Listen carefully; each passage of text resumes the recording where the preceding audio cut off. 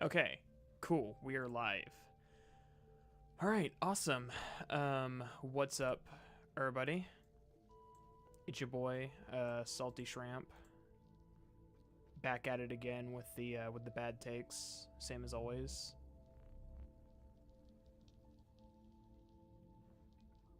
So yeah. As you can see, we're using the shrimp today. This will make sense later, but hopefully. But yeah, just gonna. What's up, Purdy?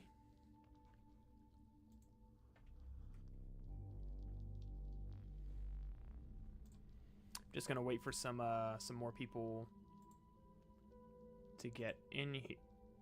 Excuse me, I might be clearing my throat a lot because I switched coffee creamers and it's oat creamer, and it like gets stuck in my throat. Is this the VTuber arc? Funny thing, Private. My VTuber friend Gwen actually got me this like for Christmas, so I've had it for a few months. I just haven't been using it. Happy weekend, Shrimpy. It's been a good weekend for one of us.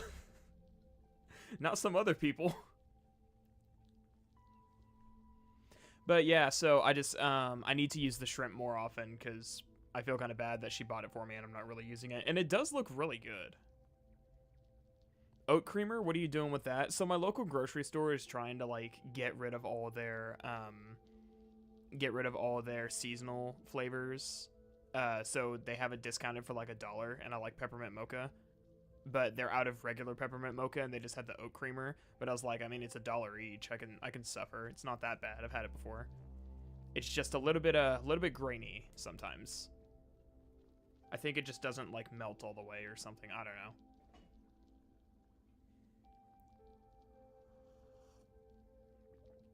Also, new mic. Some of you may or may not notice. I've been rewatching my old videos, and I think somehow I was getting superior audio quality out of the old mic. I don't know how I was doing that, but I finally did switch. So, I had to switch though. The audio with the last mic was just not cutting it. I actually did the math. The number of times I re-recorded the first 2 sections of my Ragnarok video is the equivalent of like a quarter of the actual script. So I am like way behind because of that mic. Cat, do you have to do this right now, dog? Every time. Every time. You've been so good for like the last few days, and here you are. Yeah, take that somewhere else. Which mics? So, I was previously using the SE Electronics X1A, which is a condenser mic. I was like all for condenser mics because it was so good. It turns out that the audio quality in my old bedroom was just really, really dark. And so it brought it in line with like a dynamic mic. So the one I have now is the SC Electronics Dynacaster because it has a pre-built a built-in preamp for it, and it has like EQ controls in the back. So right now I have bass and treble boosted a little bit just to give it a little bit more flavor. But if it ever gets to like if I ever move to a room where it's like the treble's too high, I can still drop it a little bit. Or whenever I finally go through puberty and my voice gets like 3 octaves deeper, I can turn down the bass too. But I'm 25. I don't think that's happening. But so far, I really like it. Condenser mics are a learning curve. I thought I knew that. I think my old room, and I didn't stop to think about it, so I have like 10-foot ceilings in my new apartment, right? That's making it worse. My old room was just like in the back of the house, pretty much, and not a lot of light came in. Obviously, that doesn't make a difference, but I had a really small window, which does make a difference.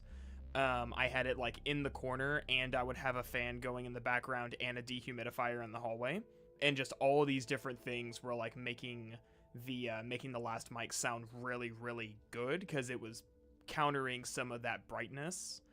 And I was talking with whenever I put in my order for this mic, Tom from Sweetwater Sound, who's like the usual sales guy, called, and he was like, "Oh yeah, man." He was pretty much like, yeah, you're gonna go to like a dynamic mic and you're never gonna look back.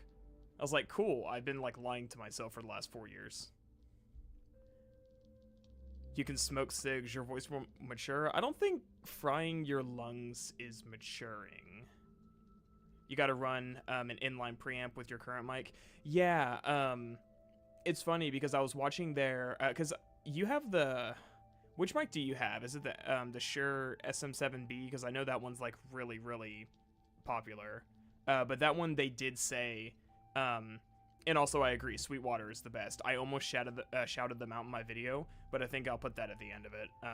I just love them so much.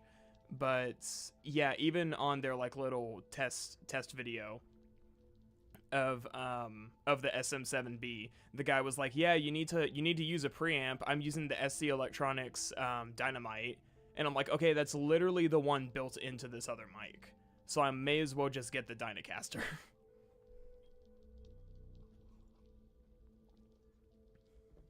Yeah, the meme Joe Rogan one. It's funny because it's like, Shure is just such a huge company that I think everybody uses the SM7B. Just because it's the iconic, like, broadcaster mic. But I like name recognition, and I've been using SE for years, so I was like, let's just do theirs. Just means I'm not getting that $3,000 Neumann condenser. Which is a shame, it comes with a box. I really wanted the box. Sushi, stop chewing on my legs. Hey, take your little thingy. Don't bite me. Take your little thingy and go in there with it. Thank you. The reason you got it was because it was in stock at your local Guitar Center. That is fair.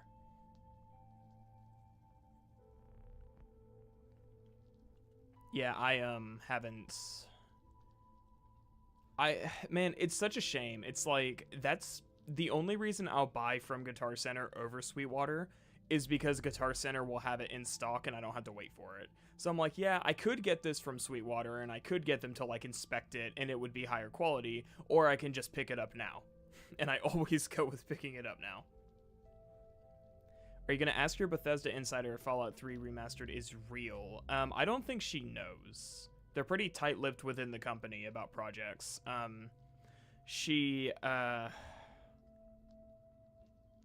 did know about the Quake 2 remake that was coming out because one of my mutual friends through her, Kaju, he was working on it, but she wouldn't tell me what it was until after it was announced. So she was just referring to it as like this other thing that I can't talk about. Guitar Center is literally 2 minutes from your house, so if you need to do return on a product and you're unsure about, it's basically effortless. Yeah, but they don't give you candy. Sweetwater is the only grown man I'll accept candy from because I trust them.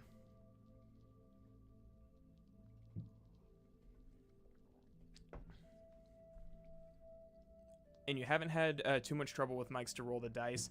Yeah, I thought I knew a lot about mics, but I mean, this has been a big wake-up call that it's like I really don't. I don't know how I was getting such, like, condensed... That's the wrong word because it's called a condenser. But I don't know how I was getting such like a tight sound out of that last mic because there was so much of an echo whenever I would try to record, and the S's were like painfully sharp. And I could nothing, even using it, if I used a de-esser, then what it would do is you could hear, it would have to drop it like 10 decibels, and you could hear that like the S's are being muted pretty much. It sounded unnatural. So I finally just said, screw it, I'll just buy a new mic now. I'm planning on upgrading after this video anyways.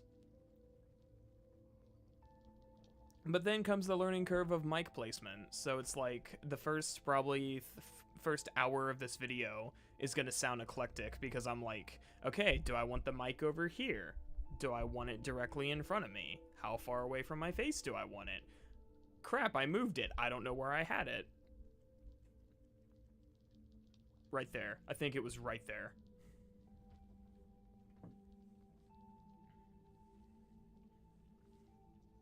By the way, when you go back to college, the vids and stream will get a hiatus. I don't know if I am going back to college. I was going to. Don't tell my mom I said that because she thinks I still am. I was going to, but if the channel really starts growing this year like I want it to, then I may not. It would be smart to, but I probably won't.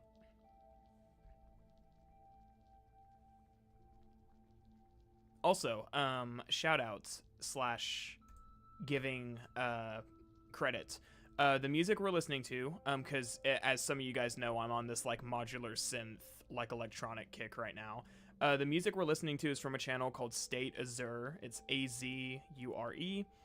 This is one of his live modular, like, he's not playing anything. It's all just critical mass of cables making the music for himself. And actually, I'm looking at it now, and yeah, that is way too many cables. Like, good lord, dude. So the reason I say that is because it's like, this is some other guy's music. I am using it without permission. This is a monetized stream, so it's only fair that I say, like, this is where I'm getting it from, and hopefully that makes it okay, but I needed something, and this dude's stuff is just so good.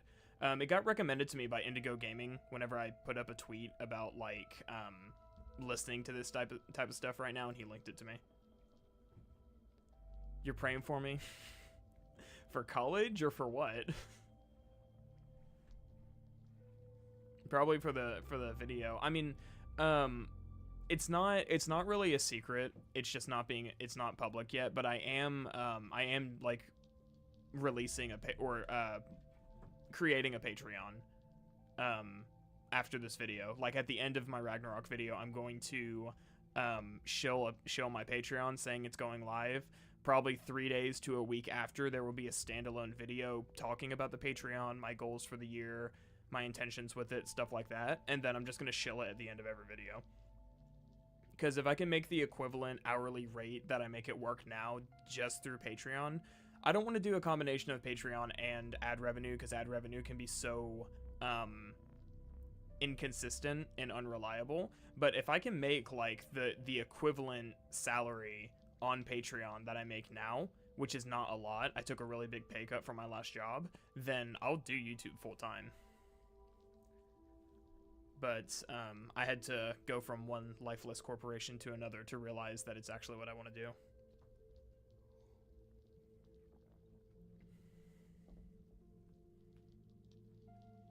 Also, private, and I haven't even gotten into the topic because I was going to talk about the Never Knows Best thing briefly, but private, if you're still here,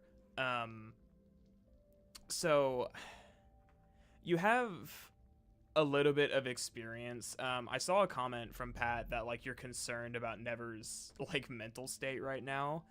How serious do you think it is? Because I do have not insider information, but I have been following Never for years, and I did see like middle of last year he posted an unlisted video talking about like basically his mental state was at an all-time low before he went on hiatus because of like the rapid demonetization. So I think you're probably onto something, but I meant to ask you about that. Sushi, are you okay? You just chewing on a blanket? Okay, girl, live your best life. You don't have a credit card, but once I get my internship, that's the thing. You don't have. Okay, so with the Patreon, it's gonna be obviously completely optional. I don't want. I have really tried to balance the. I've really tried to balance the rewards where it's like you don't feel like you're missing out if you don't do it, but there's still good enough rewards to where you feel rewarded for doing it. Which is why it's gonna be like one of the things. I'll kind of go into it for a minute. One of the things is like minimum 3 days early access to videos. And the reason I say minimum is because obviously if I have to do a lot of tweaking for YouTube and stuff, it may take longer. But patron cuts will like go out minimum 3 days early. 3 days is a good enough time frame to where it's like, cool, I get the video 3 days early if I do pay. But if you don't feel like you're being punished. So someone pointed out in my Discord server, they're like, 3 days isn't a lot of time. It kind of seems worthless. And I'm like, well, that's kind of the point, is it's like, it's just a perk. It's not supposed to be like an incentive. You're just figuring he's under a lot of stress. I think so too. So I guess I brought it up. We can yo-yo between different topics. Why not? I've hung around a girl with severe ADHD for the last year. I can handle it. But with the whole Never Knows Best thing, I mean, it's no secret. Like, I've been following him longer than I've had my channel. I think I first subscribed to him in like 2019. So I've been following his stuff a long time, and I have a lot of respect for him. But you know, Pat did the whole thing where he was saying like he thinks it's a psyop, or he basically thinks it's bait. I think that I can kind of identify that Never was in a similar situation I was whenever I almost released my Battlefield 2042 video, where I was so infuriated to see people were mad at the game to the point of harassing the developers that I put out like a 40-50 minute hit piece on everyone who was criticizing it, and I looked at it halfway edited and I said, this is really not something I need to do, and I never uploaded it. So I kind of I have a good idea of like how, oh, hi Kat, thank you for getting on my desk when I didn't ask you to. I have a pretty good idea of like the mental state he was in when he made that, because I've been there. He just really needed to give that a second pass. Hey, don't knock over my monitor. That's why I don't want you up here. If you want to get here, I'll put you up on the shelf. Get on your shelf. There, you're on the shelf. Are you happy? Well, she laid down, so she must be happy. The real incentive is that the Patreon version should be ad-free. It will be, yeah. I don't really know how a lot of that works right now, but yeah, there will be like no ads on the Patreon. Never Knows Best wasn't wrong about Pat though. He said he didn't need to specify the joke every time, and that was his main point. Hold on, my cat's trying to jump off the shelf. Come on, I'll get you down. Come on, come here. Don't bite me. Don't bite me. Ow, ow. I said don't bite me.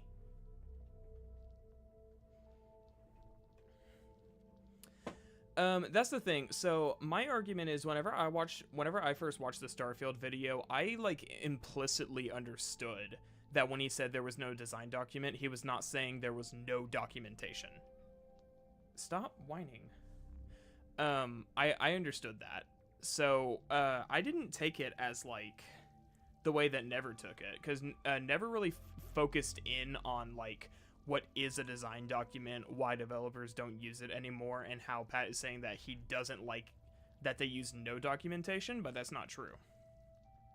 So I guess I just understood it in a way that a lot of other people didn't, but he needed to show that to some other creators. Yeah, he really did. That's the thing, though, is Never doesn't network. He's pretty much said in the past, like, he doesn't like doing the parasocial thing with his fans. He kind of likes to just keep to himself. He's not a very social person, so I think it literally, he probably does have this, like, him against the world kind of dynamic with YouTube, because he doesn't have anyone else to really, like, reach out to. Which, of course, is the complete opposite of, like, what you and Pat and like I and Indigo and all these other people do, where we do try to at least have some loose connections with each other, so if anything happens we can at least reach out. So I don't think he had anyone he could really give that a good look over on, but I agree, he really didn't need to drag Asmongold. If there's one person you did not want to drag into the situation, it was Asmongold. Like, at all. Like, don't get me wrong, I have some very strong opinions about Asmongold and his style of content, but I would never, if I were ever going to do a topic like that, I would leave him out of it on the premise of that is just not a can of worms I want to open. Especially when he has an audience full of people who take his word, like, as the gospel truth and pretty much get their opinions from him. What was the Never Knows Best delisted mental health video talked about? This would have been in the midst of his second channel getting deleted, his adult games video getting deleted, and his channel being like rapidly demonetized. He did a public video called my descent into YouTube hell, and then there was an unlisted video after that talked about him taking a break.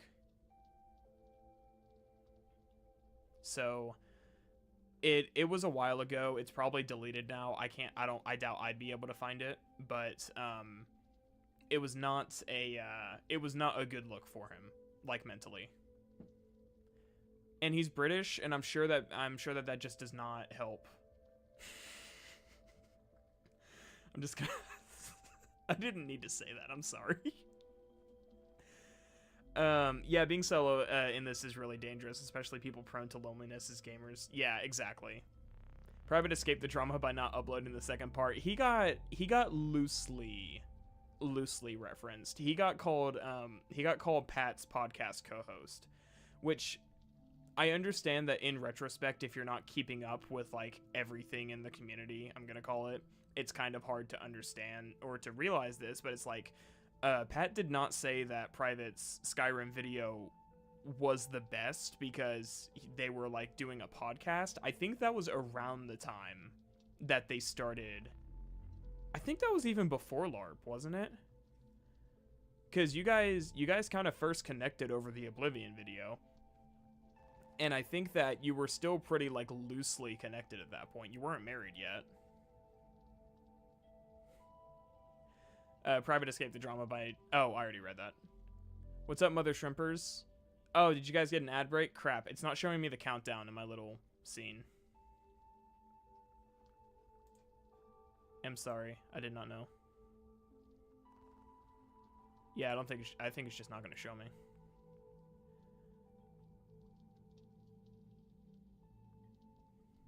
And that's the funny thing is, I don't know. I feel like Emil has been pretty well criticized well before Starfield. Not just in that stupid Reddit post. Not just in, because like the first time I heard Emil's name was from Joseph Anderson's Fallout 4 1 year later video, which I just recently rewatched actually. I just finished it today. And yeah, that's the first time that I've ever heard Emil's name like used. And from there, he just kind of got more and more criticized over time. And I knew that Emil was like problematic for like the writing of those games long before Pat did his Starfield video. But that's the thing, is it's like he does specify that like Emil's not the only person to blame for how Starfield turned out. And that just completely gets left out of the video.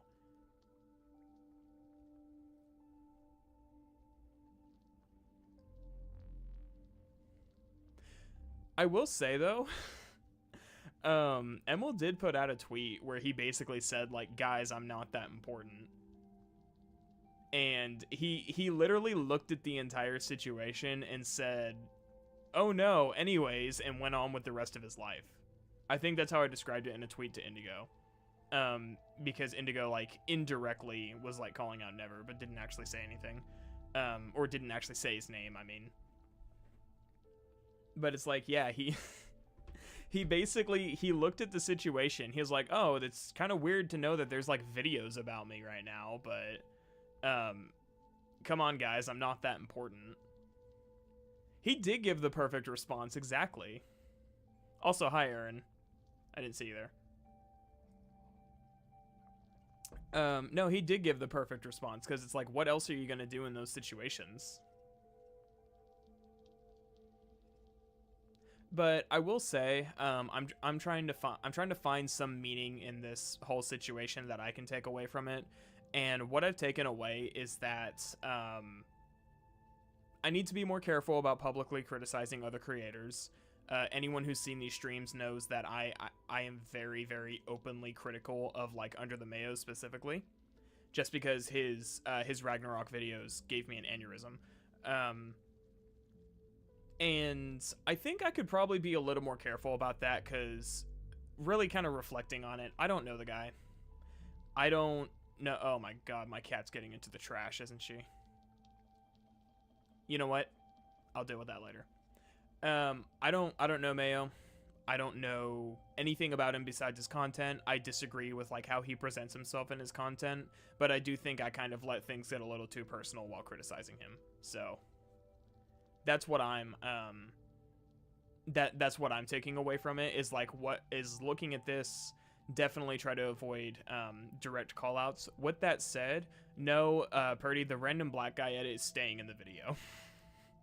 I decided that very early on, whenever this whole thing was going on. I was like, am I gonna cut that? I was like, it's synthetic, man. It's okay. Nothing's gonna happen. Who are we beefing with? We're not beefing with anyone. We're just talking about the Never situation. My takeaway has been to not get deeply involved in drama. That's the thing. I'm very far removed from like the internet drama. I only knew this because I'm subscribed to Never. And I was like, oh crap, he put out a new video already. And then I see it's about Emil. And then I see it has an hour-long section about Pat. I'm like, oh my god. I didn't know about the whole H-Bomber guy plagiarism situation until yesterday when someone mentioned it, and I still don't know what that was about because I just don't care to look it up. But start beefing with Mayo? I don't think I want to beef with Mayo. I think I'd be okay. Obviously this is never going to happen because he has no incentive and I have no incentive, but I would be perfectly okay with like sitting down and having a conversation with him and being like, okay, please explain like your thought process during your analysis, because I have a lot of issues with like the condescending tone that comes across in them. Obviously that's just my opinion, but I'd be really interested to hear like what he's thinking in those moments, what his intentions with presenting himself are. Obviously again, he has no reason to like have to do this with me, and it would probably be a mutual waste of time, but at the same time I'm sure I could find something we'd like get along about. Probably Doom Eternal. We both agree that Doom Eternal is a great game. I just don't think that Doom Eternal is the Dark Souls of first-person shooter game design.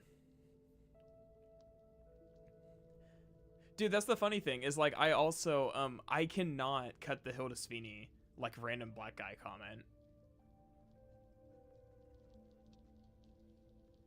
Like, I can't cut that. It's too perfect. I can't do it.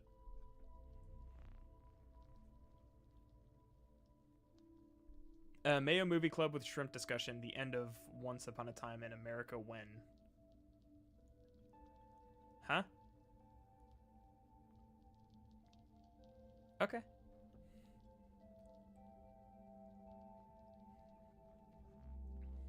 You know, I kind of liked this like low stream scene image at first, but because it's wintertime, we're gonna change it. Boom. Orange. Everybody with their brightness all the way up just got blinded. I wish I had some like underwater images that I could use, but I don't think there are any underwater. There's very few underwater scenes in the game. There's the one where you're like on the Kelpie going down to the Norns. That's probably about it. What about Elden Ring? I still haven't played Elden Ring. I still haven't finished Dark Souls or Bloodborne. I haven't played Dark Souls 2 or 3. I haven't played Lies of P. No, man, don't be like that. Winter's amazing. I love winter.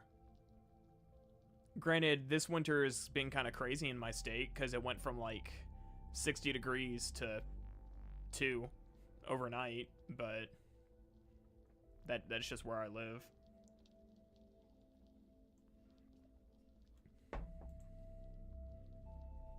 Oh, I forgot to tell Gwen I'm live. She's not gonna pop in still.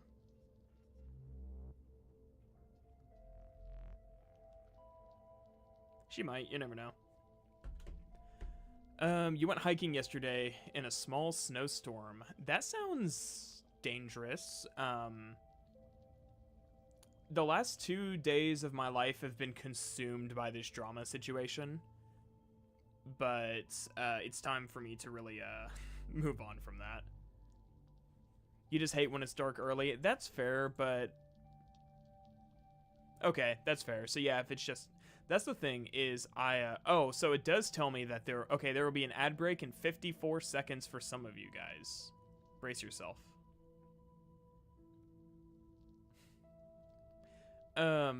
Yeah, I still need to find like an outdoors activity that I can do so I'm not like in my apartment all day every day, but I just adopted a cat, so I kind of just spend all my time making sure that she's not doing what she's most likely doing now and getting into trouble.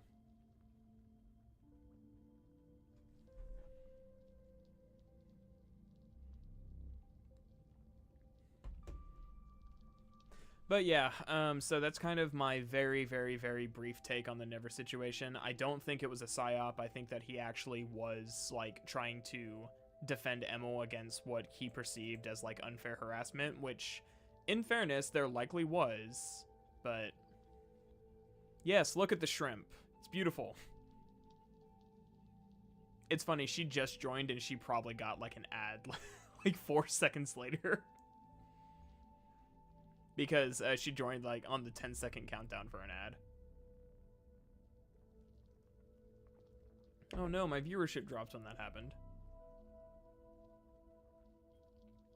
Listen, I inserted them every 30 minutes.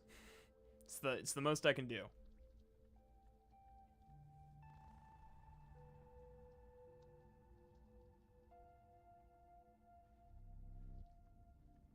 And I'm just waiting for everyone to get back from being stuck in the ads.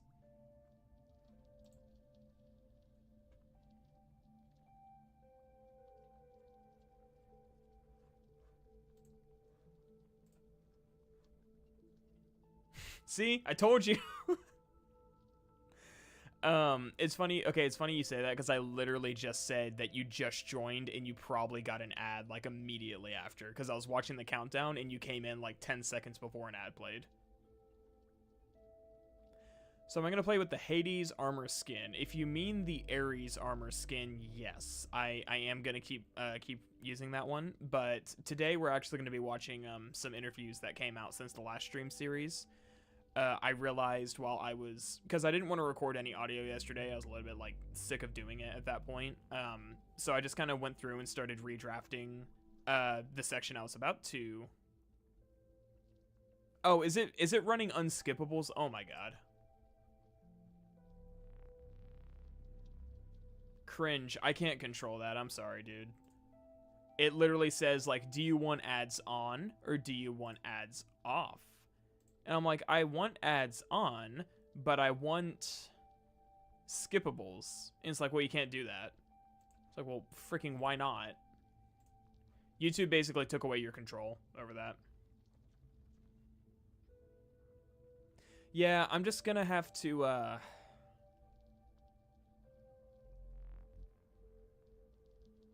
yeah, that's the thing. It doesn't run an ad for everybody at the same time. Every 30 minutes there's going to be an ad. I'm probably going to have to start like keep paying attention and just skipping them if we're in the middle of something important. But I did wait before saying anything important. Basically, we're going to be going through some interviews. No, the interviews aren't going to be cringe. It's just with like the writers and stuff like that. You won't be here long because you're gonna go for a drive with your mom to this bakery. Ooh, that sounds fun. Are your lungs finally functioning? Or are you still in the process of creating enough phlegm to fill a freaking nuclear waste dump?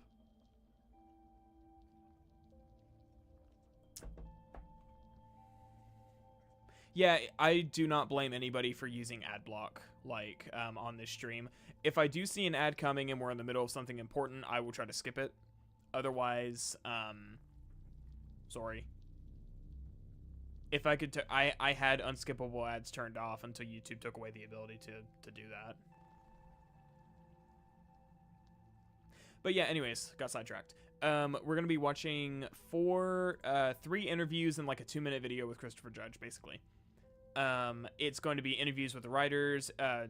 One interview is with Matt Sophos, the lead narrative writer, or the whatever position he's in now. He's in like a narrative position, and another guy, Richard something. You usually only get ads when you enter the stream. Interesting. It does tell me when it's going to roll one. It's a learning curve because they just changed it, but yeah, so first interview is like 45-50 minutes long, and it's about pretty much just okay, so it's 53 minutes and it's about, good lord, words, please form sentences. It's Matt Sophos and another guy basically being asked questions like about Ragnarok, and it came out probably about 5 or 6 months ago. The next one is Christopher Judge and what's her name? Leia De Leon Hayes. Basically So she's the one who plays Angrboda in the game. It's them again, kind of being interviewed about their performance. I thought that would be interesting. The next one is several of the actors at a panel. I know it's got Christopher Judge and is it Michael Hurst or Andrew Hurst? I think it's Michael Hurst. The guy who plays Thor, basically. It may be Andrew Hurst. I think it's Michael. I don't know his name. And again, that one is about 58 minutes. So we got a pretty stacked day of interviews ahead of us. Are you excited for the new Yakuza releasing this week? Well, let me answer your question with a question. Have I ever played a Yakuza game? And have I ever seen Tasnekuru's Yakuza videos? And that should answer your question.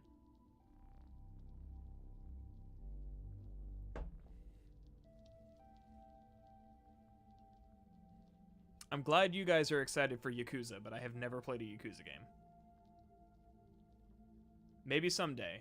Maybe whenever I grow a spine and decide to embrace my whatever you want to call it, but no need to be mean. I wasn't being mean. I feel like I was being very charitable.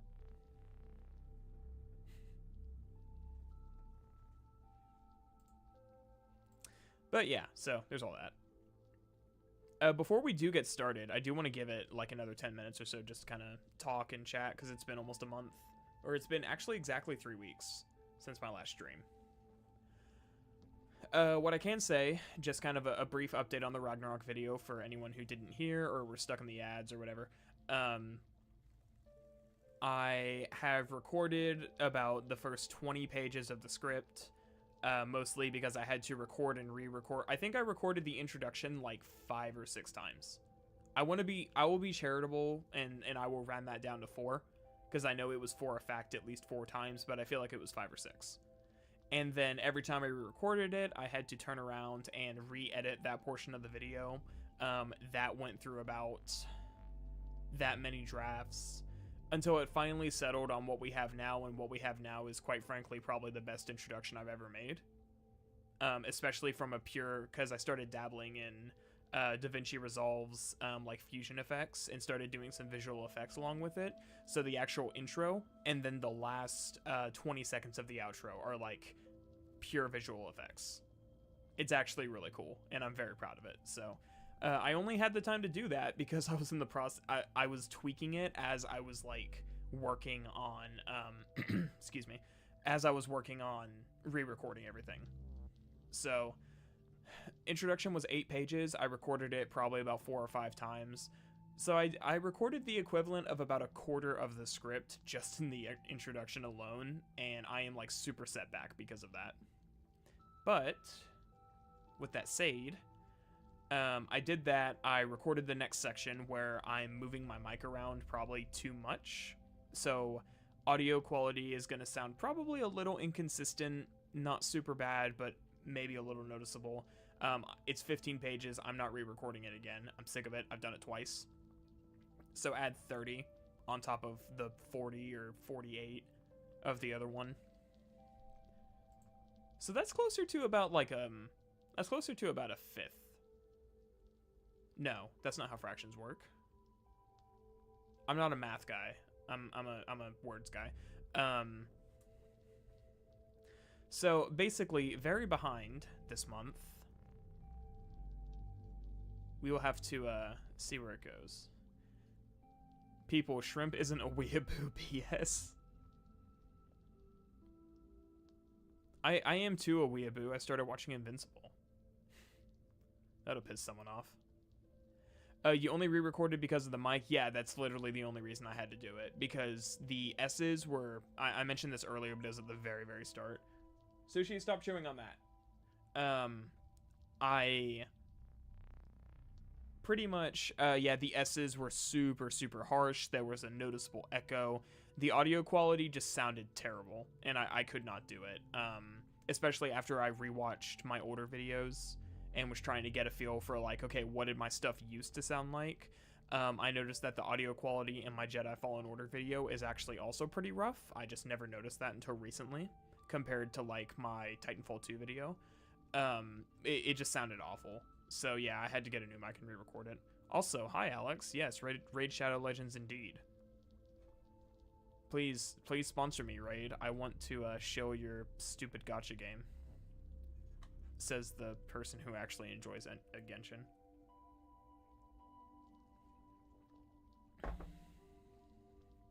I should make my own gacha game and call it Shrimp Sea Legends, and it literally just plays itself. You don't even have the option to turn on or off like autoplay. It just does it itself. You just kind of sit there and like just watch the characters do the 10 frame a second animations, because I don't know how to make a game. And then every 5 minutes it's like, would you like to continue watching? Not playing. Would you like to continue watching? And then ask them to like buy some gems or something, and just see who'll do it. You love the under the mayo fat guy with Doritos sound echo whenever he paints. Speaking of weebs, you're playing Pow World. So I don't know what that is, but I've been seeing it on Twitter, and it's like a Pokemon clone or something like that. Let me look it up.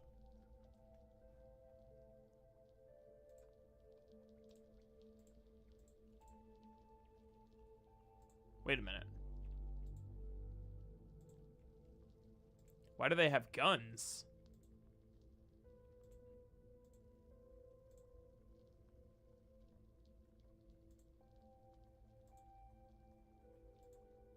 I am so confused. So is this a third-person shooter, or is it a factory simulator?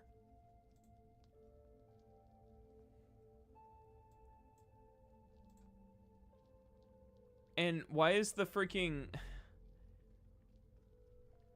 I don't even remember, because I'm not a Pokemon nerd, but I don't even remember what this is based off of, but it's holding an AK-47.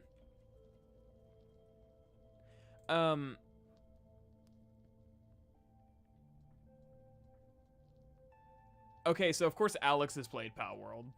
It reminds you of a Pokemon mod from Minecraft. Interesting. Satisfactory plus Pokemon. That is such a concept. That really reinforces something I say in my Ragnarok video about the leveling system, that there's no such thing as a bad idea in game design as long as it's done well. Because I promise you that not a single person in the world asked for this. Like, I don't think I've ever heard anyone say, like, yeah, you know, Pokemon's kind of lit, but you know what it needs? Factory sim, like, game mechanics. And freaking Umbreons on a factory line making what appears to be, like, AR-160s.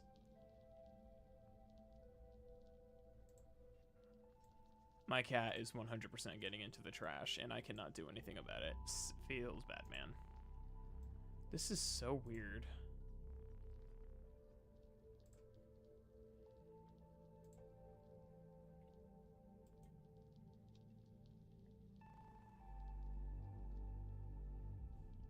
So I guess it's got some Pikmin in it too. I'm so confused.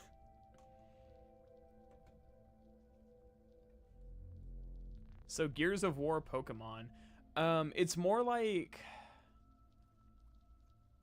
Alex, what Pokemon game has the lore of like World War II, but it's all Pokemon that are dying? It's more like that. As a fan of factory management games, this game is actually a really interesting take on the genre mechanically. Yeah, no, 100%. It's just, it also... It's like they have a little GIF on the store page where it's like a little penguin that just gets completely wrecked by this giant dinosaur.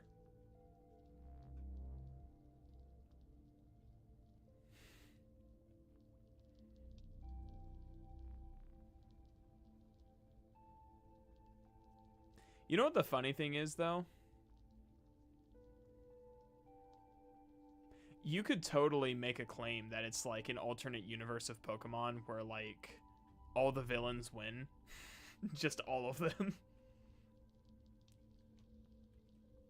Sushi, what's in your mouth? Are you playing with toilet paper? Okay, hold on. I have to address this. I'll be right back. Give it. Give it here. It's gross.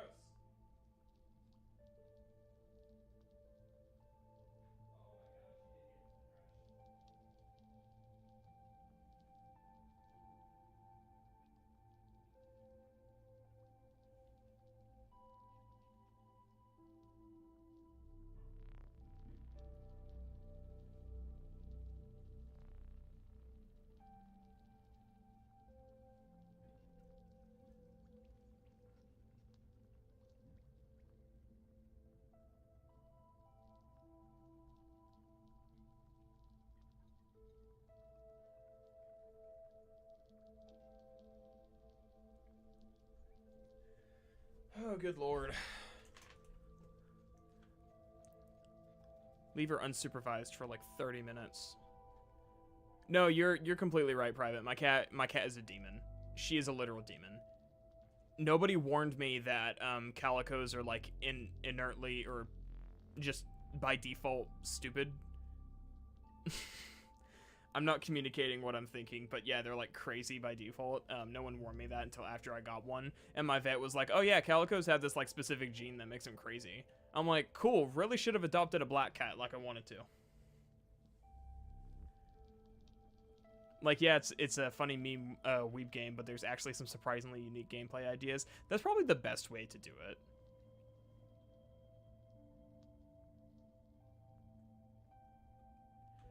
Hang on, I missed some other chat. Hi, Sushi. Are you done? Please tell me you're done. What did I miss? Your cat likes to drink from the sink. My cat drinks out of the toilet.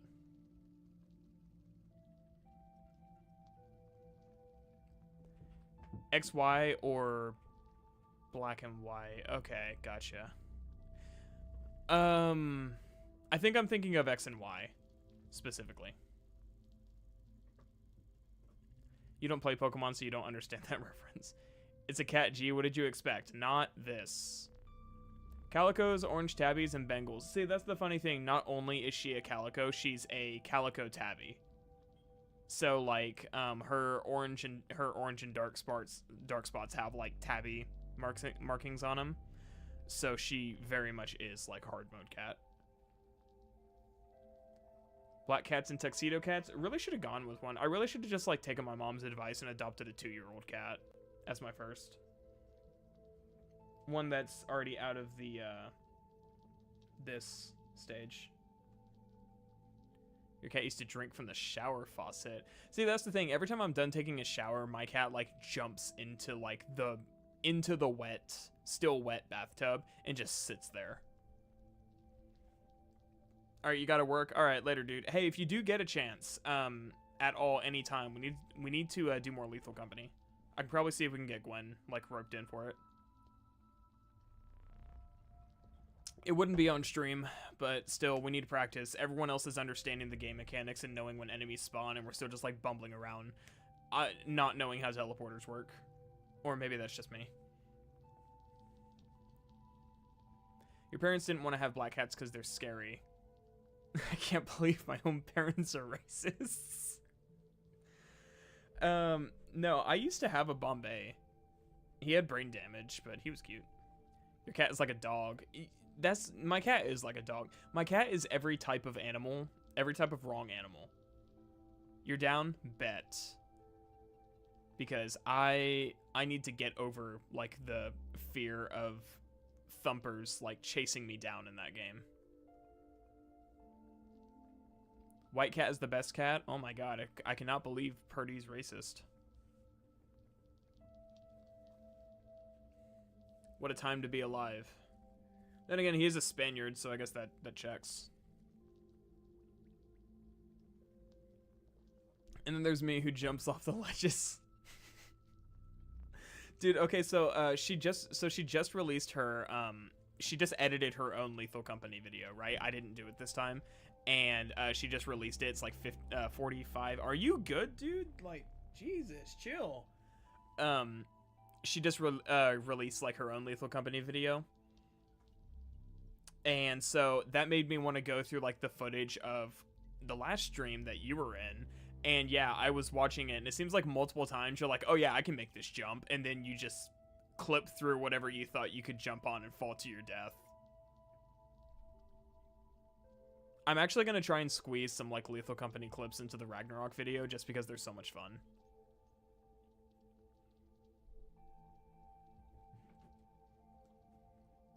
Not to mention, I didn't realize whenever it happened, but I do have footage of me staring at the monitor after I reverse teleport you in, and then you you just walk just dead ass off the ledge right in front of you.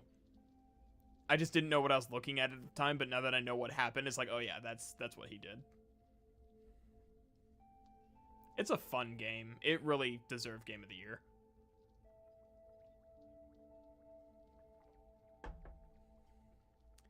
You're Latino, you can't be racist. I don't think you classify as Latino. I think you're Spanish.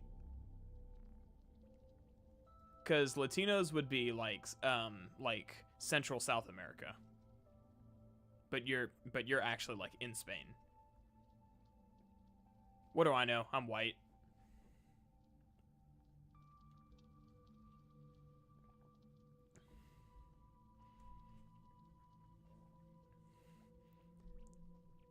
Okay, so yeah, next time we play Lethal Company, I need you to record your perspective and just like upload it to a Google Drive for me so I can take it. Because if she's gonna like brush up on her editing skills and keep making those videos, I'm gonna want all of our stuff. Wings is streaming right now. We're gonna lose an audience. I don't know. I've been sitting at 9 concurrent viewers for a minute now. I think I'm gonna wait until the next ad break here in a minute, and then we'll get started. Listen, man, I'm $10 away from my YouTube payout. I gotta shill and make $10 before the end of the month. Hey, man, I'm only part German. I don't even know what percentage. I'm a bit of a mutt. I need to ask my parents like what they've dug up on Ancestry, because it's like I got some German. I allegedly have some Native American, but good God, looking at my skin, you wouldn't know, so I don't count it. I think I got some Irish in there on my mom's side. I'm just a cocktail. That's what I am. Are you good, dude? You're gonna fall if you do that. You do see gravity starting to kick in, right? Okay, your funeral. So yeah, we've got probably about 5 minutes till the next ad break. I don't want to start the interview just for everyone to get interrupted, so we'll wait. But yeah, Alex, have fun at work. Don't get cussed out by any stupid people. No promises, though.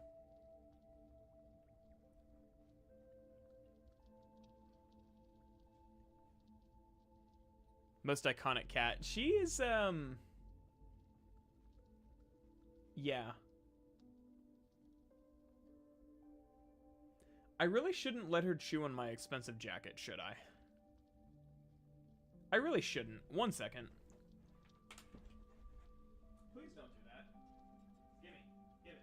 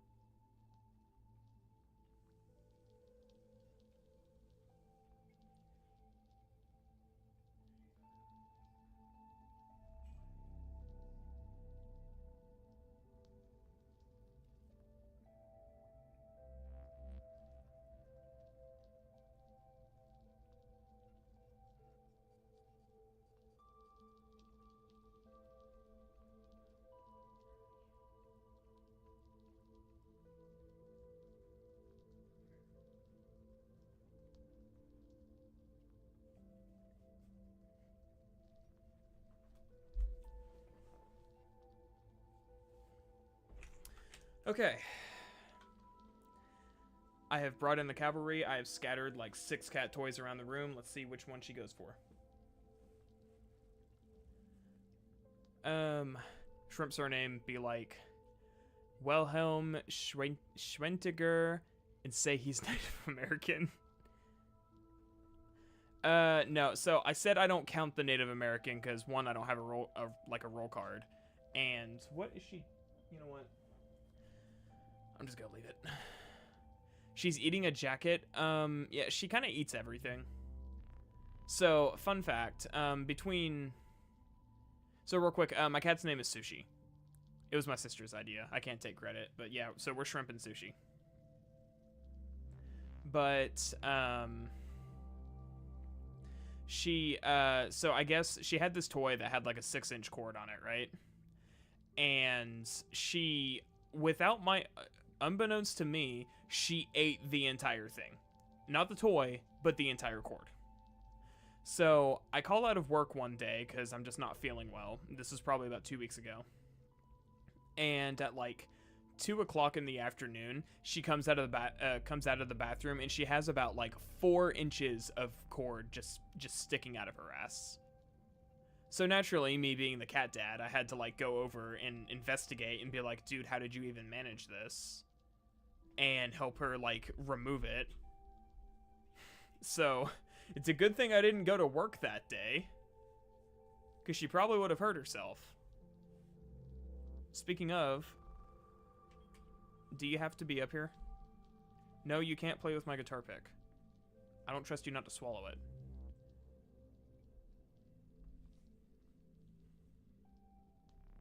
Must you be up here? Come here. Come here. Come here, kitty. Don't bite me.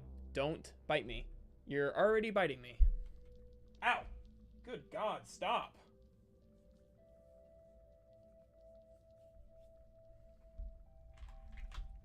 Stop it.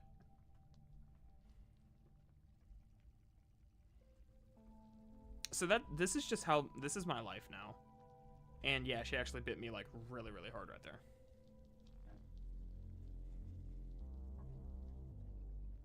So this is what happens whenever I don't play with her for 2 hours. Don't chew on my webcam.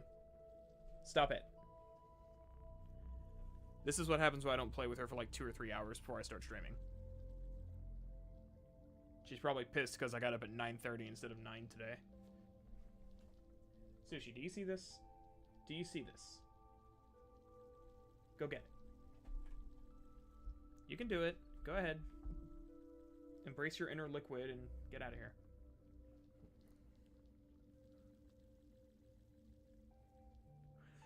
Do I reckon having a box on my desk would help? No. Because one, I don't have room, and two, she has like a little cat bed, like a little 2-foot like cat tree next to me with a bed on it that she calms down like eventually, but she's probably about 4 months old, so she's in her like super psycho phase. Do I put a collar on her and take her outside? No. I don't. Oh, I guess you guys got an ad. Will it tell me when it runs one?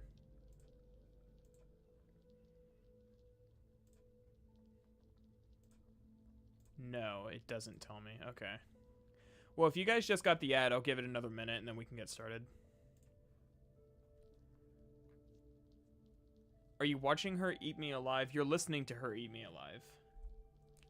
It's actually pretty common. I'm trying to break her off of biting, just in general. But, I was trying to avoid, like, using the squirt gun and just spraying her with water all the time, because I just didn't want to, like, have to resort to that. But I did. Because she's just doing too much that I can't have her doing, like... Okay, so the next ad runs in about a minute. And we have switched from coffee to water. So, here in about 45 seconds, you guys are some of you guys, not everyone's gonna get an ad. And then we'll go ahead and get into the actual interviews.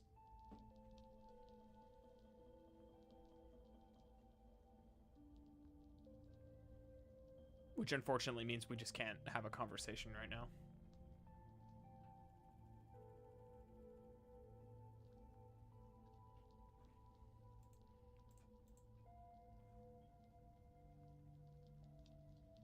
Okay, so we had 11 viewers last time we got an ad, and that dipped down to like 8. So let's see how many we lose this time.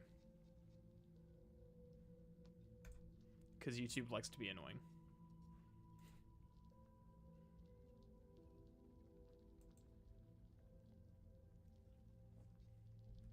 Sushi, you better not chew on my cables. Don't do it. I will get the squirt gun. I don't want to have to. Don't. Hey, don't. Alright, I have to.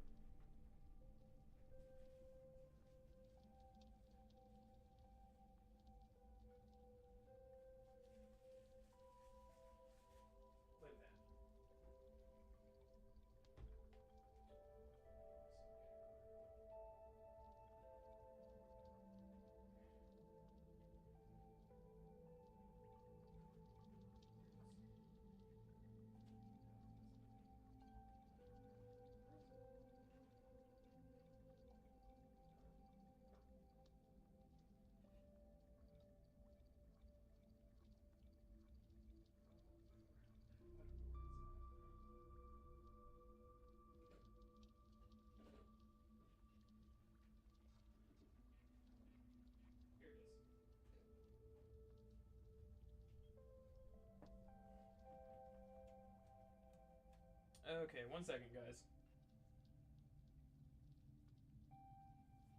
There we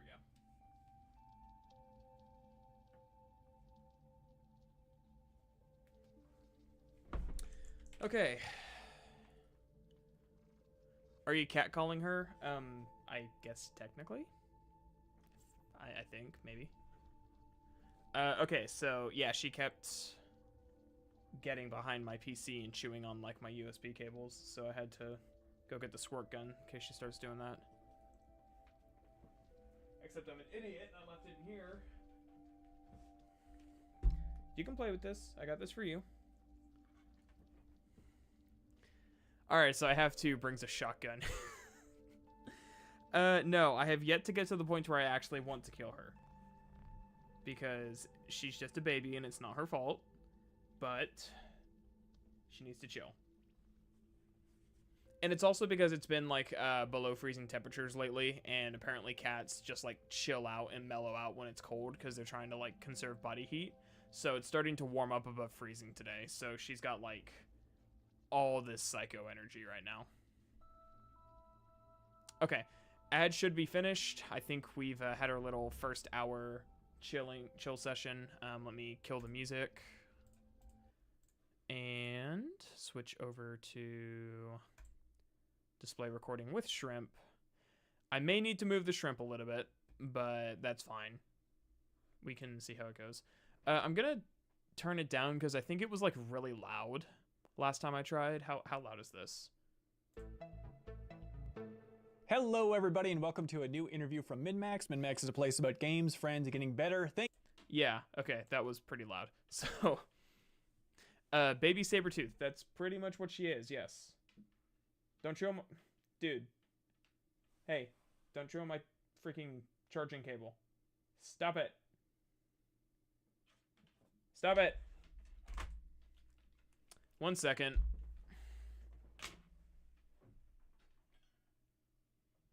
Nothing is safe around you.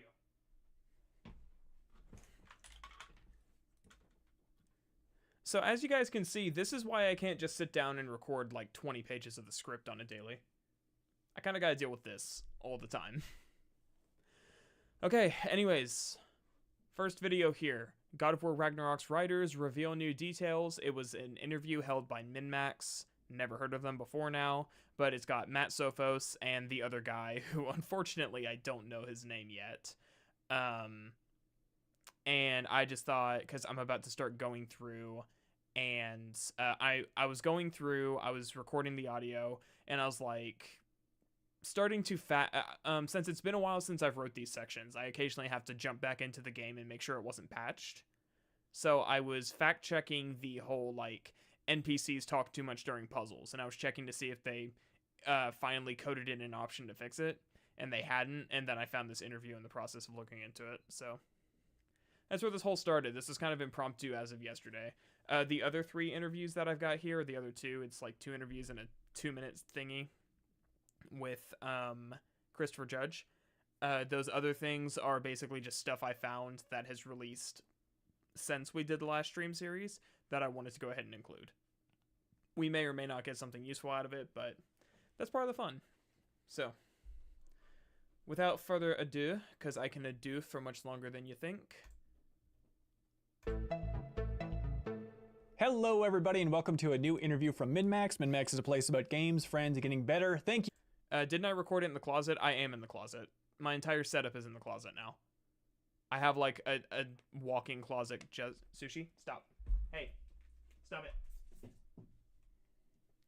I have a walk-in closet just big enough to like fit my desk in here. I just had to move all my clothes into the coat closet. It's probably going to be temporary, but we'll see. I kind of like it. It's kind of cozy. Thank you for being here. My name is Ben Hansen. We're glad you found us. This interview is all about God of War Ragnarok, and it is an interview with Matt Sophos, who is the game's narrative director, and Richard Gobert, who is the game's story lead. There are spoilers in this interview. Okay, Richard Gobert is the other guy. I've never heard this guy's name. I knew Matt Sophos. I knew Eric Williams. I knew, of course, Corey Barlog. Are you good? Are you good, dude?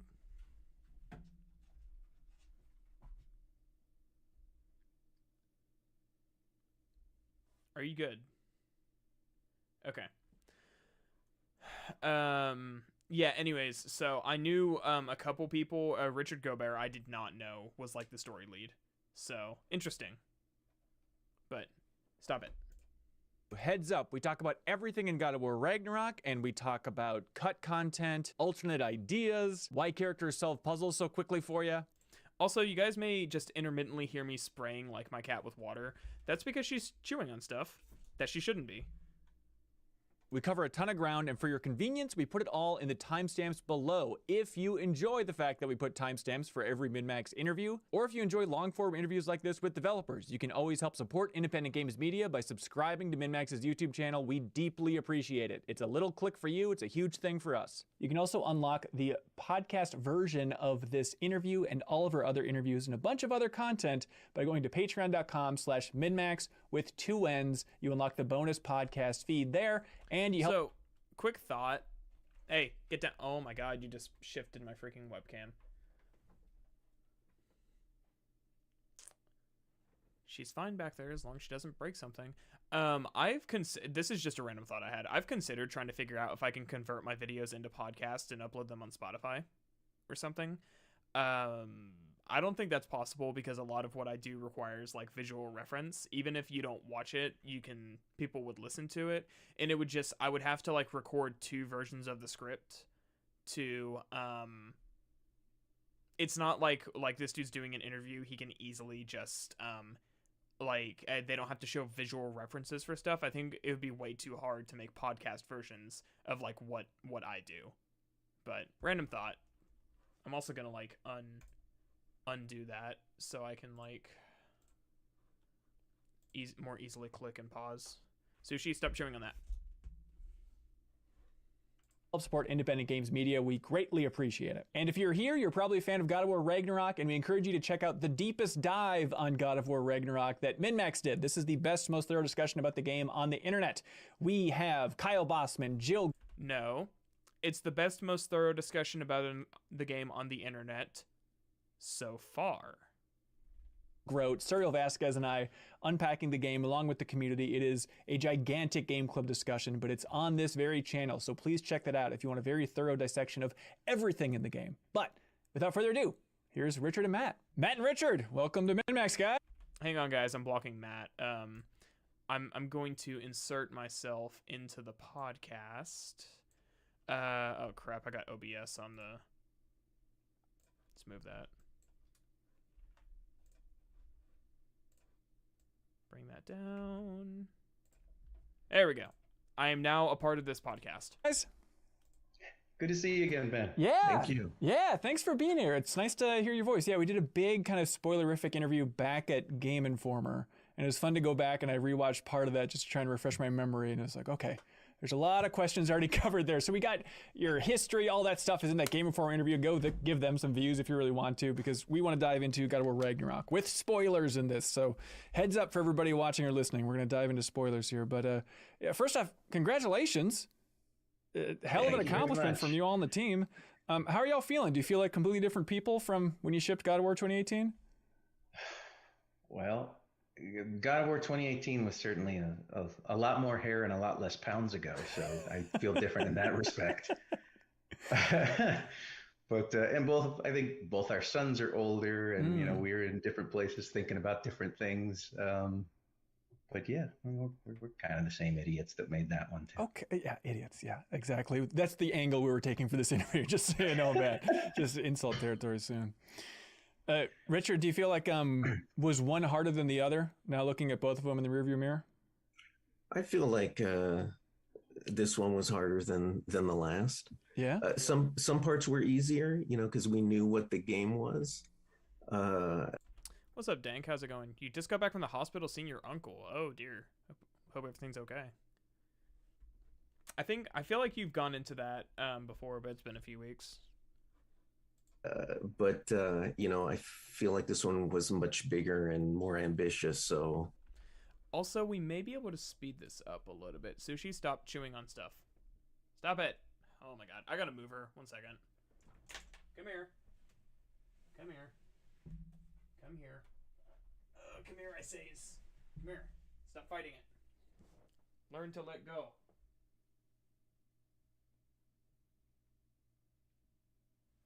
Okay. So, another stupid thing my cat likes to do. She likes to climb behind my monitors and just chew on stuff. It's 90% of what she does is just chewing on stuff. Like she is now. Stop it. Stop it. A lot more to do and a lot more to service this time around. Yeah. How has your role changed for both of you going into this game? Was it less on the ground writing of... Okay, I feel like that's a little too fast. We're just gonna go regular. Combat barks for you two, or is it still all hands on deck for, I'd imagine, a larger writing team? Yeah, it was different. It was different. On the last one, it was Matt and I and Orion Walker and Adam Dolan, and that was it. And it was this one. We had a bigger roster. We had a very terrific, a very talented team of writers. And the thing is they went above and beyond and dug really deep into their experiences and sort of bled on the page for us, which made it a lot easier. They brought so much to the game. They had very different perspectives and such wonderful texture that they added. So it was very different, because it was kind of, I don't know, it was a step back in a way. But also a step forward. It's hard to explain. Step back just because it was more weight on your shoulders for just making sure this giant script and all these moving parts are moving in the right direction. Exactly. Oh God. Yeah, we did a lot of our writing on this one was in the edit, right? There were very few things that we wrote, from the blank page or that we went like, this is mine, I'm taking this, and nobody's touching it. It was a lot of, like the theme of the game, we had to learn to let go a lot and let our writers, that we worked with. Okay, good note. Letting go is the theme of the game. I'm glad someone told me. I have so much redrafting to do. Hired and we're incredible teammates.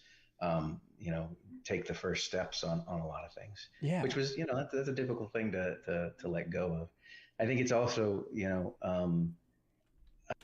he's in far better condition. They're transferring him into a different room because he needs fewer resources. What caused him going to the hospital was that he fell over. Oh dear. So it's dead money from Fallout New Vegas. Maybe. I'd have to replay Dead Money, but I know that... Wasn't it obvious? It absolutely was not obvious. There are so many disparate themes in this game that just... what's his name? Lasers did his video, and he decided, he and his friends, after talking about it, decided that the main theme was about choice, because it's so difficult to nail down what the point of it is. It just feels like it doesn't feel like thematically empty, but it feels like there's so many different things it's trying to say that you don't actually know what the point is, which is just a far cry from like how 2018 handled its themes, where it was pretty much at every turn you were pretty much being told like, hey, it's about family, hey, it's about unity, hey, it's about this, that, and the other. This one, it's like much harder to kind of figure out. So I'll probably bring that up at the end after going through the game and do like could you at any point during this understand what was going on? Not that the story is actually hard to follow, but like the themes are hard to follow. Wasn't the marketing all about denying destiny? That's the thing, is like denying destiny has such a big like footprint, I'm gonna call it. I can't think of the word, but it's such a big part of the main story that you would think that's what it's all about, but that theme does pretty much get dropped near the end. I think I pushed back against that criticism a little bit during the original stream series, but after like having replayed the game a fourth time since then, no, it kind of does like get dropped. It's like they kind of cross a point of no return after Heimdall's death, and that's kind of whenever they stop talking about it, which I think is supposed to stop chewing on me, stop biting me, dude, don't make me spray you, stop it. I think that it's basically supposed to be like a point of no return once Heimdall gets killed, just like all bets are off, because that is kind of when things pick up and they start kind of like sprinting to the end. But Cyberpunk 2077 is such a good example of a game tackling a bunch of really complex themes and pulling it off really well. Yeah, one of Ragnarok's biggest weaknesses is that it feels just very disjointed at times, and it makes, even though the story is well paced and well structured, the fact that it's like you just can't nail down like what they're trying to say, it kind of almost comes off as like, am I seriously about to make the Marvel comparison after how much complaining I did that people kept doing that? That is kind of like how it feels thematically, though. It does come off as like a Marvel flick, even if the character writing and the individual moment to moment writing is really good. And from a writing sense, it's not fair, but from a thematic sense, it kind of is. Great, now I'm walking back things I said a year ago. Thanks, game. This is what happens when you work too long on a project. But hey, still longer than the Modern Warfare 3 campaign, I guess. I don't understand that joke, but Christopher Judge has made it like 4 times, I think. It was... Every game development is very different just because the players are never the same. We like to talk about companies as if like, oh, it's that company and they're gonna be awesome, or that's that company and this game is gonna suck because it's that company. It's like that's never the case, because the people change so frequently, and a game development team is a group of individuals. It's not a monolithic corporation, even though sometimes it feels like it. We want to pretend like it is. Right. So dare I say that this interview was released before Starfield? That's just the first thing that comes to my mind, where it's like, oh, you can't say that this game's gonna suck because this company made it. It's like, but Starfield. I should cool it with the Bethesda slander. Gwen might hear me and get all pissy about it. Yeah, it felt different just by virtue of the fact, for instance, there's a lot of different places you can go, but it goes from Cory Barlog to Eric Williams, and they're two very different human beings. I mean, they've worked together for many years and they're good friends and everything, but Cory comes at it from the perspective of a storyteller and an animator, and Eric comes at it from the perspective of a designer, a hardcore designer. And so it was different in that respect. And Eric came into this, going, I've got a lot to learn, in the aspect of working with actors and things like that. And I've never seen somebody work so. You know this is late into the stream, but what are we watching? So yeah, we just started a few minutes ago, but this is an interview with Matt Sophos and Richard. How do you pronounce it? Gaubert. So Matt Sophos. I'm gonna have to really, really familiarize myself with their titles because Matt Sophos is the. Hang on, let me pull up the video. I've read it like 4 times, but I keep forgetting.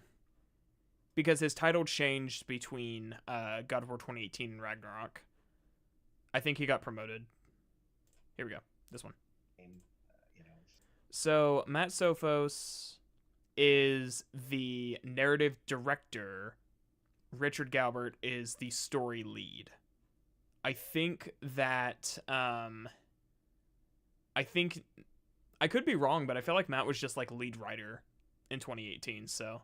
Keeping up with title changes is difficult when you don't like follow the company closely, but interesting thing though how he mentions that that Eric Williams approached it from like a designer standpoint, because you really get that feeling from his talks that he very much, because he was he started, I mentioned this in the introduction to my video, he started with the studio as a combat designer on God of War 1. So he's literally been here since the beginning, but he did take he does mention a lot in his interviews when he's asked about a specific like topic. He may talk about the story here and there, and he'll talk about the intention with like certain scenes. But a majority of the time when he's asked about something, he'll like talk about the design, some designs that they tried. I know one thing he did was like when they were talking about Dropnir.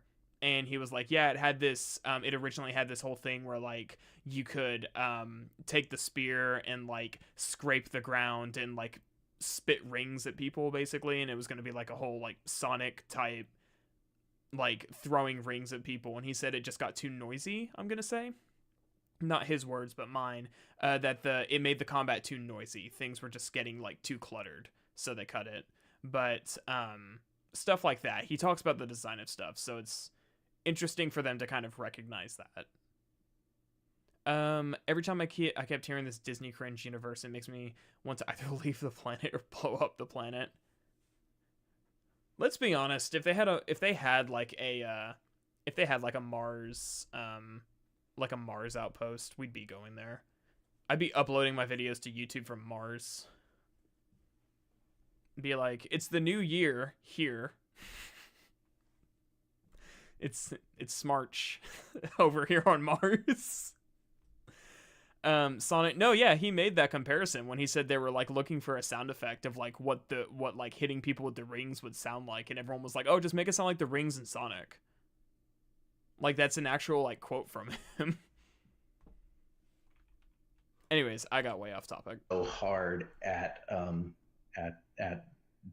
like taking on the aspect of storytelling and learning all these different shorthands that we have, and it was impressive. But like you had that immediate shorthand with Corey because it's role. He's done writing before, I think. So right.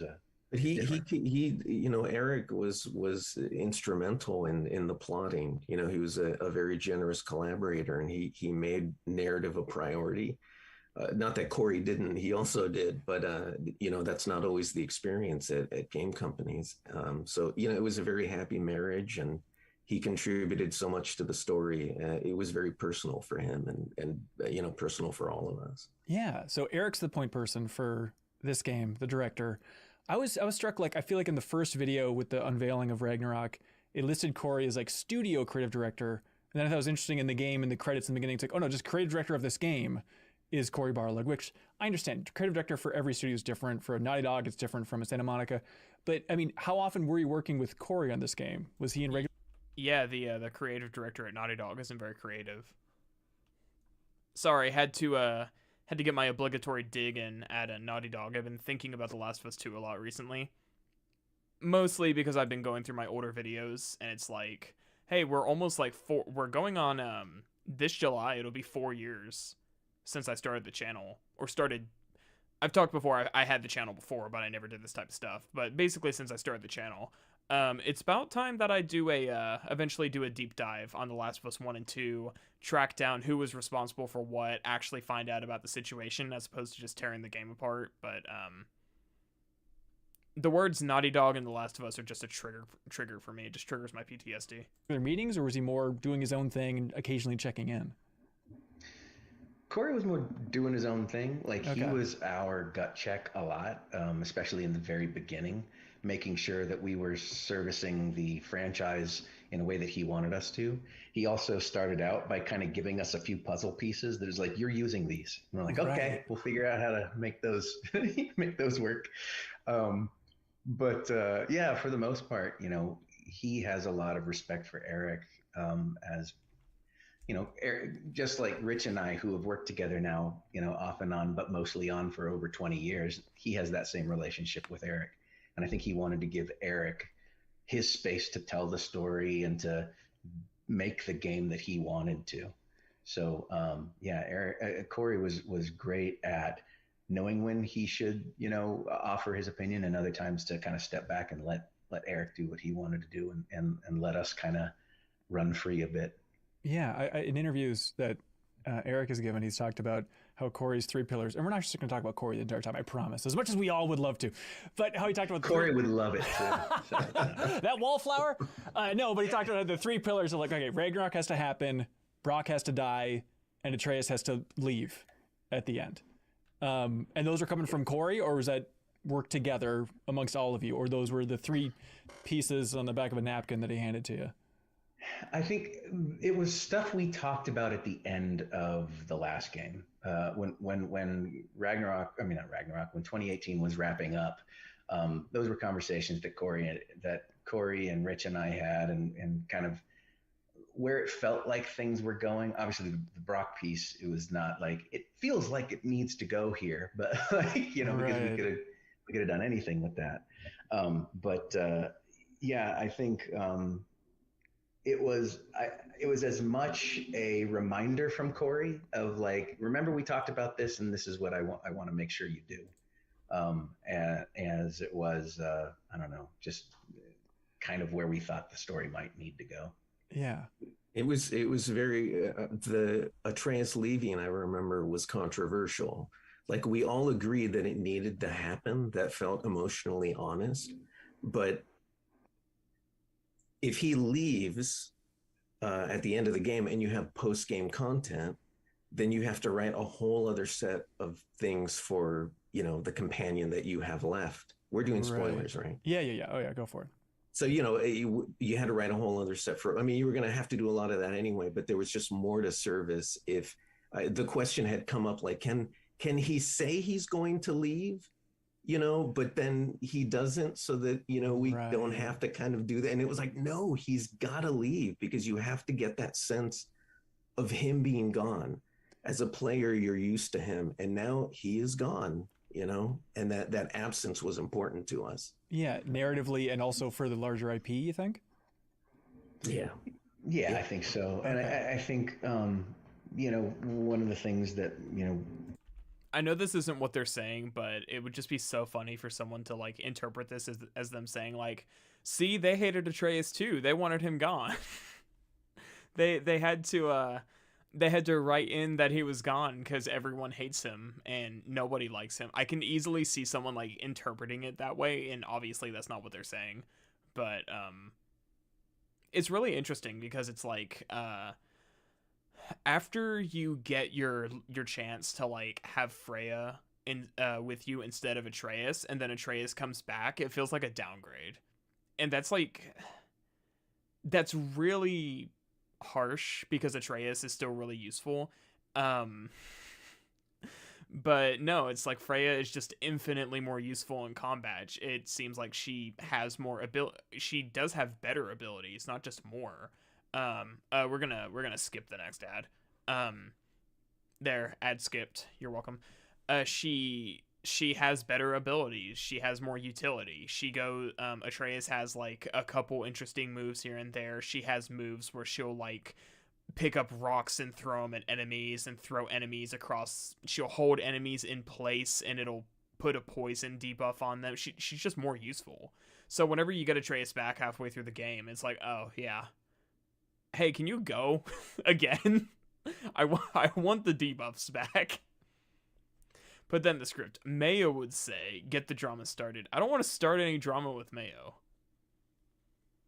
I already think I'm like way too harsh on him since I don't know him.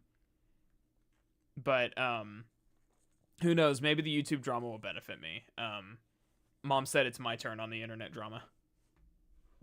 When Corey was saying these are kind of the 3 pillars, right? These are the things that I want you to have in the game. There was also this. He gave us the freedom to do it the way that we wanted to do it. He was like, there's these 3 things we want you to do, but like, you know, there were versions and there was pushes from certain places that Atreus leaving should be a contentious thing. Like, you know, he and Kratos get into it and they separate, you know, in a acrimonious fashion. And so like, you know, there are various versions of the story in our heads, and that I don't think that one ever made it to paper because for Rich and I, it felt important. We wanted it to have that almost same feel as 2018, where it's a bittersweet ending, and it's ultimately kind of a happy ending, but there's a little tinge of sadness to it, which, you know, having a blow up at the end with Atreus leaving would not have accomplished that. It would have felt really unfinished. And you stack the Sindri thing on top of that. I don't think players could have handled it, man. That would have been mean. It would have been mean. I mean, it's a diabolical little, I don't know, carrot to lure people along throughout this entire game of just calling the shot in the beginning of saying, hey, remember the end of 2018? Kratos is going to die at the end of this game. That is... we were just fascinated playing through the game and talking about it amongst ourselves here at MinMax about just like, that is such a genius hook of just, this character is going to die. Are we lying? Find out. Play the entire game. Find out, please. Was there ever any serious conversation about killing Kratos? Do you think that's even an option? Or was it just he's too sacred no matter what, he has to live? I think this is where they're going to admit that they almost did The Last of Us 2, but chose not to. There was the earliest draft. VLC gang strong? Absolutely, dude. VLC is so based. I love it. I don't have it set on by default, so I can pull up like a regular like Windows movie player or whatever with VLC if I'm reviewing two different clips. But no, absolutely, I love this software. Of an outline that we had come up with that we took to Eric. We had Kratos. This is deep inside stuff, but like you know, Ben, we have a relationship now after many years. That's right. But Kratos died in the Thor fight at the very beginning of the game. Oh wow! And so he was going to die, and then it wasn't a permanent death. What was going to happen, and I don't care. We can tell this because it doesn't happen anymore. So this is all fan fiction at this point now. He would get pulled out of hell essentially by Atreus, but it's now been like 20 years have passed. Oh my God. It's going to be a big time jump type thing. So, see, I think it's funny because I can tell that Ben has not seen Joseph Anderson's God of War 2018 video, because that's actually almost exactly what he calls. I think it's near the end of the video where he says that something is going to happen in the next game, and Kratos is going to miss a large portion of Atreus' life, and that's how they're going to justify their conflict. And I remember hearing that and thinking, I really hope not, because that would be awful. And this was before I played The Last of Us 2. This was probably in 2019 when I watched that video. So it's interesting that they would pretty much proceed to do exactly that. Now, I'm not saying that they plagiarized Joseph Anderson. If anyone's guilty of plagiarizing Joseph Anderson, it's me, because I literally I rip a line like straight out of his God of War 2018 video without realizing it, even though it's very obviously something he said. I don't know how I missed it. But I also had like 0 subs, so who cares? This is years and years ago at this point. But it's just interesting that it's like he would be able to predict that exact same thing. I'm just very, very glad they didn't do that, though. I would have hated that, especially considering that it's like it would have been by 2020, it would have been so far into development that they couldn't change it. So it would have really backfired. Imagine Kratos going to hell and not just fighting his way out. Yeah, it would open a nasty can of worms about, like, Kratos' ability to die. Kratos going to Protestant hell. I don't know why I found that so funny, but yeah, I'm just really glad they didn't do that draft, because by the time The Last of Us 2 released, they would have been too far in, and they would have been like, crap, we are going to be associated with this. But I think because I remember Lasers included this bit in his video, and I think that he says that Eric shot it down.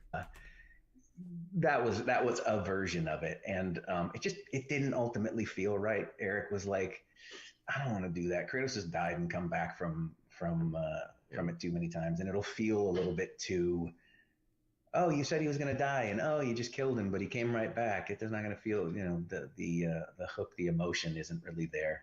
Right. And he was absolutely right, and so that's why it didn't last very long. But other than that, as we were developing the story, the video is frozen. 1 second. We knew that we wanted the story to be one about. You know what? That's fine. We just need the audio. Letting go and changing. Knowing that Norse mythology is all about fate and prophecy and everything, and we wanted to say that, that's bullshit. No, you're exactly right, Code. If you ever want to rip a line from someone, you quote them. You don't just repeat it. You cite them. No, that was one of those things where it's like, I've been called out for that in the comment section, where someone was like, did you mean to reference, like, Joseph Anderson's video? Although he didn't call him by name. And at the time, my response was like, honestly, I don't even remember writing that. I don't know what was going through my head. And that's kind of how I feel about it now. It's like, I don't know. Obviously, I'm a Joseph Anderson fan. Obviously, I was a big Joseph Anderson fan when I started my channel, much bigger than I am now. I don't know what my thought process with that line was. And the line specifically, it's in the first, like, 20 minutes of the video. And it's whenever, Joseph Anderson, he's talking about, like, the attention to detail in the game. Well, I'm also talking about the attention to detail in the game, because in my earlier work, my channel didn't have its own, like, identity, basically. And I think that's common with YouTubers. You lean really hard into your inspiration, especially musicians. You lean, like, really hard into your inspiration because you don't have an identity yourself. So Joseph Anderson makes this line that says, like, someone cared enough to put this in here, and I care enough to point it out. And I say that, like, verbatim, word for word. And I just do not know. I think it was one of those things. What it most likely was, because my writing ability was so weak back when I started the channel. I think it's one of those things where I wanted to say something similar, but I couldn't think of how to actually phrase it, so I just repeated it. That's probably what it was. It's just funny that after this whole Never Knows Best thing happened, where he accuses Pat of plagiarizing him for a very, very common phrase, I just immediately, like, clipped that line and was like, I better get ahead of this. I plagiarized Joseph Anderson 4 years ago, however long it was. So, excuse me. You were too small to be nuked, H-bomb style. You can take it easy currently. Yeah, like, I don't think you were here when I mentioned it. I don't know what the whole H-bomb plagiarism thing is about, because I am usually very far removed from YouTube drama. And the only reason I know about the Never Knows Best thing is because I'm subscribed to his channel. So I, like, saw it in my feed.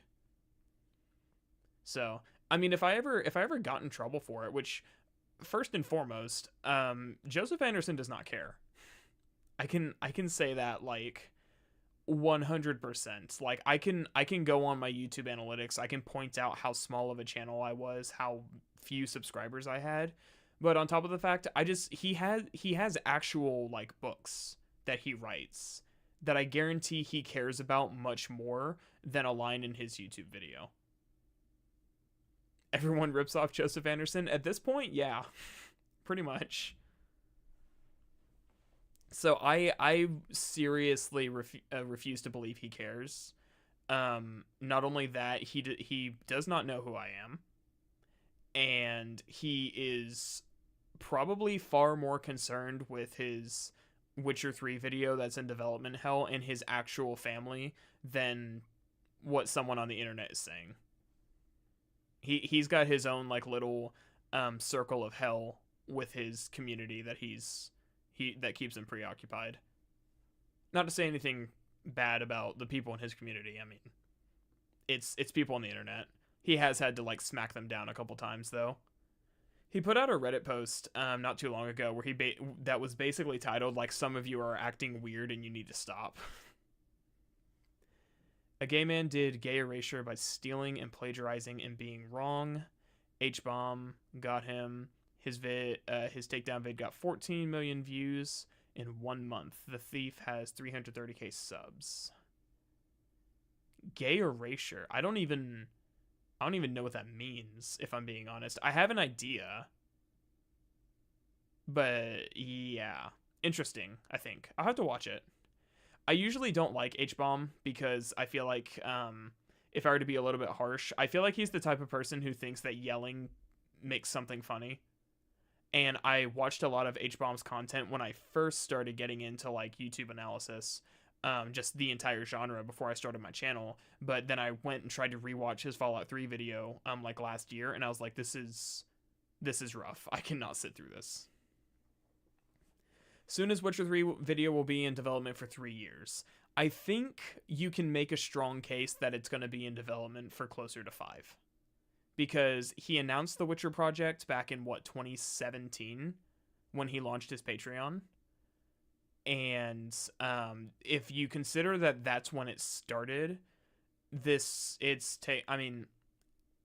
with full context, it's not fair to say that, because it was originally 1 video and then he split it into 3 videos, and he has openly admitted to being a perfectionist, which I kind of understand. It's hard not to be a perfectionist when you work on something for so long. It's like you want the time to be worth it, and you want to be happy with it. He has a lot of there's one specific thing stopping him from like, or not stopping, but restricting him from finishing the video that he refuses to go into, which I kind of respect his privacy with. It's like, I'm not gonna I think the way he worded it is that if he were to get into it, you would understand why he can't get into it. So he pretty much I mean, how do I say this respectfully? He sounds like he has a lot of personal struggles. I'm not going to say issues, but he sounds like he has a lot of personal struggles on top of being a father, on top of being Canadian. That was uncalled for. But yeah, on top of being a father, that makes it very difficult for him to really get these bigger videos done. And it gets to a point where I think he does need to put his family before his YouTube, which is why I don't care that he's more of a streamer these days. If that's what pays his bills and gets his kids like to college, then he should do it. You completely forgot H-Bomber Guy does video game videos. I don't know if he doesn't anymore. He stole from gay content creators and presented it as if he made it. Gay people do not get credited for their works and is often stolen from. This is gay erasure, as you understand. Okay, gotcha. So it's just plagiarism with extra steps. But why would he do other videos instead of Witcher 3? Usually because whenever you're working on a video for a long time, you get so burnt out and so sick of thinking about it that it's refreshing to just kind of do a side grade, work on something else, and get that kind of like dopamine hit of getting something done. And that's kind of something that's like, it's difficult for people who don't like really make long form content to really understand, because it's something you have to experience. But even with like the Ragnarok video, I considered on multiple occasions like taking a break and working on something else, just because it's like I just want to feel that kind of satisfaction of like getting something uploaded. But I ultimately decided against it, not because I don't think it would be good, but because I could dedicate that time towards just getting this big video like out of the way. Even if it means it's going to miss its like March to April deadline, which I hope it doesn't, but we'll see. I'm having to go at it a little bit weird to try and get it done. H-Bomb's Deus Ex video is gold. Perfectly sums up the game's issues and the deep irony of the state of the game's development. It's good, but it's long. Yeah, long doesn't bother me.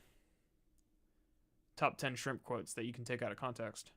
Joseph Anderson has got a good setup. I'd be doing the same. Yeah, honestly, it's like if I had 4 kids and I was like, hey, this makes me more money. This is more, because at the end of the day, it's like, we see it from the perspective of a viewer who likes his content. He sees it from the perspective of someone who has to pay bills and support his family.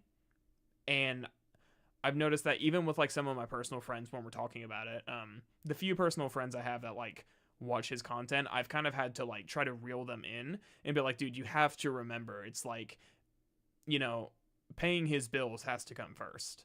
Even if we don't like it, he has to do what pays his bills. You're back, what'd you miss? Nothing really important. The Starfield video made you realize that you're really depressed. Yeah, I heard about that. That's really rough and really unfortunate. I'm glad to hear you're doing better, basically. I thought about reaching out like privately, but I was like, no, the last thing he needs is to explain himself to me. Especially I have a friend who, before you went through your whole situation, I had a friend who basically had the exact same thing happen to her. And so it kind of happened like back to back. I was like, oh, that's bad. It must be the location. I think you guys live near each other. I'm not going to dox her, but you're in the same state. Can Starfield be called art because it made you depressed? Starfield is the Disco Elysium of Bethesda games, which is why I don't like it. Off topic, but have you ever thought about critiquing some turn-based RPGs? I have thought about doing OG Fallout, but if I was going to do OG Fallout, I'd have to follow it up with... I was actually thinking about this morning. If I was ever going to do Fallout, I would have to do Fallout and Elder Scrolls at the same time, so that whenever I get to the Bethesda Fallout games, we have full context of where Bethesda had started and where they ended up. Because you can't really go, like, Fallout 1 and 2... We're skipping Brotherhood of Steel, of course, and Tactics. I might do Tactics. I think I've heard Tactics is pretty good. But like Fallout 1 and 2 and then go straight into Fallout 3, you need the context of like Oblivion and Morrowind to understand why Fallout 3 fails, which is why Fallout is such just a nasty project to get into. Because it sounds easy, because it's like, oh, everybody loves Fallout. Everybody knows what's wrong with Fallout. And then you get into Fallout 3 and 4, and you start actually looking below the surface, and you're like, it would have been really helpful if I talked about like Morrowind or Skyrim or Oblivion, because now even if you try to hold it to the same standard as like the original studios, you're still working with a studio who has their own internal kind of issues going on. No, exactly, like you said, Fallout is a trap. It is a literal trap. Which is why I would love to do a Fallout New Vegas video, because Fallout New Vegas is my comfort food. I love that game. I've played that game more times than I can count. It got me through... It's legitimately like Patrician refers to Skyrim as a warm blanket. Like, Fallout New Vegas is my warm blanket. It's what I reach for when I just want to play something and just kind of escape. But... I can't talk about Fallout New Vegas without talking about Fallout 3. I can't talk about Fallout 3 without talking about Bethesda. And anytime Bethesda gets dragged into something, it just turns into... It's like... A discussion about Bethesda brings their baggage, and they have too much baggage, is the issue. Whereas a discussion about OG Fallout, it's like there's so much information out there about the actual development. The only conclusion I see is valid with the franchise as a whole is that it has no true identity because it's been tossed around too much. Exactly. And I think that's one of the things in Never Knows Best's Fallout video that he does. I know he's not too popular right now, but in his Fallout video he did several years ago where he did talk about the entire franchise, he did a really good job of demonstrating like, hey, this is where Fallout started. This Fallout 1 is the least Fallout game of them all because it's so different from the rest of the series, and a lot of the things that Bethesda gets criticized for with Fallout 3 and 4 started in Fallout 2. Like the inclusion of like radiation magic. That was a Fallout 2 thing. The more wild wasteland style of storytelling started with Fallout 2. I haven't played Fallout 2, so I don't know how accurate that is, but I think he did a really good job portraying it that way.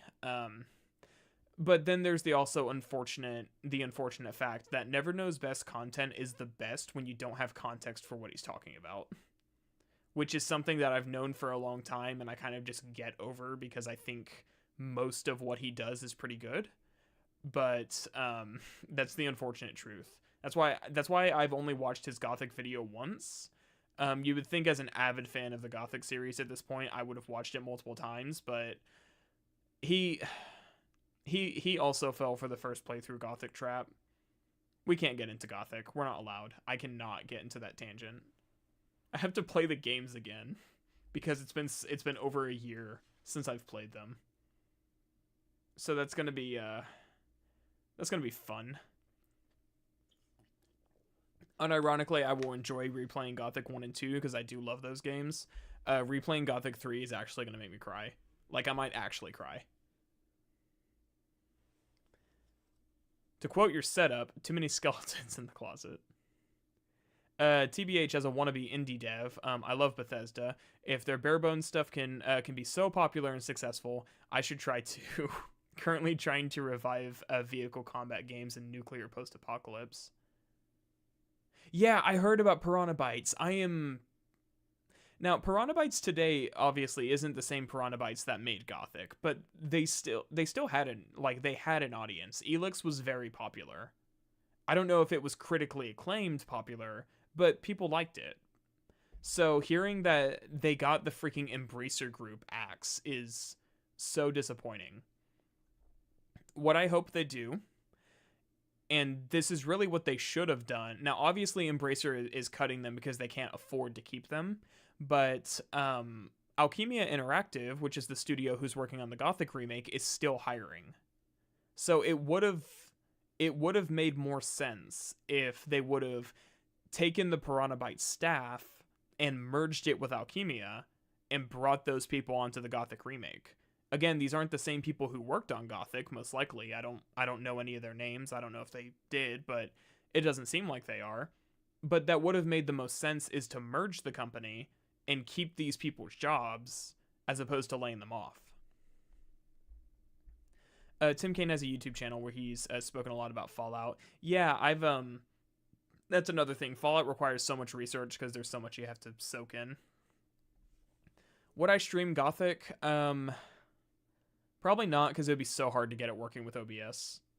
Especially since it's like... I don't know if any of my patches are actually working anymore, because it's been a while. But, maybe after the Gothic video goes up, I'll, like, start a stream series of, like, me playing the first game. Or maybe I'll play the first 3. Oh, I do not want to play Gothic 3, never mind. It's like... There's no right way to play that game. There's really not. Microsoft will buy them all at this point. Honestly, if Microsoft acquiring Piranha Bytes meant that those people get to keep their jobs, then by all means they should. Essentially, what you're asking is, would you consider critiquing Persona... Well, probably no Persona games, because JRPGs do not interest me. Like, whatsoever. And apparently the games are so long that, like, even avid JRPG fans can't really stick with them, from what I've heard. But... Love me Gothic, love me Morrowind, hate me Stremlin Scrolls. Simple as. Felt. I need to, I think the playthrough I do to, because, so my plan with the Gothic video, if I ever get this Ragnarok video done in the spring like I want it to, then I will be, I kind of go into this at the end of the video. So Ragnarok should be in the spring, no later than May. May is like the absolute latest it should take. I cannot imagine it taking that long. Should be in the spring, so March or April. Then I'm going to do Battlefield Hardline for reasons that will make sense when I release that video. Then we're doing Jedi Survivor, which anyone who any very very attentive people should be able to look at Battlefield Hardline and Jedi Survivor, how they relate to each other, and understand why I'm doing them like that. Everyone else is going to have to wait because I will explain it, just not today or until this summer. So Battlefield Hardline should be short, probably about the size of my Titanfall video, which is interesting that Hardline is actually like a Miami Vice story. I didn't realize that until I watched Indigo's Miami Vice documentary. Really interesting. They have like a direct reference to like the show. Never picked up on that before. So anyways, Hardline, Jedi Survivor. Jedi Survivor is probably going to be another really long one. Hoping to have Survivor done by like August, no later. Preferably July, no later than August. After Jedi Survivor, one more small video that should be like 30 minutes. I'm just digging it out of the grave from like 2022 pretty much, so I can finish it and get it up, because I may want to do the other games in the series going forward. And then from August or September onward is going to be Gothic. Hopefully August, because I'm going to need that extra month. And the way I would do the Gothic video, if I were to start on it now, which I'm not, I would replay Gothic 1, because the script for Gothic 1 and 2 are complete. Gothic 3 onward is not complete. So I would replay Gothic 1, record the script, and then edit that portion of the video. And then replay Gothic 2, record that portion of the script, edit that portion of the video. It's still going to be one video, but this is just kind of snowballing the project. Then I have to replay Gothic 3, which will probably take a few weeks. It's a big game. Finish that portion of the script, probably cut out a couple tangents that don't need to be there, that I know are there. Probably do the same thing, finish Gothic 3, record, edit, all that. Oh god, this is going to need like 6 months. It's not going to be done by December. We'll see what happens. And then on top of that, it's like after Gothic 3, we're not done, because we have Gothic 3 Forsaken Gods, the Godforsaken DLC. I'm writing that down. Where's my notepad? Okay. Gothic 3 Forsaken Gods. The Godforsaken DLC. Freaking improv shrimp up in this house. That is so good. I'm saving that.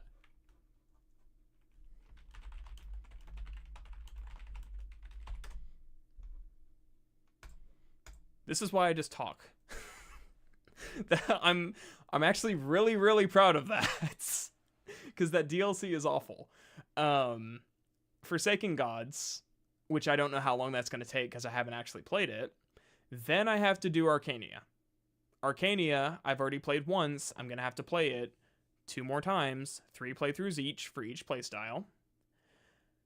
Then I may or may not do the Gothic Remake playable teaser, because the playable teaser is still technically official Gothic content, but after releasing it and getting feedback, they did take it back to the drawing board. So it is not going to be representative of how the game's going to turn out. But probably still going to do it anyways, because it is official content. And whenever I do the Gothic Remake when it comes out, because that is the only game that I am highly anticipating since Ragnarok's released. It used to be just Ragnarok and Gothic Remake. Now it's just Gothic Remake. Then I will at least be able to reference back to the playable teaser and how it differs, where they improved, things that stayed the same, stuff like that. So saying that out loud, yeah, I don't think August to December is going to be enough time. That's going to be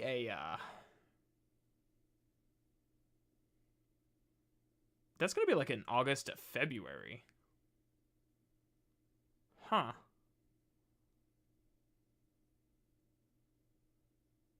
Interesting. Okay, back to the drawing board. You know what? This is going to be the end of the year at this point.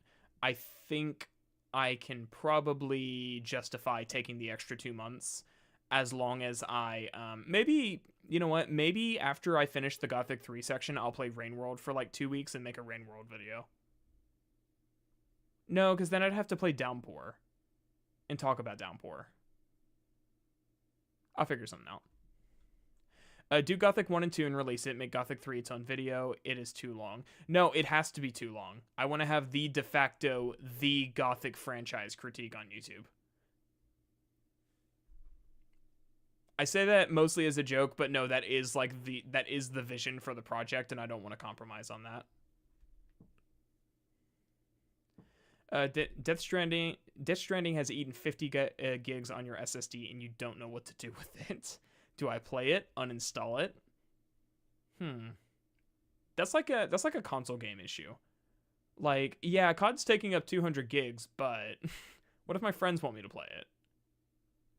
Why do you have it installed if you don't play it? Microsoft Gaming CEO did say that they're planning to buy more companies, so get your bingo card ready. Well, I do hope that they buy some of these companies that Embracer Group is cutting. Like, if there is at all a market, the Eurojank market is like very popular. Not huge, but popular. So I'd love to see them. Now I'm all against Microsoft acquiring every single company under the sun. Like, I think they are monopolizing the industry. But at the same time, if it comes between Microsoft growing bigger or these people losing their jobs, especially in the current, like, just the current global economy, yeah, maybe Microsoft should throw a couple $100 million their way and buy the studio. And I guarantee you, if Microsoft were to start acquiring some of Embracer's studios, Embracer may be in a better spot financially to stop cutting and stop laying off these people. I'm not an expert on the topic, and I definitely not an expert on economics, but it's like, that makes sense to me. Why Downpour? I didn't know you liked horror games. Dude, I love Rain World is Rain World is amazing. I love that game. Man is too committed to his project. Yeah, I'm kind of uncompromising with the Gothic one. It's been in development hell for the last few years. I haven't worked on it in over a year. In fairness, a year and a half at this point, so it's kind of on ice, but it's not like, it's still in the back of my mind. Like, I will go back and finish it because I want to. Love me Eurojank, even the colonialism ones, even though my people were the ones getting colonized. Yeah, Eurojank is a very it's just one of those, it's not a genre, but it's one of those scenes that you just can't help but love, because it's like a really, really ugly dog that's so ugly that it's cute. So you look at it and you're like, oh, this game barely functions. They're trying so hard. Which is unironically how I look at games like Greedfall now. It's like, I rewatched my Greedfall video and I was like, man, I really did not like this game. I look back at that game and I'm like, yeah, I'm excited for Greedfall 2. Because I'm in Spider's corner. I want them to improve. The combat in Steel Rising, the little bit I did, the combat was really good. So they are improving. Maybe I'll make a Steel Rising video while working on the Gothic project. It will be around that time. We'll see. Anyways, way off topic. I gotta rein myself in. It's not your guys' fault, it's mine. You're only, nothing is written that can't be unwritten. As long. Okay, I'm gonna have to close and reopen this because it's like really frozen. So we're at 1401. We're going to skip to about 1350. Then that. Yeah, I want to be a just chatting streamer. How could you guys tell? Am I weird that I like Renaissance fantasy more than medieval fantasy? I wouldn't say weird. I think so the creators of Greedfall, and I don't say Spiders as a studio because I don't know the names behind who came up with this idea. They had the idea of being inspired by Baroque era art and music for their game, which I think was a really, really interesting take, because it's still it's still fantasy, but it's not quite Renaissance. Well, is Baroque Renaissance? I'm actually not a history buff, despite pretending that I am. What years were those? 17th and 18th century, so absolutely not Renaissance, I don't think. Yeah, it followed the Renaissance period. Okay, so it's such an interesting period to draw inspiration from, because it's not something that you see a lot of studios do. You know, a lot of studios do like the Dungeons and Dragons, like Baldur's Gate style, kind of medieval, and then here's Spiders being like, hey, here's a time period that you know, we get a lot of iconic art and music, because I think Baroque era music is actually some of my favorite classical music. I don't know what it is about it, I just really like it. So it was so interesting, but then it comes back to the fact that it's like they cannot properly manage their stories and really follow through on their inspirations. Did you know a British potato attempted murder on his trans girlfriend? No. Huh. He shouted out my Doom video years ago. I thought he was pretty cool. Interesting. I'm going to do myself a favor and not have an opinion on that. All the way from medieval to industrial is very interesting. Yeah, I think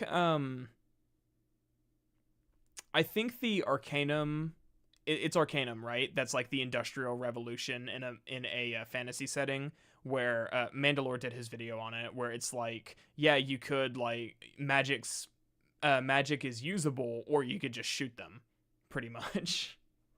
And that sort of stuff, I think it is kind of, I'm not going to say it's underexplored, but it is a more interesting time period to explore in a fantasy game.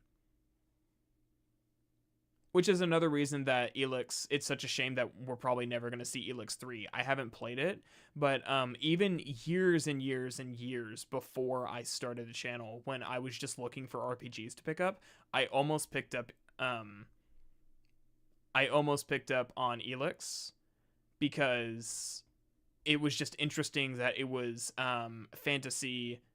It was like futuristic sci-fi fantasy in the most janky way possible, and I almost picked up on it, but I didn't. You have no opinion on murder. Not so much I have no opinion on murder. Obviously, he shouldn't have tried to kill them. Sorry, I should have specified. Until I actually got some facts about what happened in the situation, I don't want to come out like... I mean, obviously that's terrible. Attempted murder. I'm not justifying that. It's just like, I don't want to start spouting opinions on something that I have literally just gotten news on. The Never Knows Best fiasco is still fresh on my mind. Europe went from dying from a plague of rats to like conquering the world in 400 years. Yeah, well, the post-Fallout America went from dying to nuclear explosions to dying to rats in like 200 years on the East Coast. You know what? I just realized Bethesda Fallout is perfect. It is based, because it is unironically saying that the East Coast is primitive and the West Coast is like superior. So freaking based Emil for having the balls to just take stabs at his own like hometown like that. Murder bad and other life lessons with Last of Us 2 story. I won't lie, I'm paying random attention to random topics more than the interviews. So the problem is, and this is not ironic, this is the issue. My very close friend, Gwen, when she streams on Saturdays, I am a part of her stream, she has ADHD and ADD. I have been hanging out with her weekly for pretty close to a year now, and it is legitimately starting to rub off on me. I'm not saying I have ADHD, but I'm saying I have gotten the uncanny ability to just jump from topic to topic without like any warning. And it's just something I've had to adapt to just to be around her. But it is really starting to like pour over into the streams. So like, one second. one's ever gonna punish you. Where's it at? Where's her Twitch at? So, oh crap, I can't be in full screen and do this. This woman right here. This woman right here is at fault. It is all her fault that I can't stay freaking focused right now. Also, yes, I occasionally use the shrimp on her low stream. It's cute. But anyways, if for whatever reason you're doubting this info, Brother Near 2.0 was making a response video to Potato's new video, and he showed a voice call that he had with Potato, and he confessed to attempted murder. Huh. Kind of a weird thing to confess to.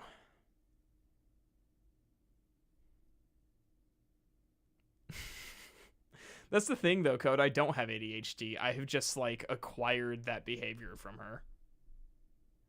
To be fair, I can confirm this as someone who's autistic. My autism is starting to rub off onto my family members. Oh, that's not good. Are they becoming Fallout fans? Oh, man. GF reveal. No, her and we're just friends. We're not dating. Even if East Coast is fertile and West Coast is the desert, one side has multiple nations and the other has basically nothing. Exactly. Well, they have super mutants. Prefer Midwest? I also prefer the Midwest. I'm actually like, I'm South Central US, so I don't think we're quite considered the Midwest, but that is kind of where I'm wanting to move whenever I can afford to. Is my sister lives up in the Midwest, and she's wanting me to move up there with her. Even though I think if we lived next to each other, we'd go back to hating each other, but still. Anyways, the interview. You know, that's bullshit. Okay, so I guess it's just the video that's broken. You know, nothing is written that can't be unwritten. As long as you're willing to change, make changes in your life, then you're not bound to fate. And so when we landed on that, when we knew that that was the story we wanted to tell, we knew that Kratos couldn't die. Because then it would be like, well, are we going to just say that Kratos couldn't change? And then that would suck, you know? So right. It became pretty clear to us early that, no, he can't die if we want to tell the story we want to tell. Do you feel like that Thor kind of does kill Kratos in the game and just revives him really quickly? Was that a remnant of that? Is like a cheeky nod to the original vision, or is that completely different? No, that was completely different. Okay. That was just something that, like, I think I had pitched it, and I wanted it to be something that, like, it happens organically, where if Thor kills the player, then he brings you back. Yeah. You know, and I don't remember who it was. I don't know if it was Eric who just really liked the idea, or if the designers got a hold of it and said, that's awesome.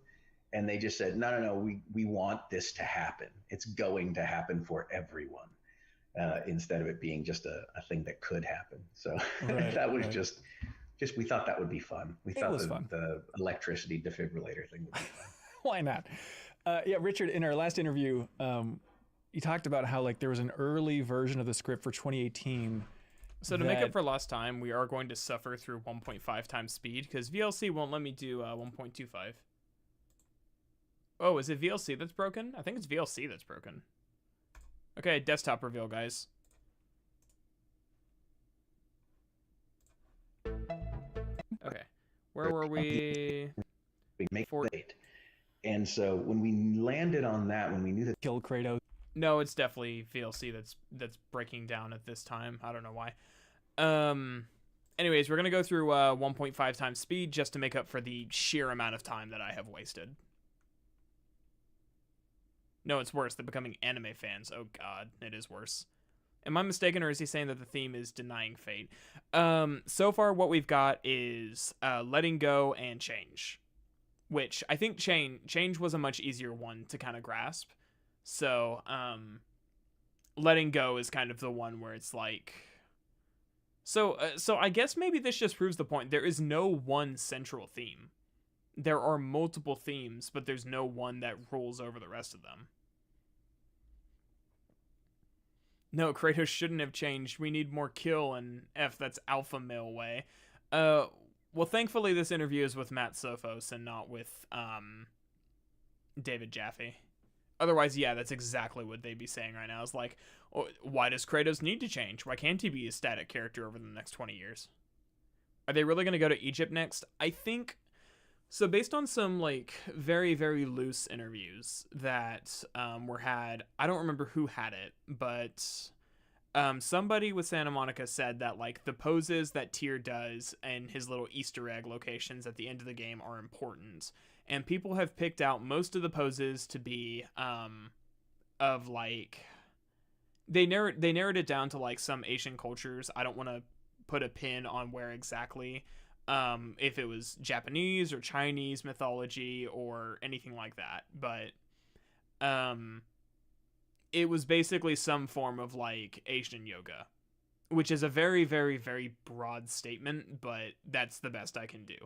So people have speculated, and I think that this would actually be very, very, very interesting if Atreus was going to make his way to Asian lands and meet up with that one Chinese mythology figure, the Monkey King or whatever his name is. I'm not super versed in Chinese mythology, and Gwen is not here to school me on it. But basically, it's like he is like the Chinese mythology's trickster god, and there could be like a little duo like join up. I think that would be really interesting. I would definitely play that. I would if so based at the end of, and yes, I'm popping my fingers. Sorry if that gets on your nerves. We basically reached the end of Kratos' arc. Sun Wukong, yes, thank you. Thank you. Someone knows more than me. Basically, if Kratos is not going to stay in the Northlands, which I think we can all agree at the end of Valhalla, he is there to stay. Like, I don't think they're done with him as a character, but I would be very surprised if they were to actually take him and like move him to another land, considering he is now officially the god of war of the Northlands, which is perfect because Kratos becoming the god of war of the Northlands completely wraps up the continuity of the very end of God of War 1, where Gaia says that he stays as the god of war until the end of time.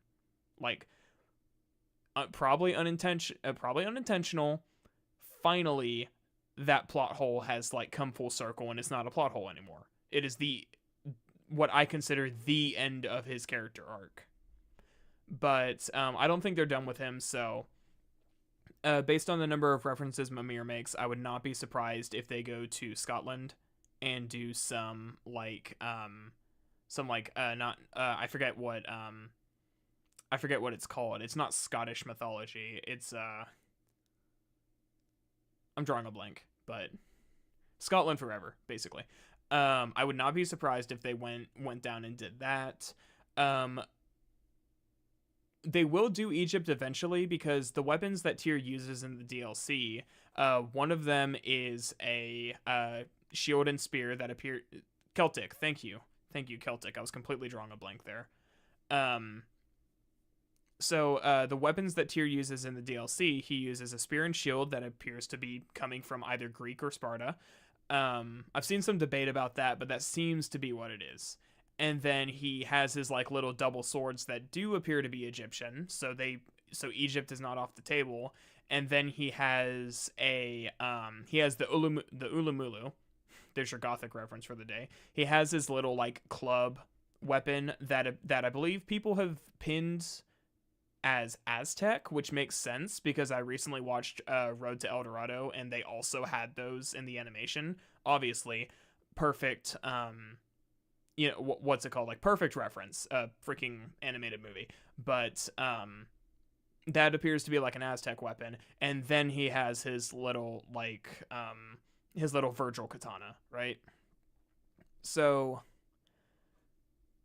what about the Wabajack? I don't think he has the Wabajack, but so based on like just based on references alone, I'm going to say that Chinese, Japanese, Celtic, and Egyptian mythology and Aztec are all like on the table.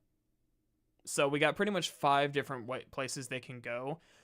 Not to mention anything they decide to do with Thrud, because they basically hinted that they showed that she's getting Mjolnir now, so they're gonna do some spin-offs with her. I seriously doubt they're done with Angerboda. Yeah, Yamato. I can't remember my words because I haven't played DMC in so long, but that's basically, I really want to do like a little plug whenever I show Tyr like pulling out his katana where it just plays like I am the storm that is approaching, just because I think it would be funny, but we'll see if it makes it into the final cut. So probably 5 different places, just to repeat, since that was a lot of word. Chinese, Japanese, Celtic, Aztec, and Egyptian. That's where I think they're going to take it, and I think we're really about to see the God of War franchise expand, not just beyond like where we've been, but like beyond Kratos as a character. Because Sony Studios aren't known for making more than one game franchise, apparently. I think Egyptian is the most probable because it is in the most known one after Greek and Norse. See, that's the thing. It probably is the most probable, but I would really like to see them explore some more niche mythologies, because it would not only probably be more interesting for them to research and learn about, but I think it would be more interesting as a location to take such an iconic... It would expose the lesser known mythologies that even I don't know a lot about to a much broader audience, and I think they can get a lot more mileage out of that. Is Tyr motivated? I think he was. It'd be funnier if you played Fire Inside. I also thought about playing Double Trigger, honestly. I was thinking like, okay, what would be like a good song to put over this, but that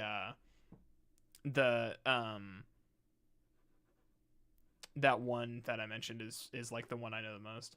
Come on, Slavic mythology, here we go. I need to check, do I make the Ulumulu joke in my script where I talk about his weapons and I say that like it's Murtanen and he's obviously friends of the orcs because that's an Ulumulu? Let's find out. Ulumulu. I do. Yeah, because I'm talking about the weapons, and I actually do say like his next weapon is a bladed club that people who have seen Road to El Dorado have identified. Okay, so I make 2 jokes there. As of Aztec origin, I think these people are wrong because it's obviously an Ulumulu, meaning that Tyr must have been popular among the orcs of Murtana. And then I proceed to say, oh my god, I do not remember writing this. I mean, it makes sense. Nothing short of a god is killing those fire lizards without standing on the ship and spamming ranged magic. And then I have a little side note that says, show Urshak giving the orc talisman and followed by being one shot by fire lizards with me shouting, the talisman doesn't even work. Wow.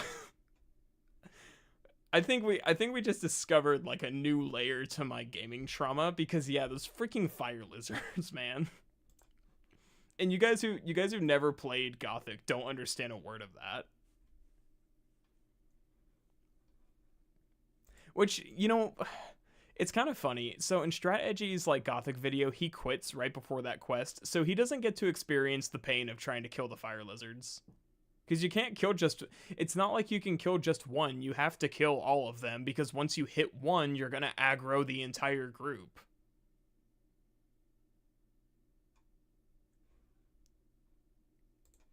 Okay, that's staying in, because that is hilarious. And then I just go back to talking about the game. I don't even acknowledge it.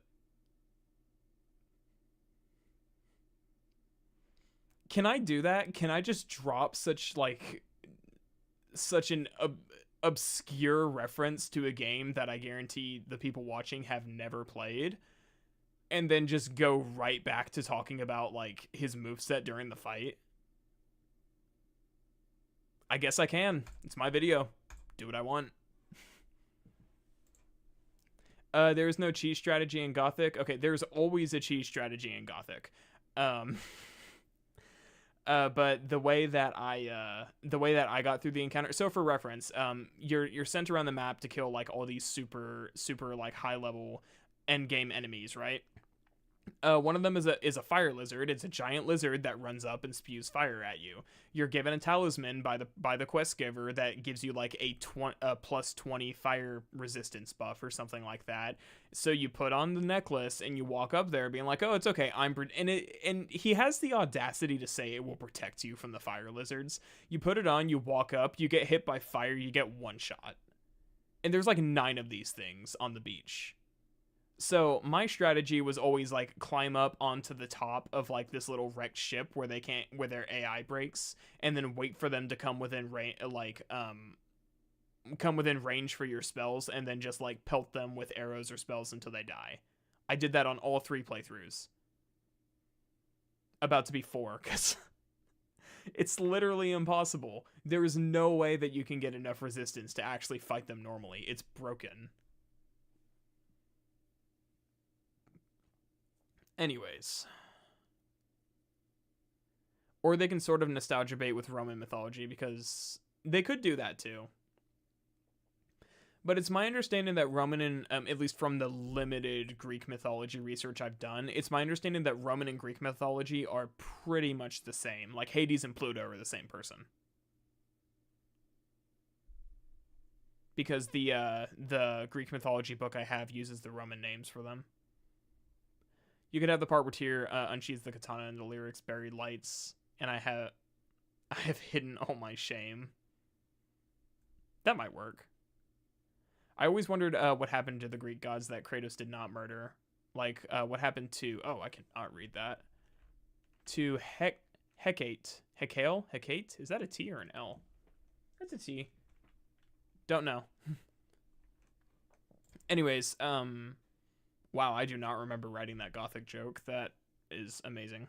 I do my best work when I'm sleep deprived, I guess. 5 people that remembers it would appreciate it.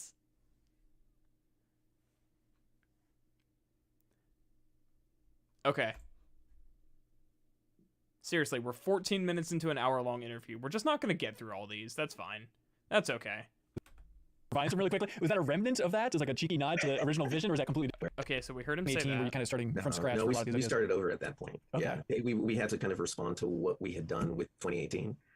So it changed things drastically, you know. So yeah, that's on the Sandman shelf of things that just stories that will never be told, but were written and thought of, you know. Yeah. What was Odin like in that version? I think he was more of a dick. Okay. Overtly, you know. Right. A little more classic villain type of thing. Yeah. And then I want to say softening. I mean, he's still a dick, just like a different kind of dick. It's tough to say the softening of Odin, but where did some of those influences come from for kind of a new approach to Odin, making him bend over backwards and seem reasonable at every opportunity, but just being so influential and toxic in his own way? Well, I mean, part of it was just to subvert expectations of, you know, what you think he's going to be, but it was also just approaching him as a real character and as a real person. And, you know, no one is that mustache twirling. Everyone's, you know, he's the hero of his story. So, you know, it just felt false to have him be too overtly, I don't know, just angry and dicky. Yeah. And, you know, if you're going to tell a story about Atreus, who we respect Atreus's opinion, if he's going to get in bed with this guy, he can't seem that. Oh, you did not need to say it like that, Matt. You did no, don't use those words. Don't say it like that. He should have said like get in league. I understand it's a stream, but that just no. Bad, you know. Right. There has to be a seduction there. There has to be an allure. Did he just use the word seduction too? If he's going to get in bed with this guy, he can't seem that bad, you know. Right. There has to be a seduction there. Please. Oh my God. Why?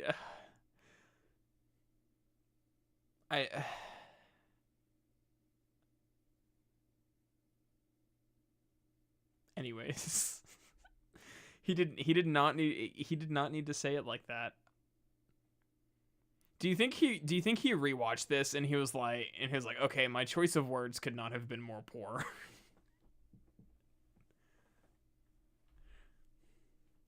Hi, my name is Chris Hansen. Take a seat.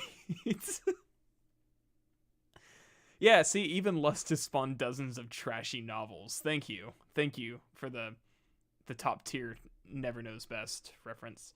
And ad break's gonna play in about a minute, and I have to use the bathroom anyways, so I'm just gonna take 5 here, and then when we get back, I'm gonna try and like rein myself in and keep stuff on topic.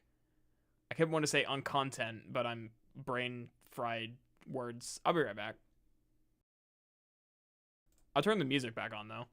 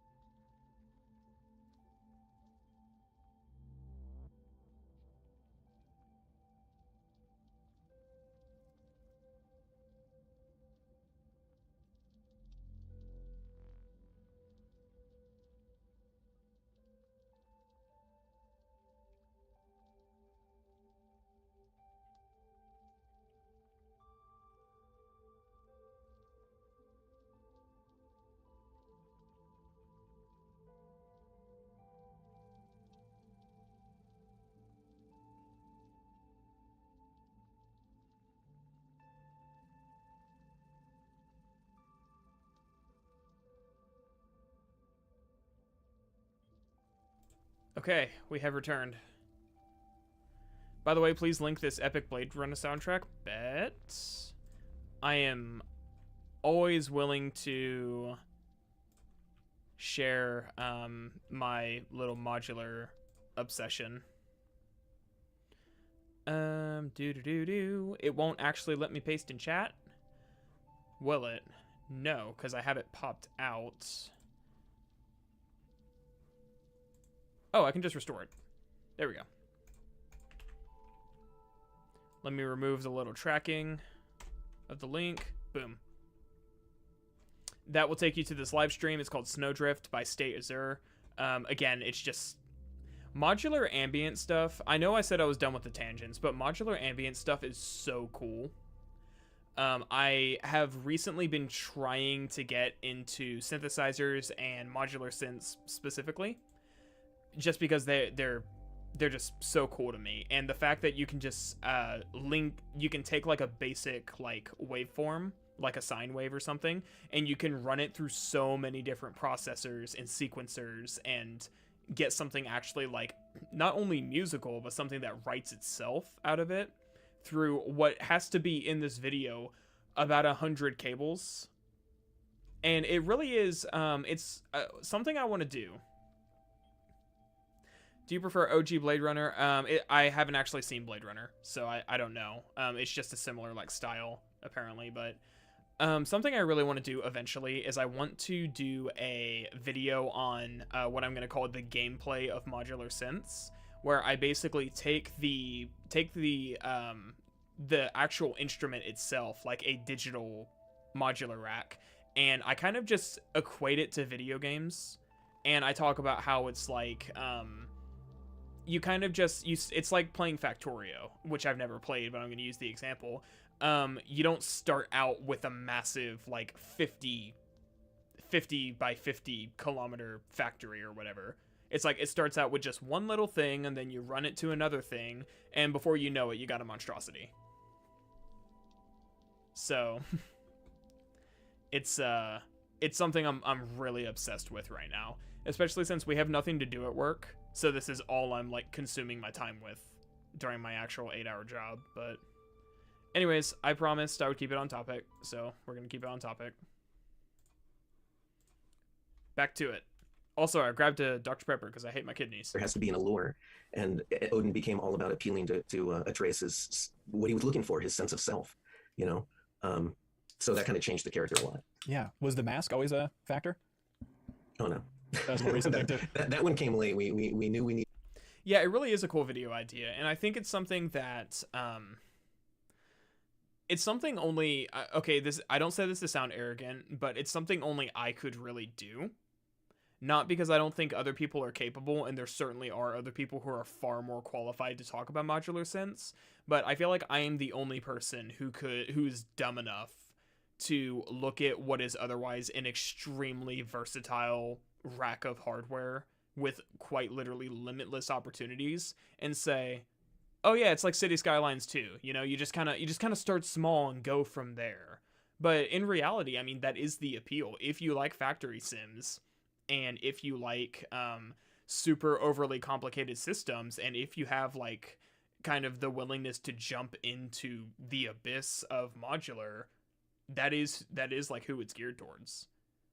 So especially I'm still just like dipping my toes in it. I'm just scratching the surface.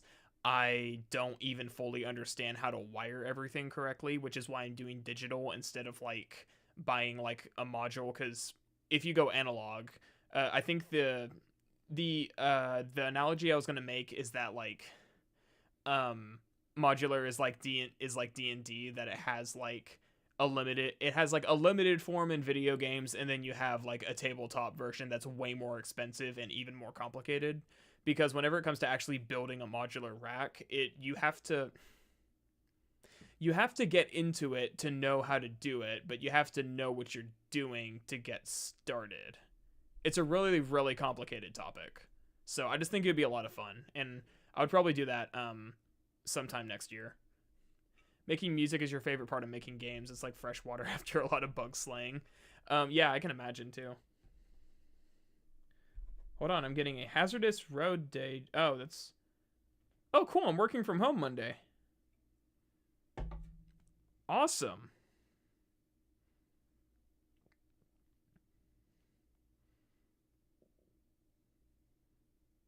Did Serena restart my computer? Oh God. I will ask her later. My little shrimp's position while I'm like looking at my phone. That's amazing. Music production using analog is for pretentious people. I bet Sushi would love for you to go analog. I can only imagine that I'm like really, really dialing in like this killer, super sequenced, self-writing, something beautiful, and she comes over and like smacks a knob or presses a button, and it goes from like the most serene sound you've ever had in your life to just straight techno, and I cannot recreate it. I would be so mad. But since I'm already off topic, I mean, good lord, why should I strive to be on topic? Where's that Moog DFAM demonstration I was watching before? I have a lot of Lethal Company clips in my feed right now. I need to work on that. Here it is.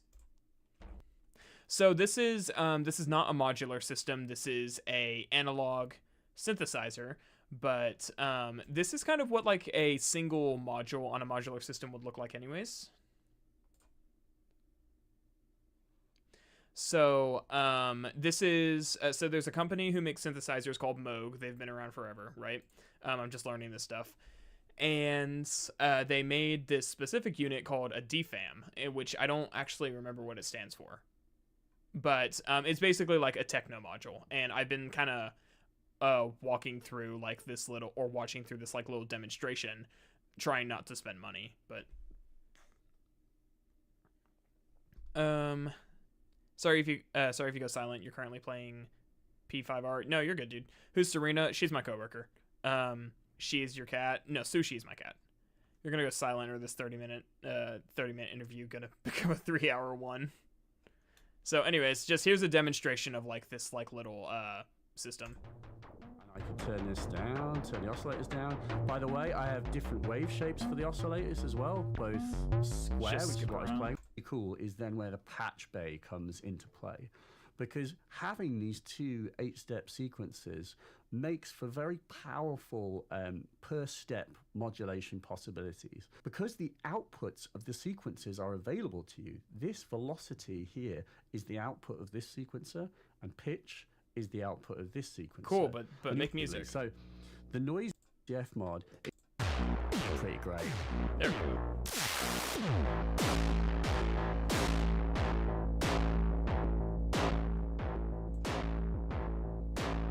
It's nice to have just a very little bit of velocity just to add that soft thump.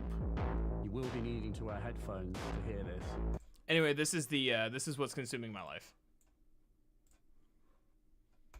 Just a little bit of another tangent, because why not?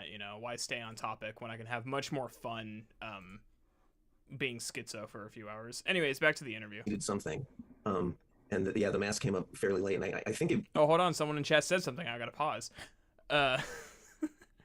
Man, did the classic musicians feel the same seeing this thing as I feel seeing generative AI? I would definitely say that I did whenever I first saw it. So the biggest barrier to entry for me about modular is how many, just the number of knobs and the number of modules. The really cool thing is some of these modules are actually extremely unique. I'm gonna say there's a company who it's not Qubit, is it? I think it's Qubit. Yeah, so there's a company called Qubit who makes modules, and they actually make modules that use algorithms and algorithmically generated sound, not sounds, but the entire thing is taking a waveform and running it through so many different processors that it comes out sounding alien, pretty much is how it works, which is what's interesting about it. Qubit has a couple things that use algorithms and basically use some form of, it's not AI generation, but it may as well be, to get some really interesting sounds out of it. But the biggest barrier of entry for modular is if I were to pull up the little music thing that we've been listening to and just kind of show you, this is this dude's setup, and every single one of these are individual modules. Some of them are oscillators that actually create the sound. Some of them are filters, envelopes, things just meant to manipulate the sound, cut off the low end, cut off the high end, increase the attack to make the sound play slower, decrease the attack to make it more like a kick drum. It starts very quickly. And as you can see, there is literally, it looks like his rack is growing something with the number of cables. Sushi's Dreamland, exactly.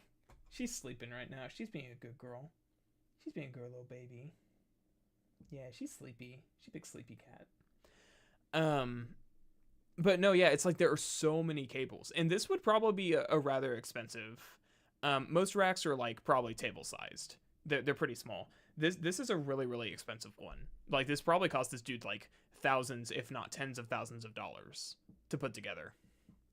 And it's intimidating. Even if you were to look at what's another example? VZV modular. I would just look up VCV modular, which is the software. Even looking at a software version of this.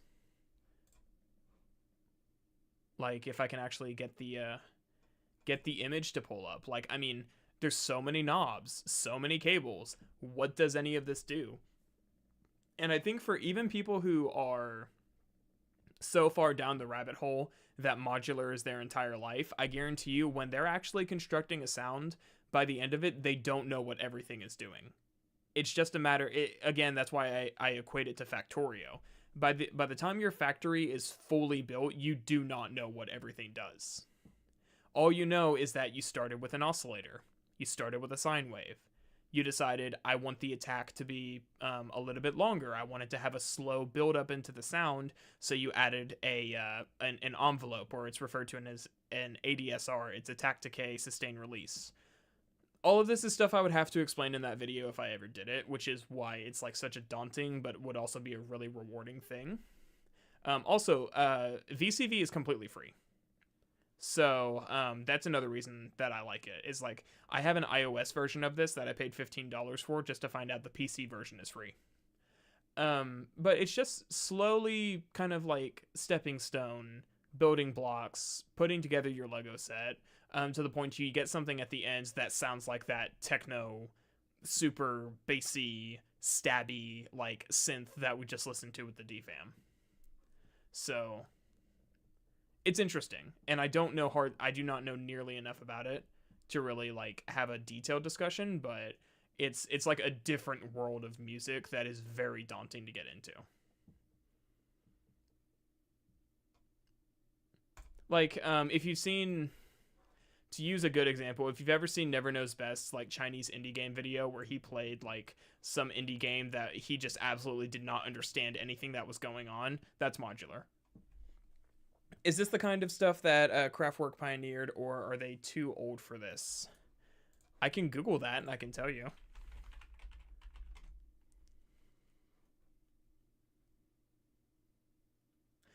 Seeing as it was in the 70s, they more than likely, I think modular technology really started picking up in like the 70s. Making music sounds like a 40K machinery. We don't know how they work. All we know is how to attach the cannons to it. Pretty much, yeah. Even whenever I'm, if I didn't have it on my phone, if I had it on my computer, I would just run it through and show you guys, but I have it on my phone. Even I have some like little test tracks that I've made on like my phone's version when I'm at work and I'm bored out of my mind. And I would just be like, hey, what's this module do? Or I know enough to be like, I want to start with an oscillator so I can get my sound. And then I want to run the oscillator through a filter so that I can kind of tweak it and get it not to sound so harsh. Then I want to run a sequencer to it so that it starts actually playing something musical. And then I want to run it through a quantizer so that I can get it within a certain key, like within a certain scale, as opposed to just being random notes. And then I want to run that to the output. And then from there, I just kind of be like, okay, let's add some reverb, let's add some delay. And you kind of just play with it until it sounds good. So that's what being a beginner with this is like. I don't know what anything does. Anyways, okay. This topic is officially banned for the rest of the day. No more asking me about modular. I'm way too passionate about it right now. Just back to God of War, please. We're not getting through all these interviews. We'll be lucky if we get through this one.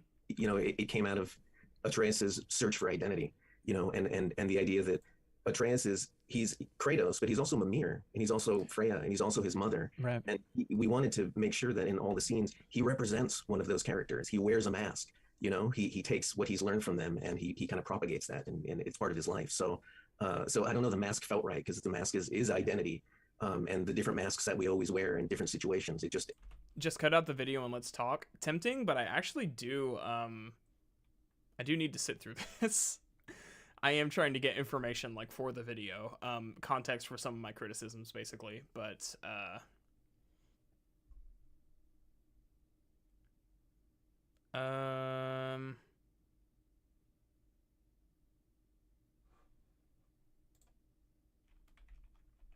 I'm considering.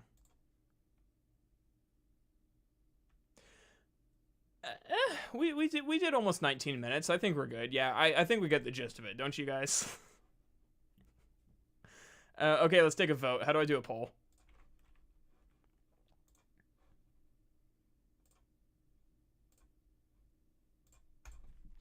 Should we... actually, I'll do it like this.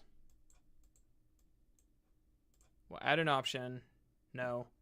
Delete that. How do I... Oh, crap. I screwed it up. Start over. Start a poll. What should we do? Should we finish the interview? Play Lethal Company? There, those are our options. We can continue the video. And I'm gonna give it a few minutes, and there's only like 14 of us, so once I see everyone's voted. Oh, looks like Lethal Company's winning. This could go 7-7.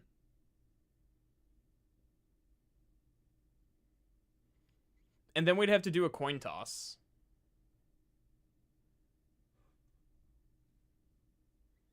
This is why I never like follow through with my research streams, because I just get way too off topic.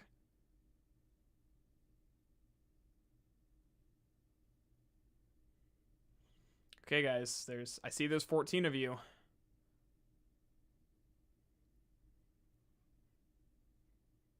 Oh, Lethal Company's winning.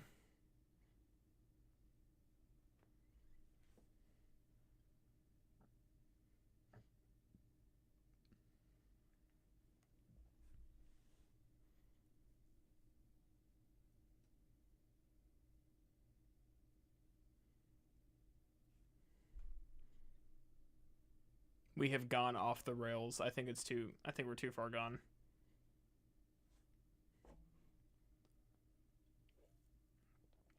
I mean, this very much is one of those, okay, I screwed up, let's just do something else ideas.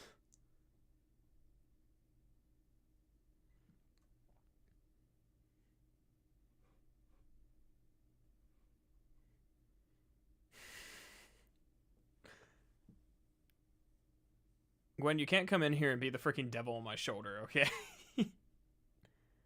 At some point, every streamer realizes that they kind of need to ignore the chatter sometimes. I have a really hard time ignoring chat, because that's where like 90% of the fun is at.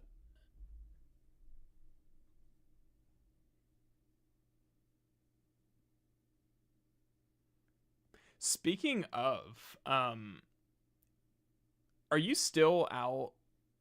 Are you still out, like, with your mom right now, or are you back home? Because Lethal Company by yourself is kind of scary. The people I've spoken, freaking unfortunately, yeah, I guess they have. Hang on, let me change the title. God of War Ragnarok, or, let's see, I'll say alleged God of War Ragnarok workstream. And then I'll say various interviews interrupted by Lethal Company. Or you know what? Instead of that, I'll just say chat has spoken. Chat has... So it's alleged God of War Ragnarok workstream. Chat has spoken. Save. Boom. Title change. Oh, you are home. Why do you want to... Yes, I do want to do some Lethal Company comp. You'll be coughing? That's fine. Yes, and I did tell chat that you gave me ADHD. Thank you very much, because I cannot, for the love of God, I cannot focus on this freaking interview right now. And I blame you. Now, in fairness, it's not like I could necessarily focus on the interviews during my last stream series, but... No, I don't have ADHD. You gave me ADHD. There's a difference there.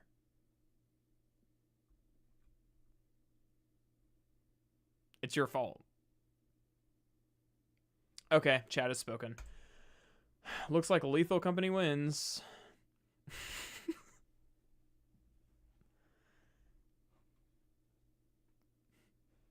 I'm gonna change the thumbnail after this stream, and it's going to be, This might actually take a lot of work, but it'll be worth it. It's gonna be Kratos, like, sitting the way he is now, except he's gonna be sitting, like, in Lethal Company.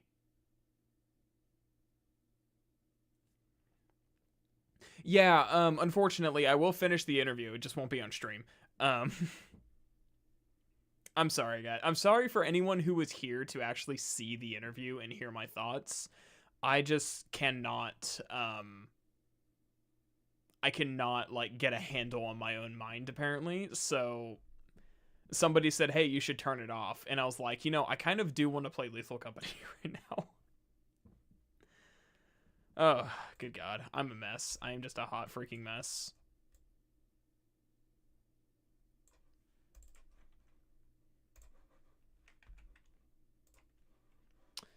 All right. Let's go to stream scene. Oh, well. Yeah, I'm sorry. I mean, not really, but... Because, I mean, if I was really sorry, all I had to do was just not play Lethal Company right now. Oh, and chat's gonna be blocked by my little... What do you call it? My, like, mic holder. That's no bueno. We can't have that. Boop. There we go. Yeah, it's Ocean's fault. Everyone blame Ocean. You can give Ocean the Full Metal Jacket, like, butter in the sock treatment tonight in the barracks.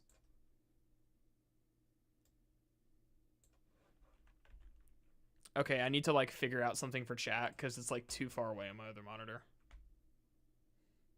Play Sekiro, we want to see you die 100 times. Well, you're going to see that in Lethal Company. Unironically, though, this is, like, one of my favorite games right now. Like, this game is so much fun.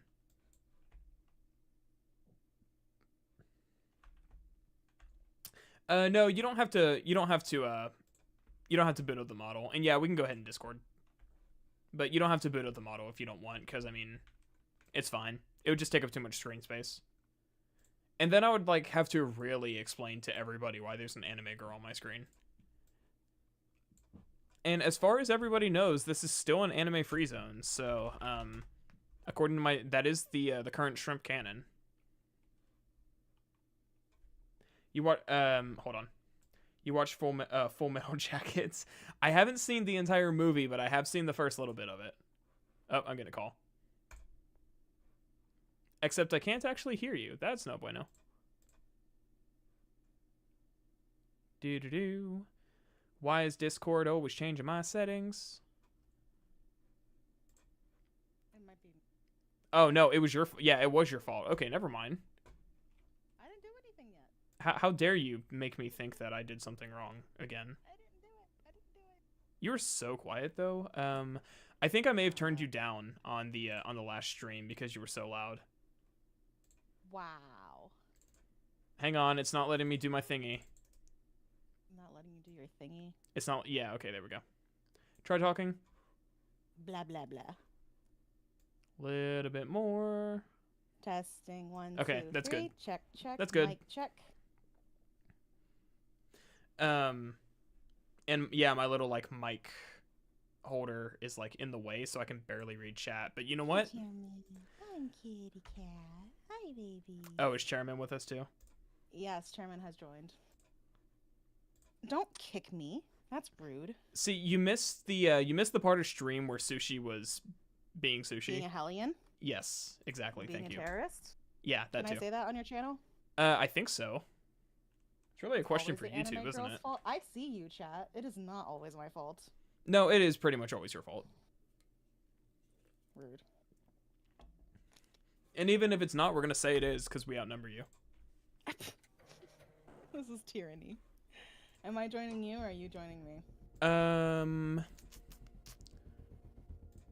Oh, giving me the option to be in charge for a change. Oh, that does not Because sound it's right. your I did not stream. mean... Hold on. Whoa, hold on.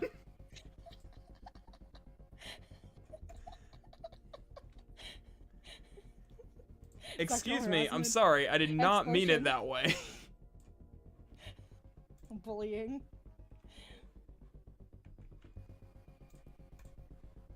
See, now chat's really not going to believe that we're just friends because they've already brought that up. Okay, I will go ahead and host, okay? Okay, sweet. We're going to start on this one. It's okay, chat. He couldn't.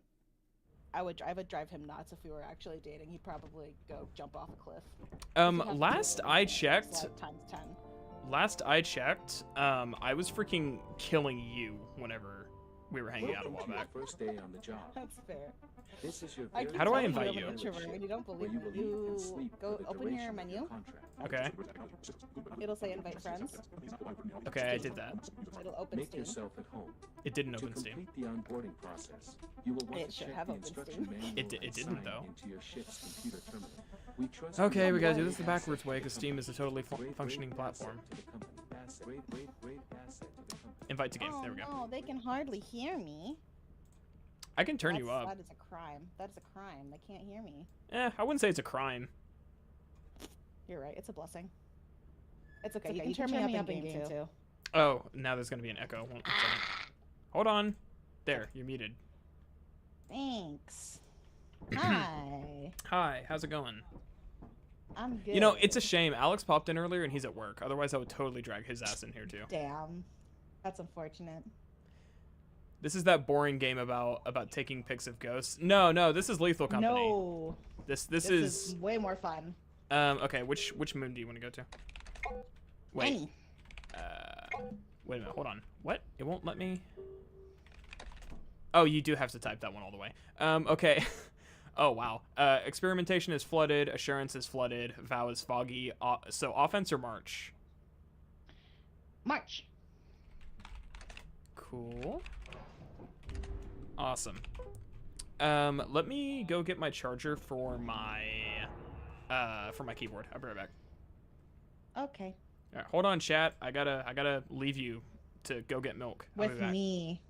With me. He's leaving you guys with me. Oh, this will be fun.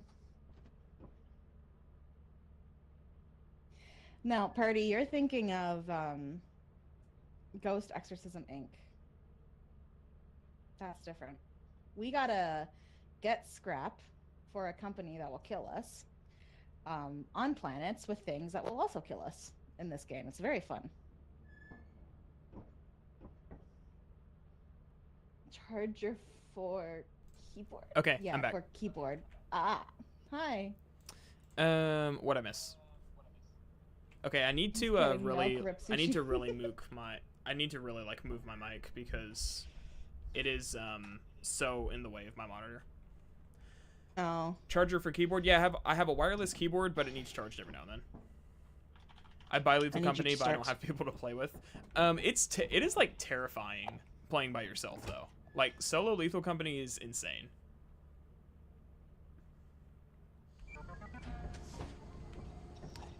Is Death Stranding your favorite single Death player game? Stranding your favorite single player game? What's Death Stranding? Oh no, guys, she's a fake gamer. She doesn't know what Death Stranding is.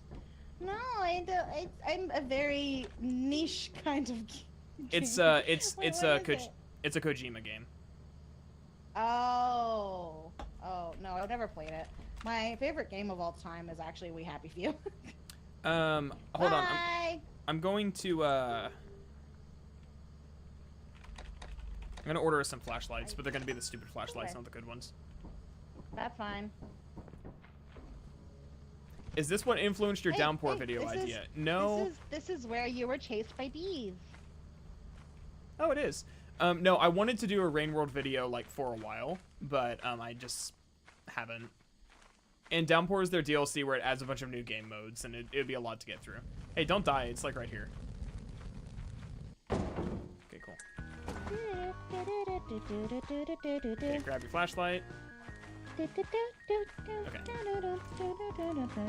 I'm just I think it's so funny. So every time I stream, right?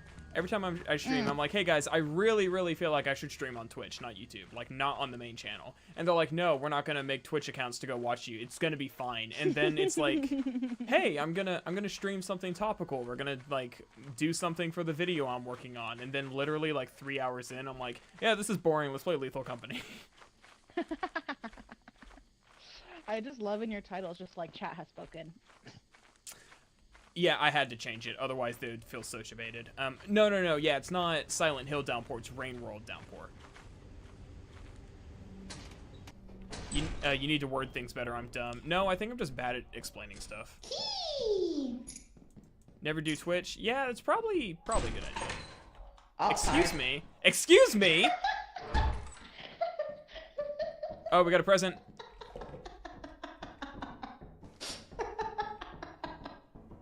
Wow, who is the, you know, who is the streamer here? This is my stream, and I don't appreciate you just thinking you're gonna take over like that. Sorry. You gotta open the doors. I got it. Wait, I do Twitch though. What chat? What do you mean? No, he's talking about me because I said like I had considered streaming on Twitch because I felt like it would make more sense. Hey, you wanna like pick this up, dog? Pick what up? Oh, hey, what's up? Cool. Let's not leave yet, because... No, let's not leave yet, because we can still grab stuff. Hang on. Oh, that's where we... That's where we just came. I just want to, like, grab 1 or 2 more things. Okay. Oh, there's a bracken room. Oh, no. You know, on second thought, I kind of need to charge my flashlight, so... Let's, don't go that way. It's up this way. It's the same way. No, you. Okay, let's see what was in the present. What is that? This? What is this? A laser pointer? Are there? I didn't know there were laser pointers in this game. I'm gonna hold on but to where's it. the cat? Where's the what? Where's the cat? Sushi? Meow meow. No, for the laser pointer. Oh. Get it? Oh. That's not funny. Oh, I thought it was funny. Okay, 1 second. This game is trash because that stupid white flag in God of War. I don't want to open a Twitch page and see. Uh-oh, we got those. Oh, you know what? You know what? That's perfectly fair, Purdy. I understand that. He doesn't want to see the high tier Twitch content that is like shower streams. Or hot tub streams. Yeah, or hot tub streams. I mean, it could be worse. I think. So, do you think if I shine the blacken with the blacken? Good God, unintended. I accidentally did a racist. Do you think if I shine the bracken with the laser pointer I was trying to say, it'll hurt him? I don't think so. Okay. How much is it worth? Yeah, it's probably safer to just leave here. Okay, you want to go back? Yeah, go back. It's only 3. We can do this. Yeah, I'm more concerned about the about that monster. It'll be fine. Well, if you die, I'm running. I'm not going to get you. Because if we both die, we lose everything. That's fine.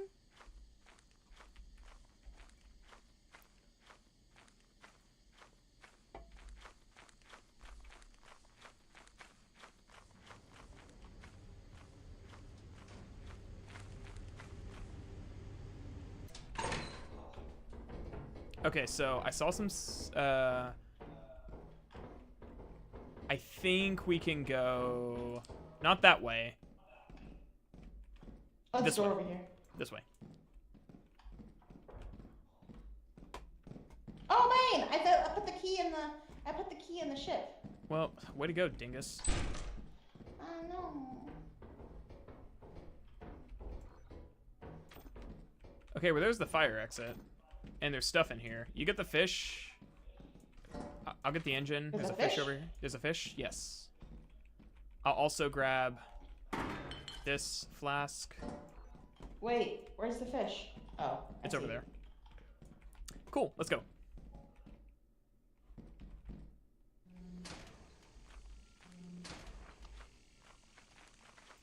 I can't turn off my flashlight. That's okay.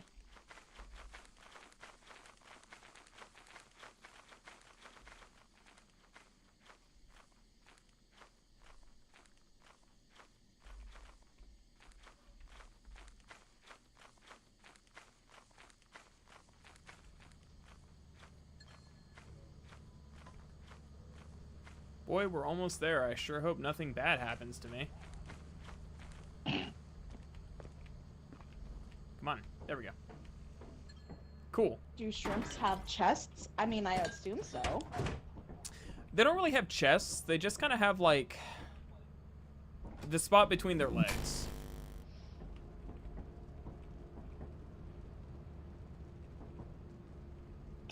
Phrasing, but okay.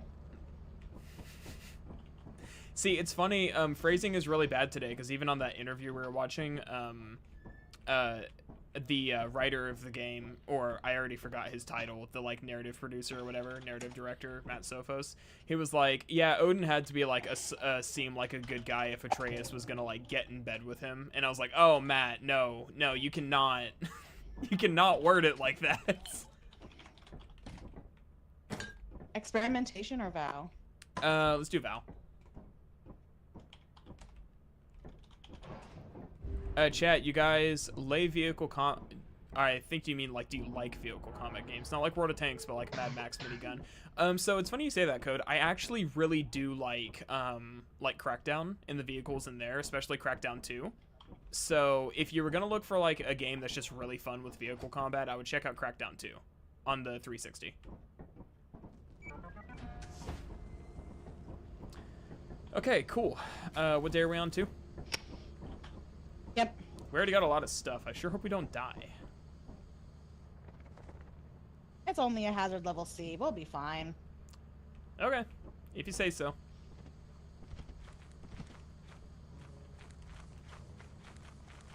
It's this way, right? Yeah.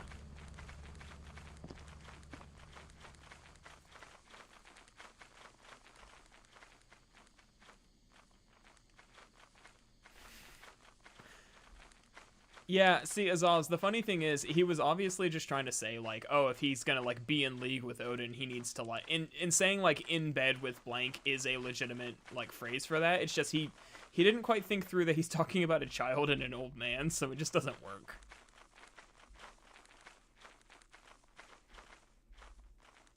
I'm out of stamina. See, that's why you need to get good and manage your stamina.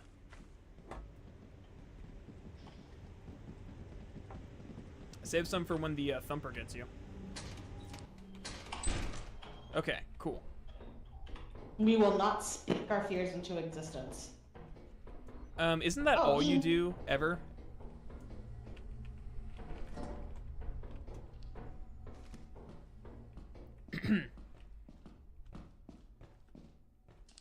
I do not like this. It's fine.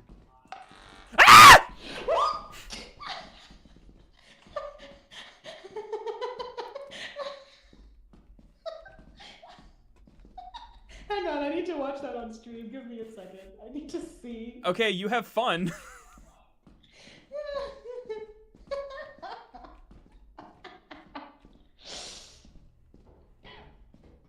I told you. Sorry to chat if that was really loud. I'm sure it was. Okay, we're gonna go this way. Rest in peace. Rest in peace. I'm fine.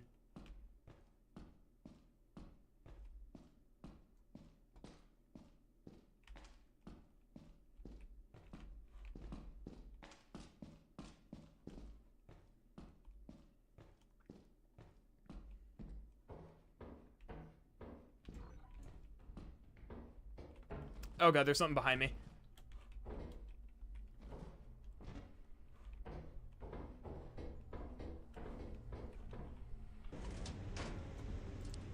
Where is she?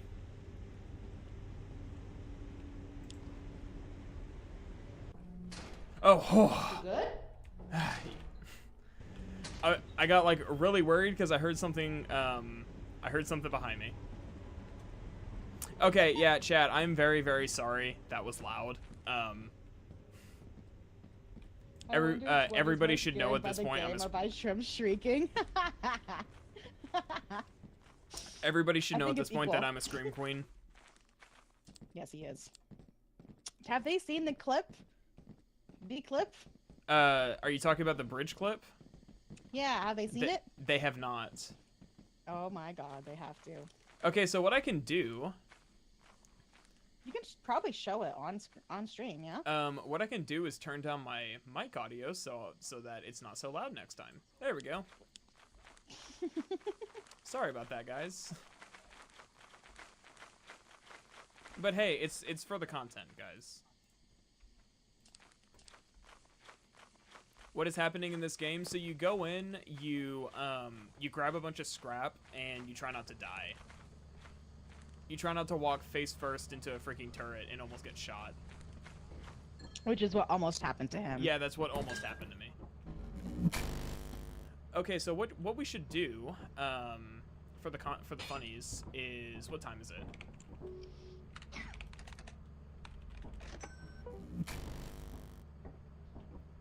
Did you just get walkies?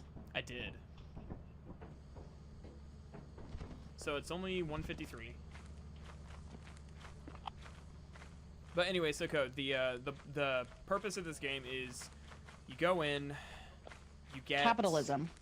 Yes, you are here to get scrap, and monsters spawn inside those areas, as well as turrets and stuff like that, and you try not to die. Oh, it's over here.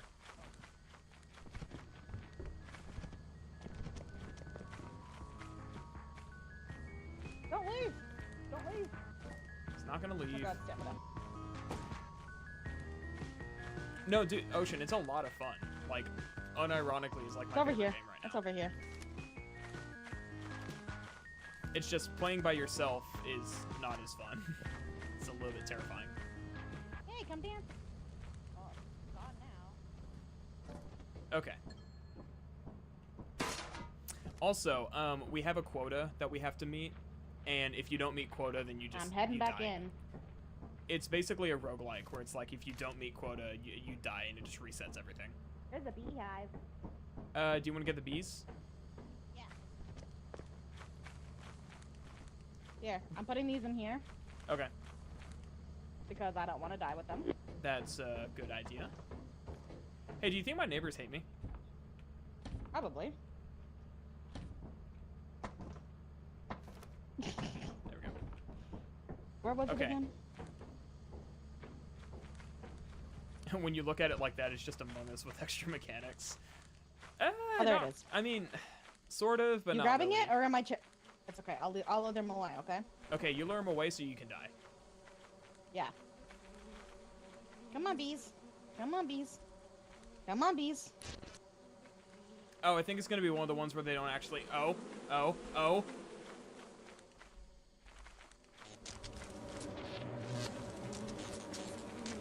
They're not happy with me right now.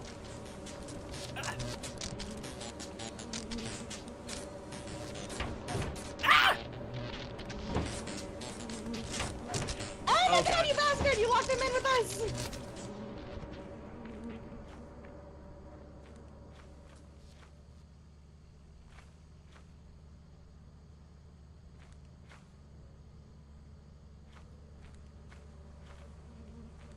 I think she's dead, guys.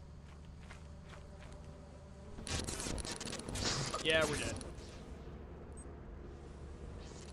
Yeah, you locked them in the ship with us. Well, I wasn't trying to. Cool. That's why we don't go for the beehives. We could have made it. I could have Mm, left you behind. you could have, but you didn't. I know, because I'm nice. Well, hey, it's for the content. I know. And we both died in the ships, so we don't owe any money. Okay, and the good news is...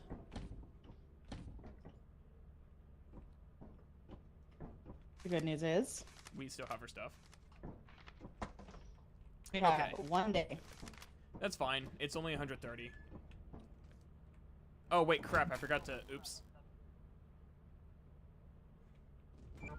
Did we land back on Val? Yeah, I did. Oh, okay, well. Well, okay. Look on the bright side. If we win, it's gonna be easy. I was safe without him. Exactly, Ocean. If we lose, we actually didn't get very far, so it's okay. And then we get to It show is them this what way, it's right? like to get fired. It's this way, right? Yeah. No, Wait, no, it's this way. this way. See, yeah, that's the funny thing. She Oh, was I safe see without our me, but I was trees. not safe. So she, of course, had to be nice and open the door. But if she didn't I was close like, the don't door, worry, I got you. if she didn't close, Okay. if she didn't close the door, oh my god, I'm stuck. That's where I got you too. Oh, where the fuck is the bridge? It's like over yonder. I'm always getting lost in this area. It's not a bridge, remember? It's a dam. Oh, it's not here. It's right Oh, here. there it is. There it is. I see it. I see it. I see it. I'm shocked with how much we've been playing. I'm gonna this go game. through We the have- fire exit. Okay, I guess I'll go with you. Oh, I see. Not every game has to be about socioeconomics in relations to art, humanity, and God. Sometimes fun games are about dying of bug bites with your friends. Exactly. This was made by a solo dev too. Oh, hey, bottles. Hi. How did I miss that? Because you weren't looking. I saw the cookie pan. That's why. Oh, Oh. hey. Hey, look.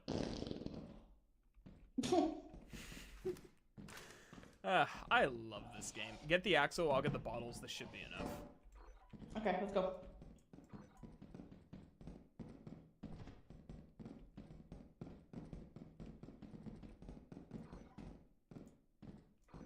I hope it's enough, at least. We'll find out.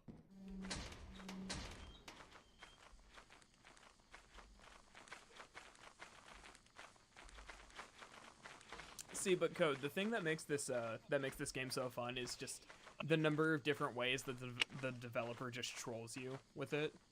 That's really like the biggest appeal is just the sheer number of ways that it'll put stuff in, because it's like, because the enemies in this game, they're not designed to challenge you, they are designed to kill you. It's like there are ways around them, but the goal of these enemies is like to kill you. So it's not really fair, but it's still a lot of fun. Oh, Hey, is there a beehive over here? I don't know. Are those soda bottles? I think so. Wrong way. Here we go. Alright, that's 49. Do we have to sell the whoopee cushion? Can we just... 141. And yes, chat, I am a child. I can go back in and look for more, No. so we don't have to. Wait, how much do we have? 141. How about I go in for the content? Okay, I'll be here. Do you have your walkie-talkie? Yes. Cool, okay. Alright, chat, it's just you and me now.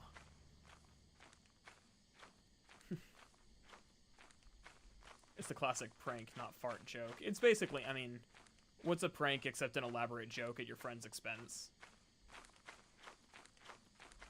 I guess I'm the one who's lost now. After all that trash I was talking. It's over this way, gotcha.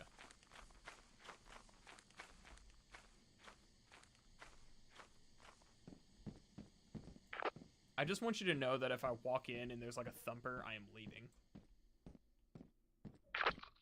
Very fair, I don't blame you. Just do me a por favor and just look at the monitor and let me know when I'm going near something red. I am. I got you.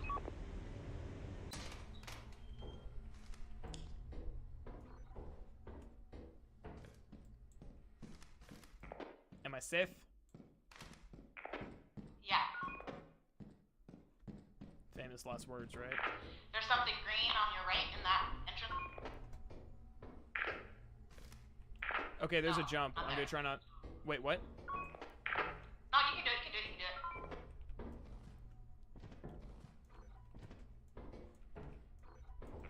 There's nothing here. Yeah, there's nothing there. You literally said there was something to my right. Yeah, in the entrance. Right there. It's like tiny little dot. I don't know if it's even something or if it's just a screen. It's probably just a glitch. There's nothing here. Okay.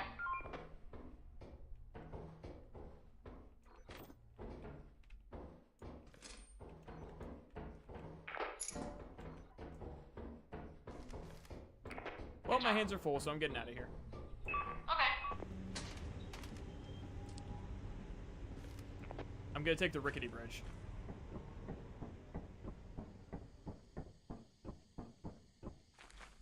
See, it didn't even break.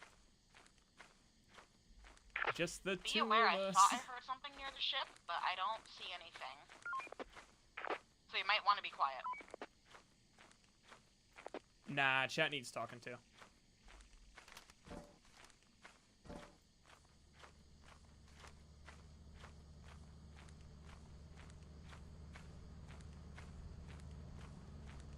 Yeah, so the game is made for co-op. The benefit of someone staying behind is if you both die, you lose all the stuff you looted.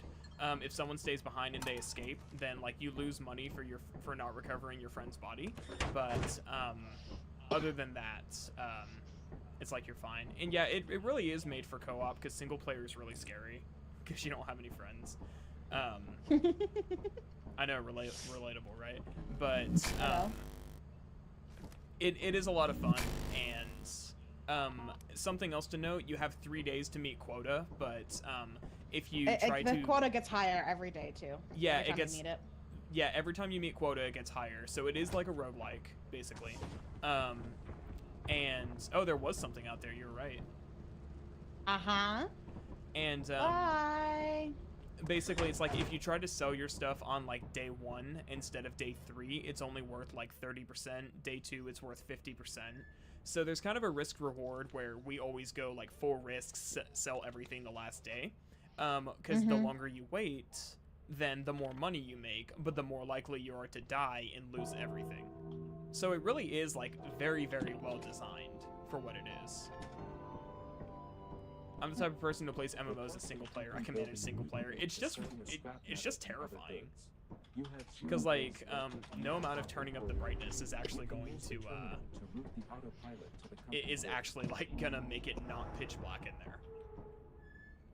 Also, this could just be me. I really like this type of like art style that just looks like shit.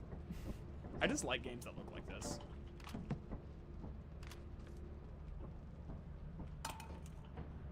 We're not gonna do the bell thing, okay? Yeah. Because it's like I don't want to die. I will go put this key away.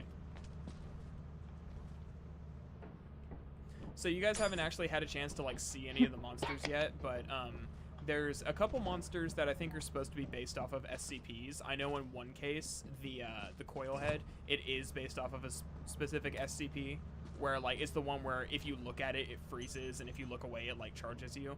The coil head is the same way. If you're looking at it, it'll freeze, it won't move, but if you look away, it'll kill you. There's one called the Bracken, which I ironically and accidentally called the Blacken earlier. It'll stalk you and chase you from behind, and then if you look at it, it'll like back off.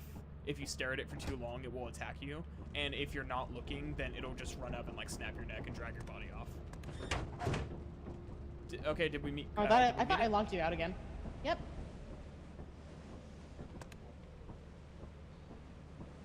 So there's like a lot of like really weird enemies in the game. Weeping Angels, sort of, but I know there's a very specific SCP that's based off the same concept. Turn. You choose. Okay, cool. We have money. Where are we going? I don't know. We have experimentation or offense. Let's do experimentation. Also, remind me, is there a benefit to going to an eclipsed planet? You cut out what? Is there a benefit? Did you say? Oh, ow. Hang on, I'm gonna buy some better flashlights. Okay. Is there a benefit to going to an eclipsed planet? I think other than the increased danger, there's like increased rewards. Okay, speaking of which, I'm gonna scan and see what we got.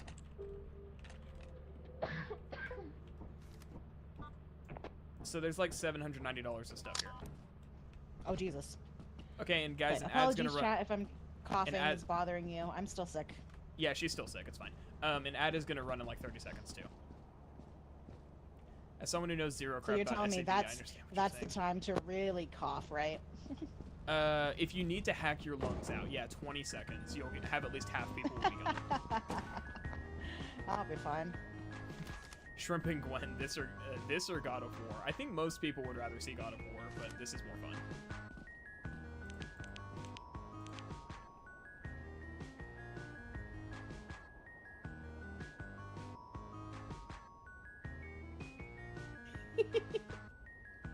I just want you to know, I was like in my kitchen doing this dance this morning. You were? Yes. Because it's fun.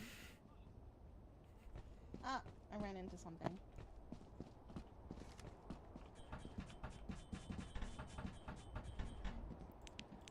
Okay. This away. Also, I should mention, Code, if you can still hear me. If not, just let me know you're in the ads. But this game is also procedurally generated. Ooh, there's a mine. Oh, we have landmines. We also have Axel.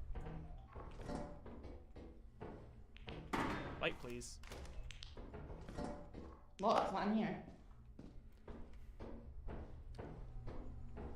This looks suspicious. Modern God of War, ladies and gentlemen. We have another large axle. Oh, it's right there. Who's that gonna kill? Here, Me, I'm gonna because set I this can't out. jump. Oh, hold on. Okay. I'm gonna set We have these more outside. stuff. Hold on. Okay.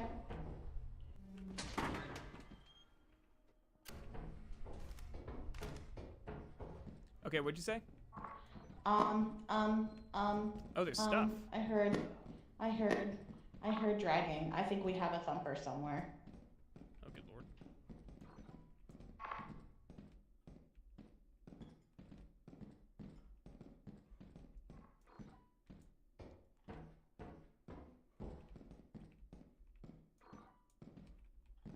You see? Yeah. Okay.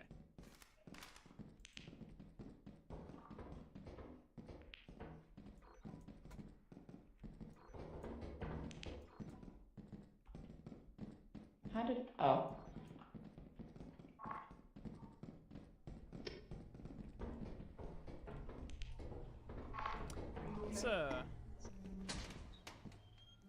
Let's take what we have. Can you grab that for me? I'm playing games with Josh. I'm not streaming though.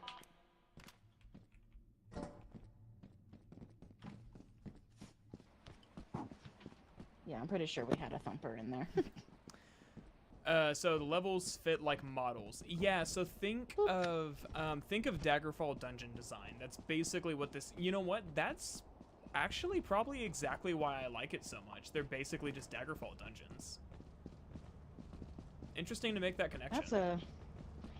That's a pretty cool way to describe it, actually. Interesting. I never put two and two together until someone like forced me to. Alright, we Okay, have do you want to stay? 111 right now. Do you want to stay with the ship while I grab a weak flashlight and go back so I don't lose my good one? E. Hey, stop it. What's Sushi doing now? No, the flashlight's doing it. I'm just gonna Oh, leave that there then. that was your I'm angry at you, Sushi. Wait, why are you on? Hey, stop it. Pick it up. Thank you.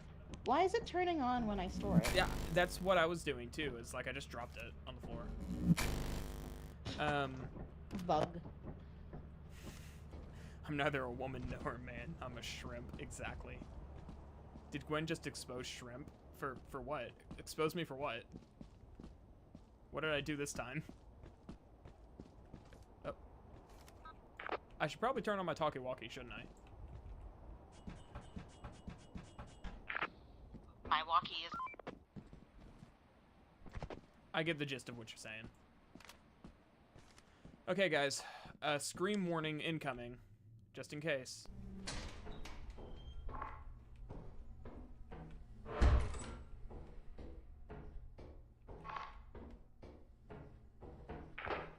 There's something green in that room. In front of you. You've got a red dot in the tunnels behind you.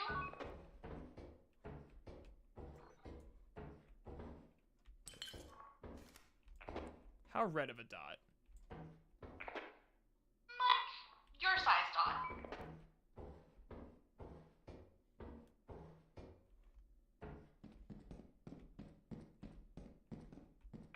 Uh-oh, you got another one coming towards you.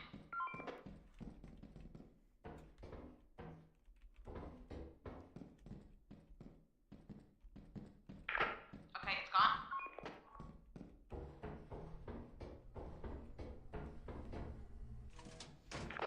I think it was just a lizard. I forget what they're called. They just like spit spores at you.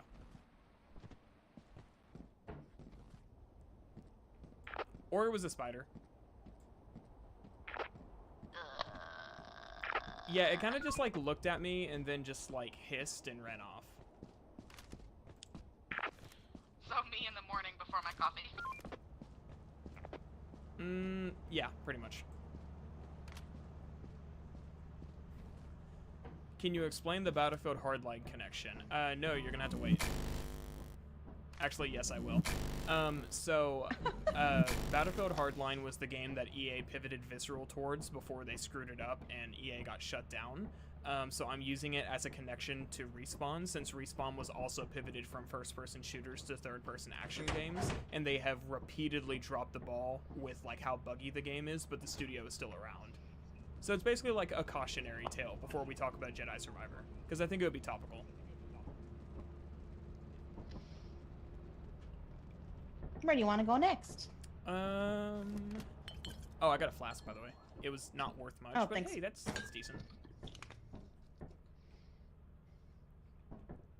I was not the laziest, excuse you. I was providing moral support. And hey, that takes a lot with me. How much is the boombox?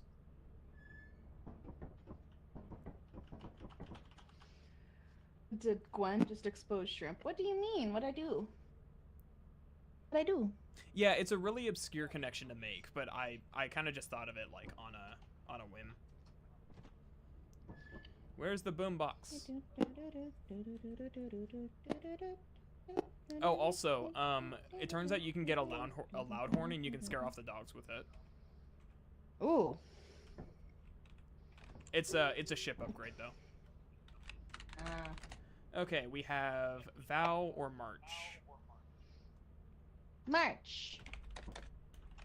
Someone's a March fan today. Okay, I am going to go use the bathroom. I will be right back.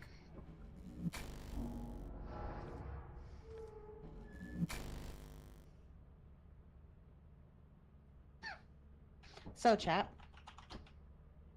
What's your favorite salty shrimp pasta video to date?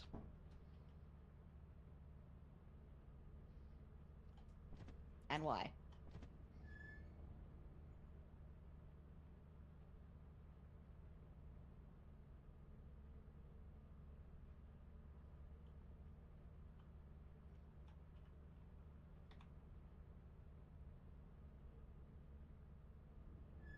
Sleepy shrimp? Yeah, he does look sleepy, huh?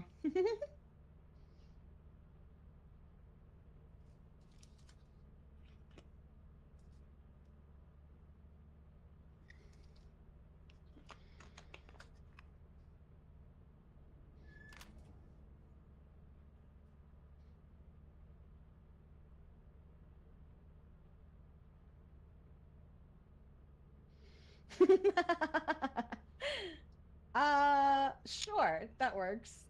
A dinner date. What salty shrimp pasta video would you have on at a dinner date?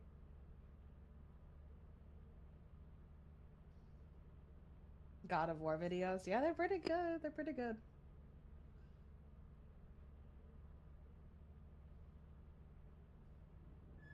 Greedfall. That's Okay, good. I'm back. I'm asking your chat. I'm asking your chat what their favorite video of yours is. Oh, interesting. Let me see. Look, I'm being a productive co-streamer. Fair. See, video to date. Your favorite video to date. Okay.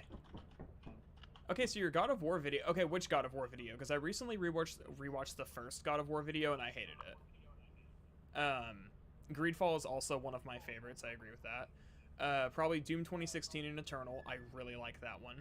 Only because he's one of the few people to accurately critique Doom Eternal. Funny thing about that, and very unfortunate to hear about British Potato at the same time, because those two are linked. The reason I made that video is because I was tired of there being so many bad videos on Doom Eternal. And I was watching a lot of British... Ow, that was loud.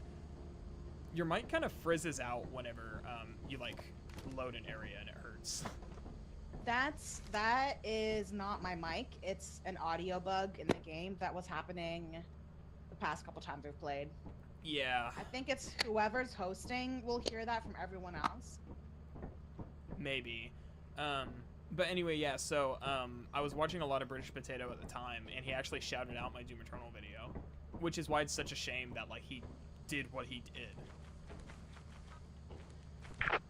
I'm going in. I'm behind you. Oh, okay, that's not that.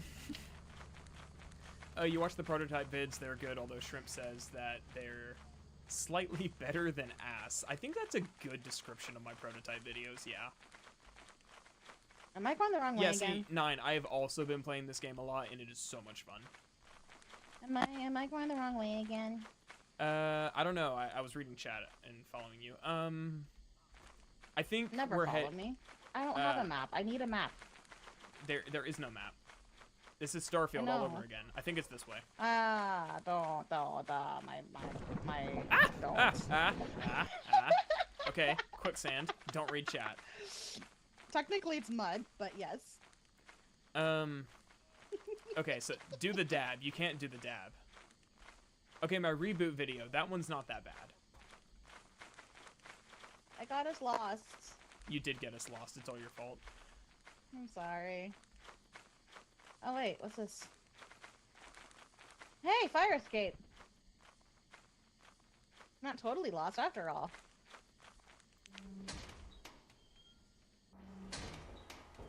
When is viewer lethal company session? That is now, I think. Why are there 2 fire exits? I don't know.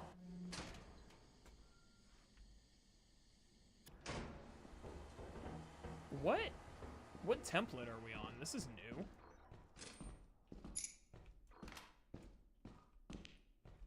I hear a mine.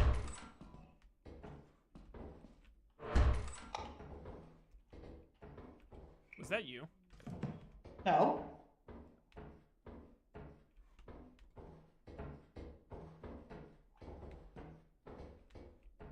I heard what sounded like a crackle. That was not me. Oh, that you mean? Yeah. I'm running. I don't know what that was. I don't either. I got them. Okay, well, I have bottles. How do we, Get back.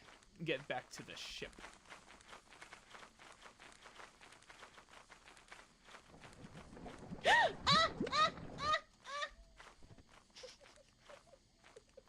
Okay, there's the quicksand. So I think we need to go this way. When the horror game has no horror. That's just because we're too scared to We're actually scuffed like, right now. get to the horror. I see it. I see the ship. I see the ship. You do? Yeah. This way. Oh, yay. Does Gwen make videos like this? No, she's a VTuber. I stream on Twitch though. She does, now she does have some videos on her channel that, like she has some Lethal Company videos and I've edited some videos for her. But her last Yeah, lethal most of my company. videos on YouTube are the two of us. Yeah, just the two of us. I've edited some of her videos, but the last one she did all by herself, and I'm so proud of her. I did all by myself. She didn't even need my help. I just had to point out the fact that she shrunk the resolution by like 2 pixels by mistake. And I still don't know how she managed it. Okay, Beehive. Ah! Help! Help! What do you want me to do?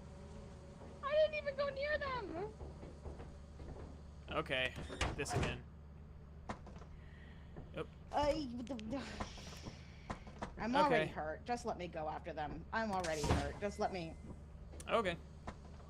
Hey, there's 2 beehives. You should stay alive. Oh, that's why. That's why.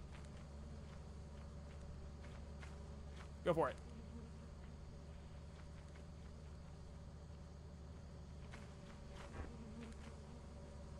Oh, you little shits. Come here. Come on.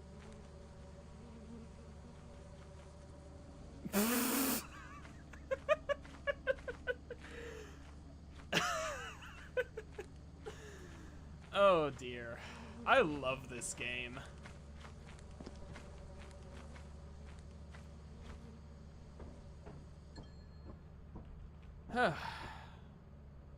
Well, we can't back up now, can we?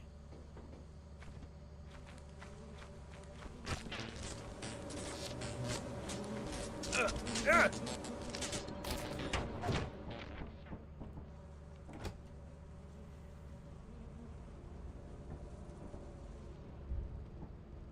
Oh, they actually got on the hive. That's hilarious.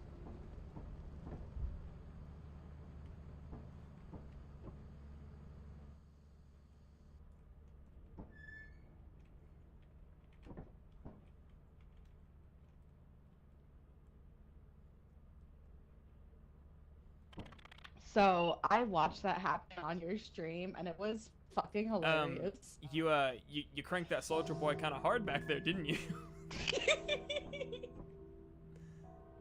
Okay, we have 1 day left. Does that mean we can land again, or do we have to go turn in the profit now?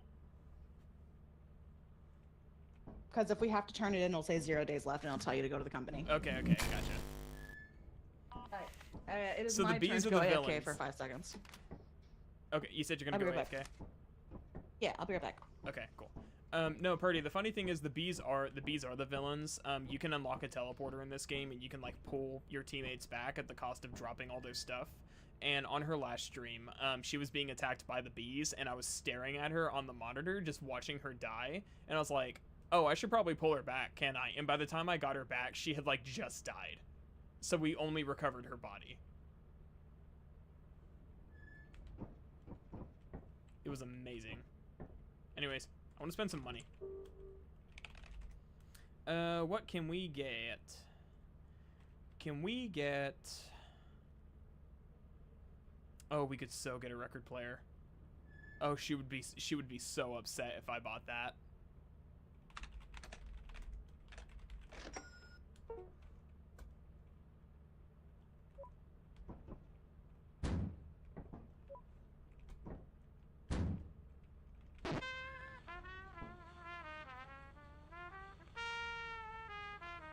Chat, she's gonna be so pissed.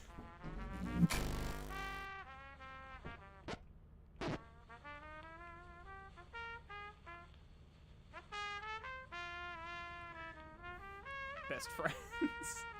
I got a better question for you, Shrimp. If you never do an analysis, critique, or even review, what is the purpose of your channel's content? To have a creative outlet and to have fun, pretty much. So before I was doing music. analysis content. I hear music. Oh, she's back. Is Okay. there I have good news and bad news. Mm-hmm. The good news is we got a record. Fucking record stop. We got a record Good news player. and bad news. The the bad news is that we have exactly $1 left. Oh my. Okay. All right.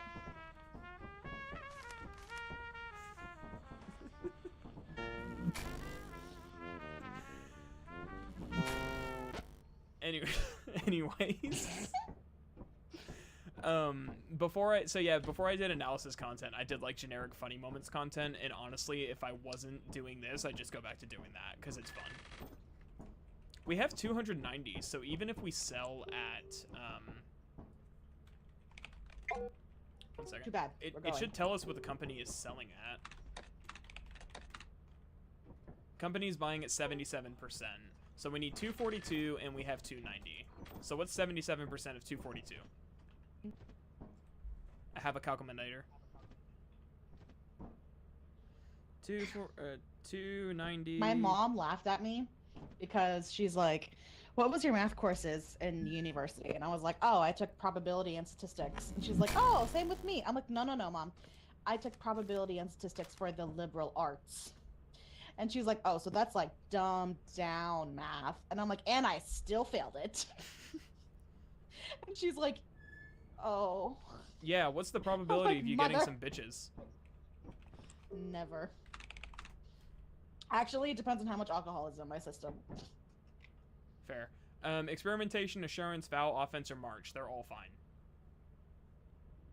We haven't gone to assurance yet, have we? We have not gone to assurance. Assurance The weather it is currently mild.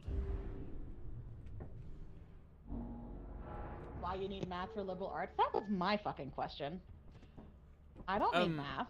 Liberal arts means like, I don't actually know what I want to do with my life, but I want to give you my money. Shush.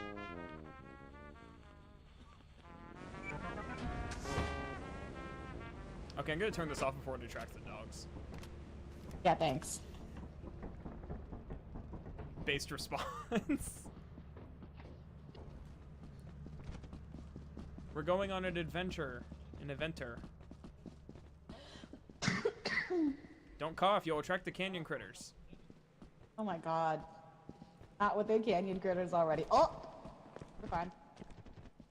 Gwen can be an art consultant and you can't.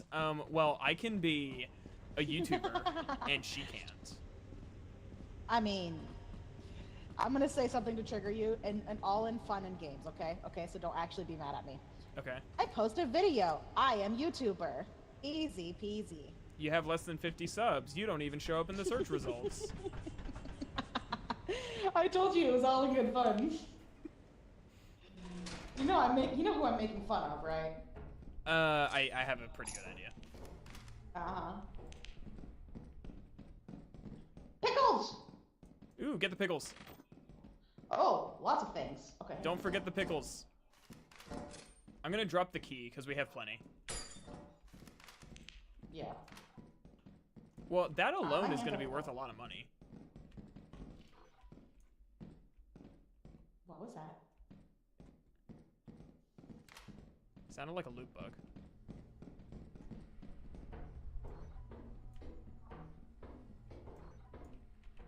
I'm gonna go put this in the ship and then I'll be back. Yeah, sounds like a plan. I'm gonna go with you. I don't want any Brackens, sneaking up on me. But the content. Yeah, but the content, but my profit. Are you saying you attract more girls under the influence? Yeah. I've actually had, like, a lot of people grope me at bars that are women instead of men, and I just don't know what to do. I just kind of hide. You're telling me a shrimp is employed in this company? I mean, hey, a freaking Kraken is our boss, so I doubt they discriminate. We don't know if he's the boss. We just know he takes our shit. Listen, this is an EEOC, okay?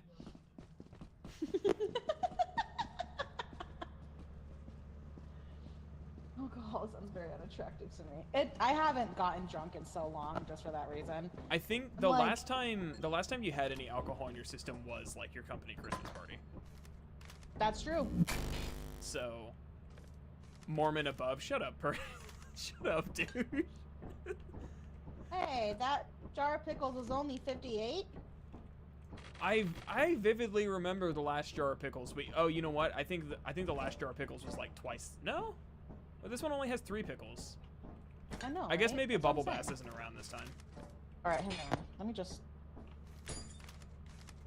How much money is that? $377. Do you even want to risk it?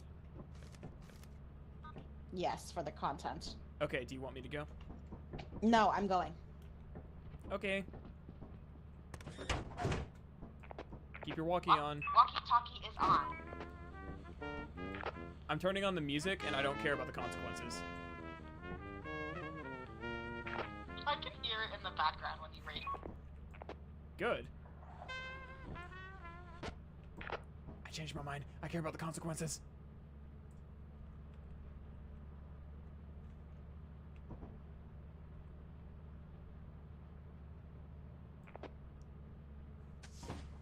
I may or may not have attracted a dog.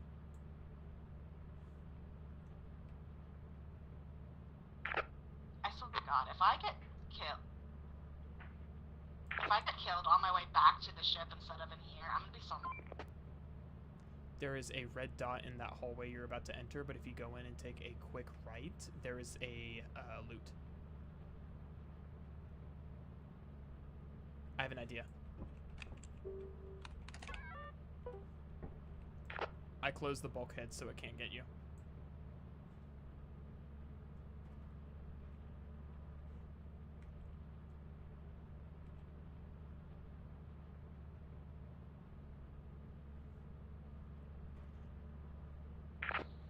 Okay, I got an axle. I'm on my way back.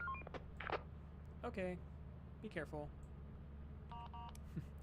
Warning, this video contains screams. It may sound like a girl, but it's actually a man. Exactly. Correction, a shrimp wearing a costume of a man. Yeah, I'm just a shrimp walker.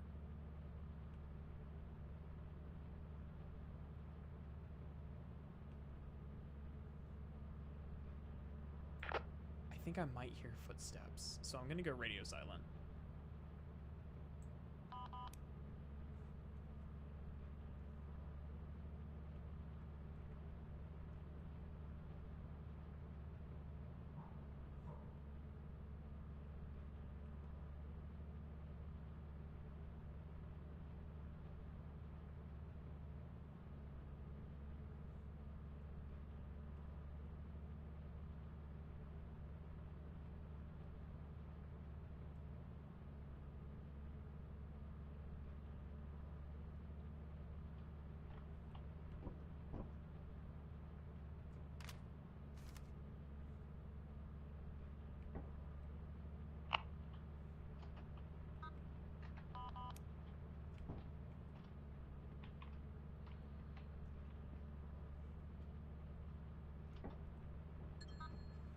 I was like, do you need help? Hi. I got it. I couldn't.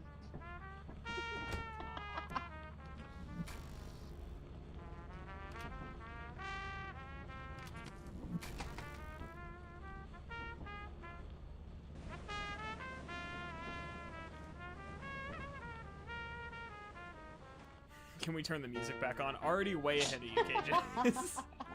The thing is, there's a blind dog that like hunts by sound, and you can attract it by making too much noise. So whenever I heard a growl, and I thought I attracted it.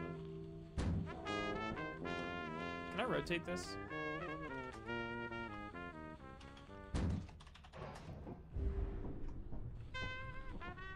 Hey, work. I want to take you to the table. Here we go. Ah. Ah. Hitting the wrong button. Are you taking us to the company? Yep. Well, I'm trying to get the record player, like, off here onto the table. Doesn't quite want to work with me. Oh, because we landed, that's why. Cool. We actually got a lot of stuff. We may be able to afford a teleporter. I know, right?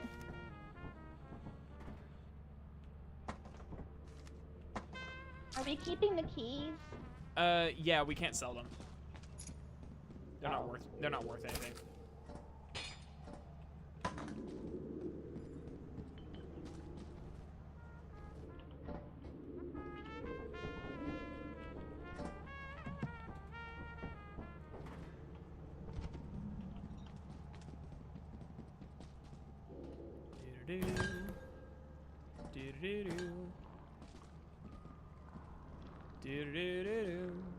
Excuse me, sir. We are ready for you to take your stuff. No, we're not yet.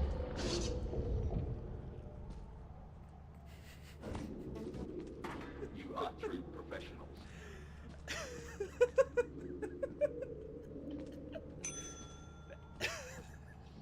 Why are you laughing? Because you literally said, no, we're not yet, and then it just grabs the stuff and pulled it in, like, instantly. Oh my god, that was amazing. Excuse me, sir. We are ready for you to take more stuff. We are now ready to take the stuff. Please. Hi. Just take it. I got a haircut today. I hope you're proud of me.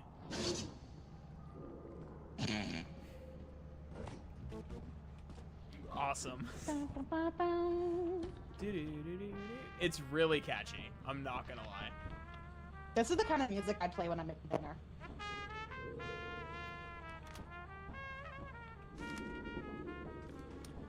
Okay.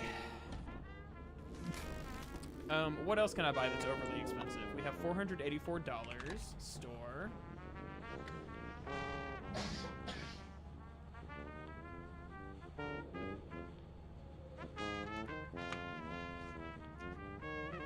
My Let's favorite do- food. That is difficult. I'm a big foodie. Okay, so I'm going to buy the teleporter. Okay. Just so we can, like, get at least recover bodies, right? Probably pasta. That's my Um, favorite food, but shrimp, I I'm can't have guessing- it because I am allergic to gluten now. Yeah, because I somebody will wouldn't listen say- to me. No. I was allergic before. I just wanted to make myself so sick of it that I would not feel the urge to eat it anyway. Oh crap, I gotta pull this out of storage. I feel like damaging your body isn't quite the way to do that. What dinner would you make for a dinner date with salty shrimp pasta video? Oh. Well, it can't be salty shrimp pasta because that's too cliche. What do you think? Bigoted against gluten, he says. I'm not. I love it. Yeah, it's pretty much. Yeah, it's celiac. It sucks. And when you're diagnosed as an adult, it really sucks because, like, everything is really yummy. I can't seem to get it to play. Oh, I gotta... That's why. There we go.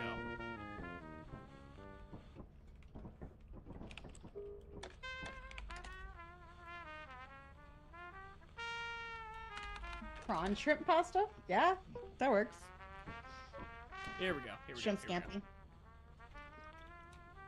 Seafood lasagna. Seafood alfredo. Okay, hey, shrimp, look at me. Shrimp, look at me. Yeah. Okay, this, remember, leaves all our things, okay? Uh-huh. So this is for emergencies. Yeah. Okay? Yeah, okay, yeah.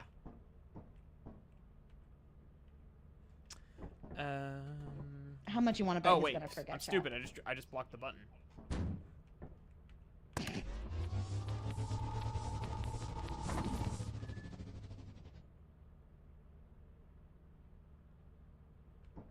Unnecessary.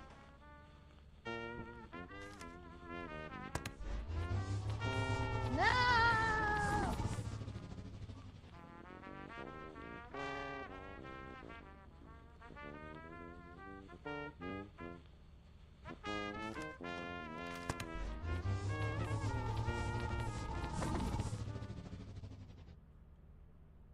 Okay, I'm done. I hate you. Experimentation, we literally only get experimentation. Yeah, a lot of shit has gluten. But thank you. I appreciate the condolences. It I does actually really know, suck. I have a lot of friends who have celiac disease. Not a friend, but even Yeah. my boss has it. My mom is convinced it's something to do with, like, us modifying our crops and like- shit. Because, yeah. like, we've only done that more and more people are getting allergies to things that they didn't have growing up. See, my mom is convinced that it's because of all the sugar. Like, I'm not kidding. Like, she's like done the she's like looked into studies on it. It's like the sheer amount of sugar we take in like screws with your body. Mhm. Let's go. Let's go. It's the baby machine. That meme was never funny. Did you just call the ship the baby machine? Oh no, hazard level B.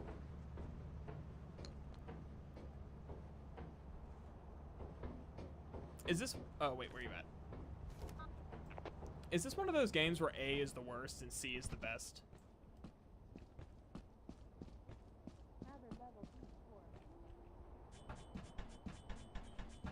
Alex Jones conspiracies on stream. Listen, man, I don't like him putting chemicals in the water that gives all the girls celiac disease, okay? Vibe check, where you at? There's a thumper! There's a thumper! There's a thumper!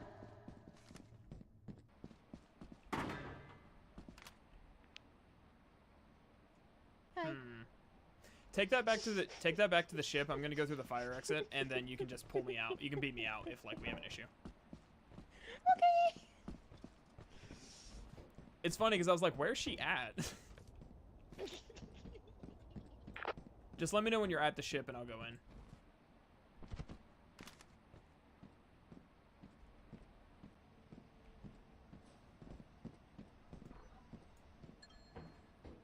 Looks like she's there. Is your walkie on? Yes. Okay, I am almost at the fire exit. I'm going in. Green stuff in front of you and to your left. Door's locked. I'm coming in. I'm coming back. This is why we held on to the keys. So, fun fact, chat. The Thumper, which you haven't actually gotten to see, is a... Okay, I'll bring a key and I'll come join you. It's a ground monster where it's deaf, so it has to like hunt. It can't hear you, but it can see you. It can travel through vents, and it like drags its body on the ground. Hi. So when I went in there, I was like, I heard a door creak. I don't think I like that. And then I just heard thud, thud, thud, thud, thud, thud, thud. And I'm like, oh, no, no, no, no, no, no, no. It's coming towards me. Well, you did say it's hazard level B. The screen started to go, yeah. And then the screen started to go dark, and I'm like, oh, this is not a good sign. This is not good. I need to get out. Okay, well, let's go.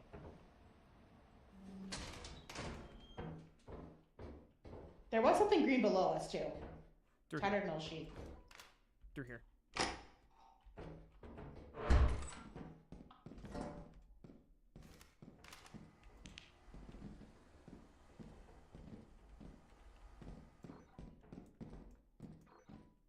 Did you get the thing below us? One. Yep.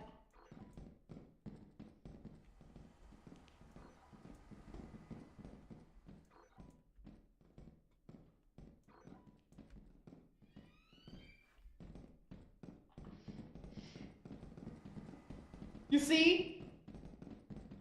I think that's it going through the vents. I like how we both heard that with just no words. We just ran.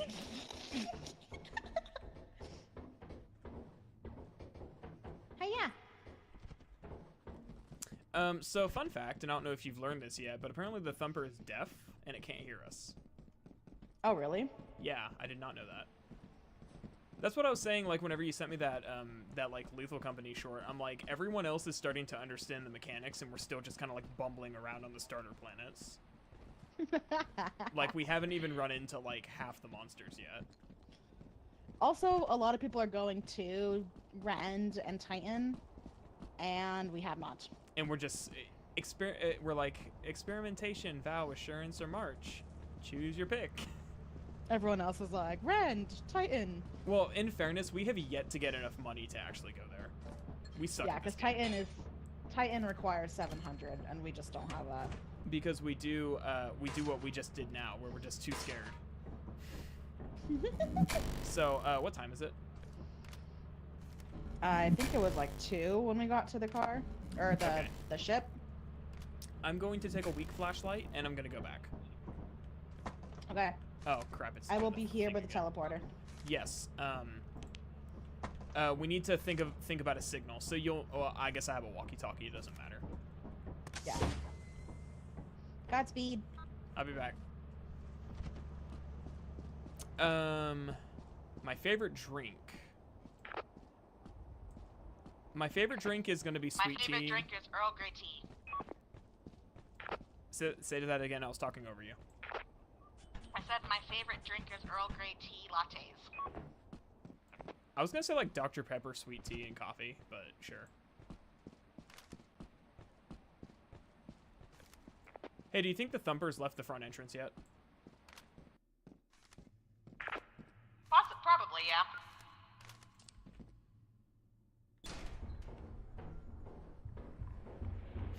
It is not! It is not! It is not!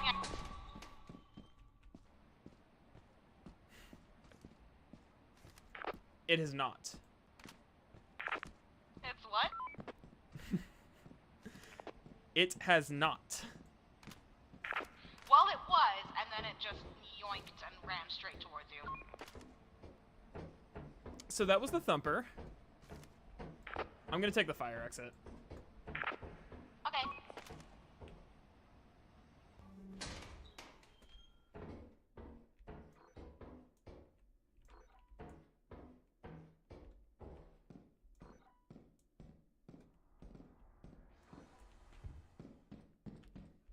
Don't know what that was. I'm too scared.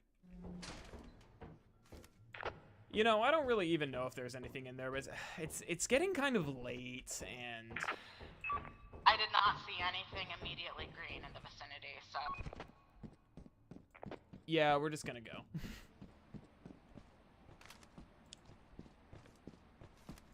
Would you like me to look around and see if I can find like a beehive?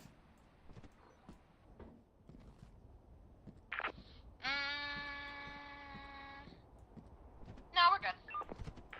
Okay.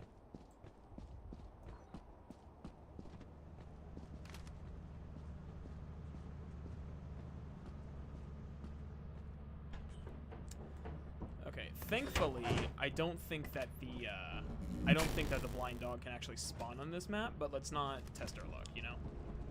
Yeah. I don't know why it keeps like... It's like if you put it on the lower shelves, it'll turn on. Tell me you are a white woman without saying you are a latte. Hey, hey, hey, hey. I'm only half white, thank you very much. Yeah, I was telling him earlier how you weren't there to like school me on Chinese mythology because I couldn't remember what Sun Wukong's actual name was. Someone had to point it out to me. You know, we've only had this conversation like 6 times, but yeah, it's fine. I'll just keep forgetting. Proof that he doesn't listen. Did you need any?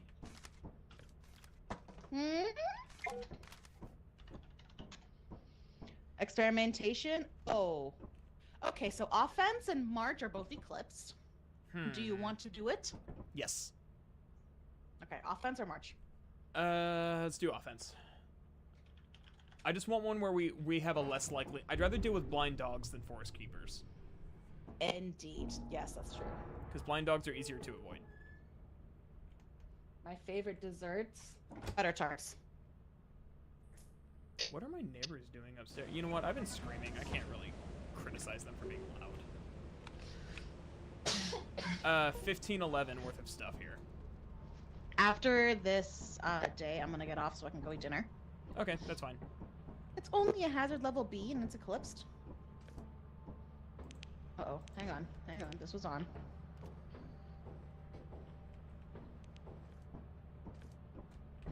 Okay. Let's crouch for now.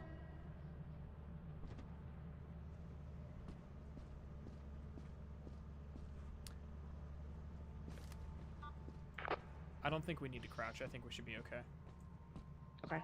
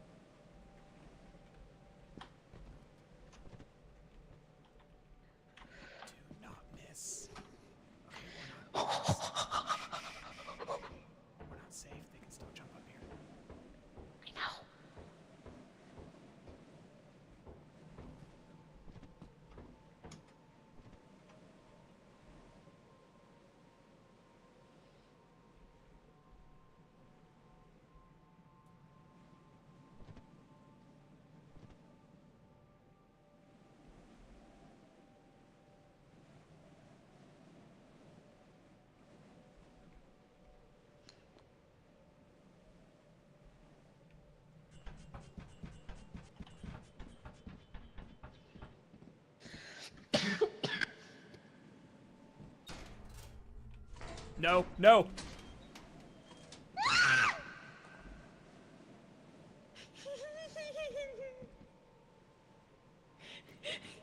Coil head.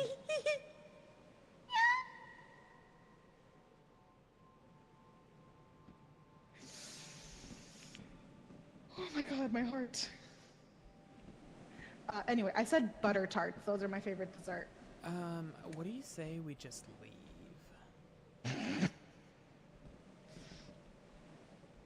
Quietly. Okay. Alright.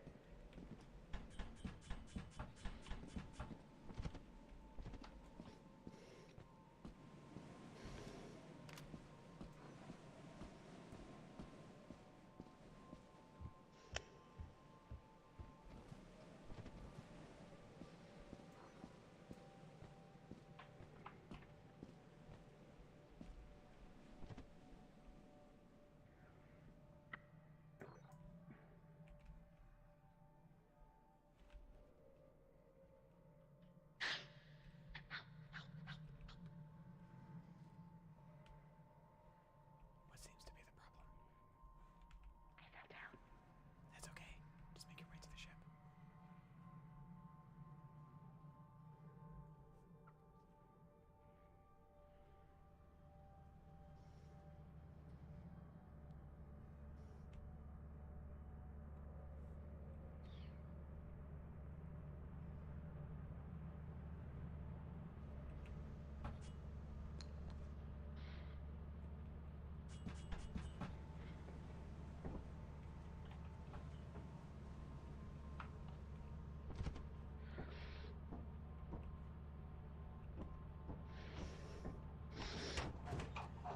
Oh, Jesus Okay. Christ. Yeah, I don't know if you heard me squealing leaving the entrance. I did not, but I It's- heard you scream as soon as you stepped outside. It's oh my god, that's a it's because as soon as I turned my back to leave, I heard his footsteps going Yeah, behind me, and I was like, oh no, no. I would have been a-okay with just pushing through it if it was not immediately a coil head. Mm. And it 'Cause- was right fucking there. I'm like, what are we No, supposed to do? Because it was literally like right outside the other doorway. How much money have we got? Okay, Purdy.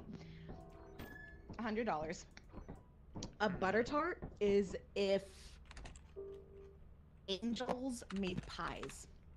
It's like a short crust, like pie crust, and they're individual sized, right? And the filling is like buttery and sweet, and it's 1,000,000 calories, but it's the best thing in the world. Like, I guess the best thing is, have you ever had pecan pie? It's like the pecan filling without the nuts.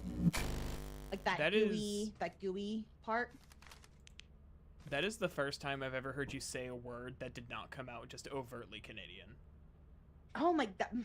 Saying pecan instead of pecan. I sometimes say pecan, but then my brain thinks I'm dumb.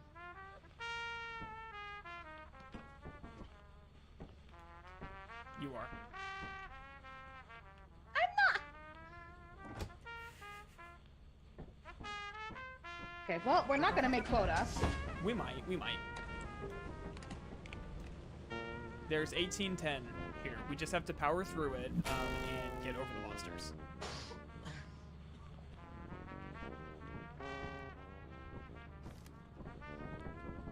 Okay.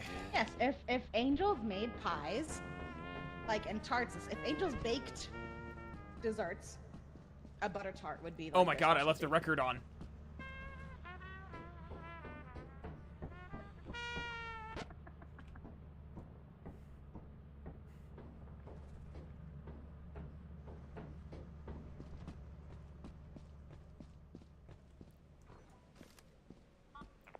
That thing is a liability.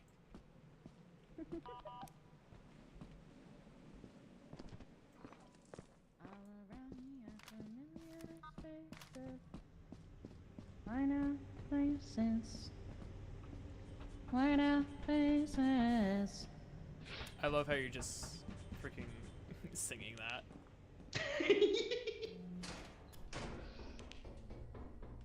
Hey monsters, it's your girl. It's a tea kettle. There is a turret downstairs. Don't go down in that room. Okay, this is a dead end.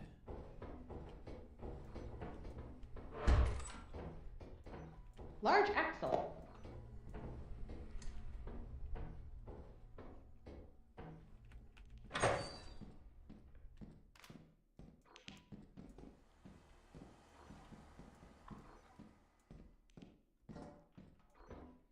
My hands are full.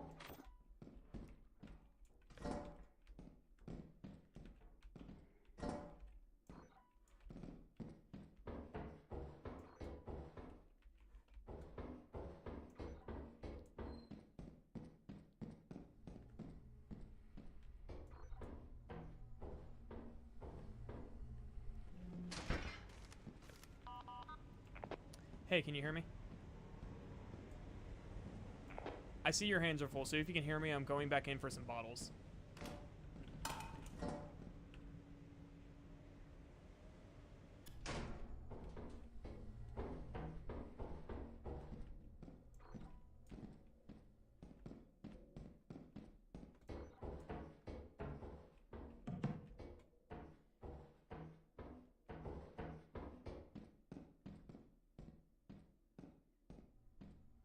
I'm so heavy.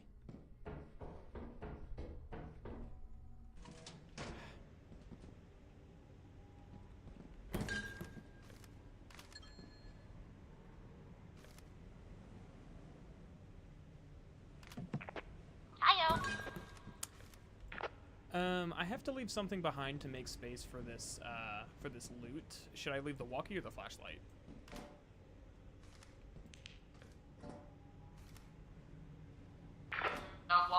Flashlight. Got it. I'll come get the flashlight, actually. Sounds good.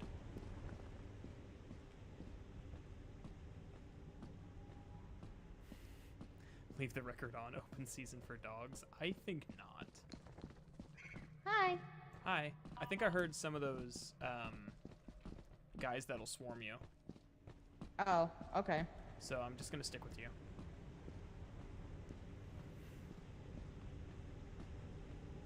Yeah, we want to win cages. We don't want to die. Okay, I got it. Let's go. So I think we have some serious getting good to do in this game. Yeah. Because we can't run every time we see a monster if everyone else on the internet knows how to like deal with them by this point. Also, Jose. Jose's kind of our good luck I charm. was literally about to say, and yeah, Jose literally just like face tanks freaking Brackens and doesn't care. Yeah, he does not care. Except I say one thing that's an innuendo for something and he loses his mind. He either loses his mind or it's just what and nothing else. What? Or huh? What did you say? What? Nothing. Nothing. Nothing. I said nothing. Yeah, there we go. We're not gonna meet quota. Do do do do. It's okay. We get to show your chat what happens when you don't meet quota. Well, let's hold on. We might. Here. We need 369 and we have 262. You know what that means? 273 actually. You know what that 276. means? We're going back You in. didn't buy this teleporter for no reason. Oh my god, you deal with it. Alright, no, I'll deal with it. You want the content? Yeah, I need you to disable the turret, so you have to be in here. How do I do that again? Help me. You go to the terminal and you literally type in the code that appears above the turret on the terminal. Wait. So it's how like do you'll I see it on the monitor monitor. you? It'll say like U9, and you'll go over to the monitor and the terminal. How do I Oh, I'll just put like Oh. U9 in there. Oh. What? Nothing to be concerned about. Just big red dot. Oh. Oh wait, it's like right there. I'm sure I can avoid it. Please be careful. I'll walk you through it whenever I get there. Okay. Okay, Just tell me if I'm hot or cold. For the big red dot for the worm. you're fine. You're fine. It's just behind you. Not like close though.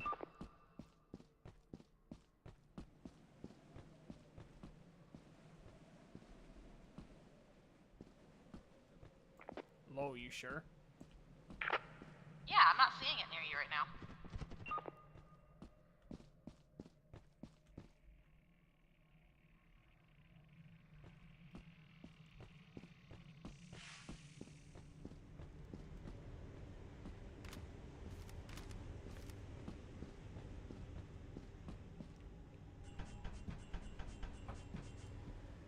I'm gonna die.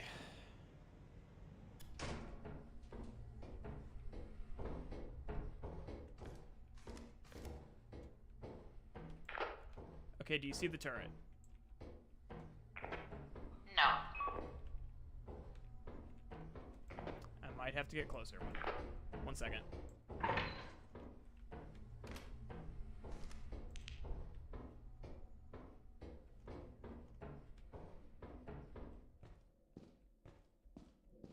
Okay, I see it. Type in the code in the terminal and it'll disable it. Then tell me when to run. I see you disabled it. We're good. Yeah. There's You a know red what? thing. It's getting, it's getting kind of late. What is it? A spider. Yeah, no.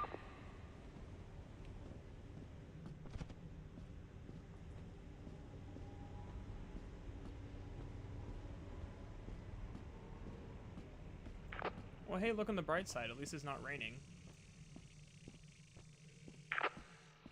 True. There's no red dot near you right now, so you're good. Got it. It's in front of you. It's in front of you. It's in front of you. Hurry, No, run, it's run, not. run, run. It's chasing you. No, chasing it's you. not. Oh my god, there's another one up here. There's two! There's two! It can't get me. We're safe. It's below the ship. Come look at the monitor right now. See? Damn old dune worms. Dude, All that right, well, clip when we it lost. got me on my stream was so funny because I literally was crouching and then it looked like I just exploded. I think I probably could have gotten past the spider, but it was blocking the doorway. Yeah, I saw on your stream. So I was like, no, let's not. Alright, let's go die. Oh. Hey, we do occasionally come in clutch, and it turns out to be like way more than we thought it would be. But I mean, you did say after this one you were leaving anyways, so. Yeah, I've been talking too much. My lungs hate me. Well, your body hates That you. is why I didn't stream. True. Can you land the ship, please? Yes.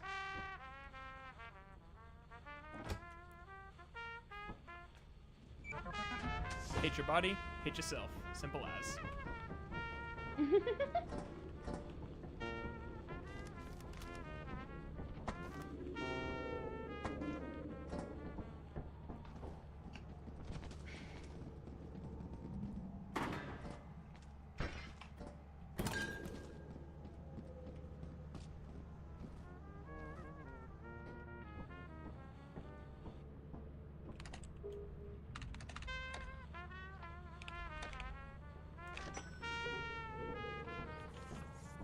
What did you buy?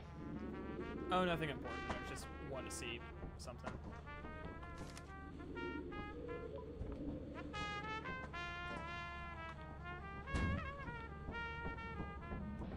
Okay, chat, watch this.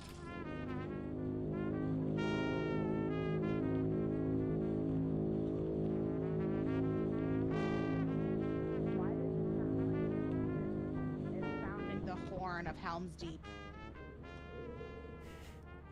No reason. Just keep doing what you're doing. I think we still got some stuff over here.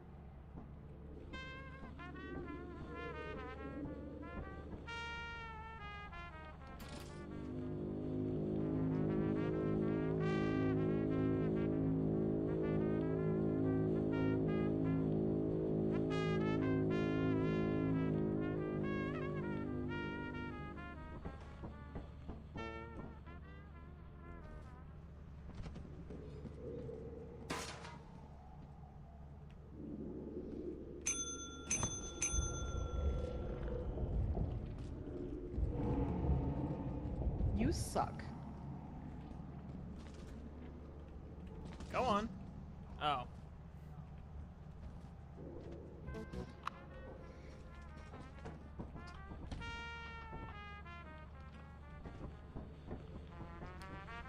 Well, time to die.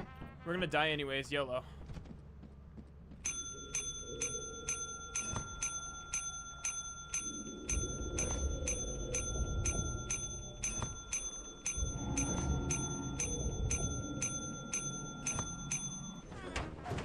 Yep.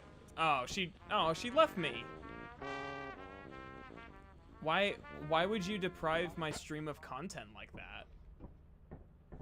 Hmm? Why would you deprive my stream of content? It won't play. As you have not met the profit quota, I was your ringing the performance has bell been and you deemed just below left. standard. Yep. Welcome to our disciplinary process. Hold on. Ah, it won't let me lift the glass.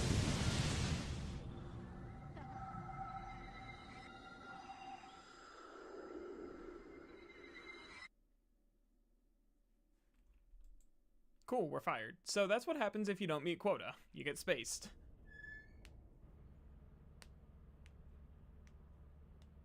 And then you, come on back and do it all over again. Oh, I think she already left. Welcome to your first day on the job. This is your very own autopilot ship, where you will eat and sleep for the duration of your contract. Make yourself at home. To complete the onboarding process, you will want to check the instruction manual and sign into your ship's computer terminal. We trust you will be a great asset to the company. Great asset to the company. Great asset to the company. Okay, and guys, I just have to say, oh crap, I don't think it's here anymore. Let me start a new lobby. I gotta show you guys something like really cool. Okay, yeah, thanks for hanging out, Gwen. Go eat.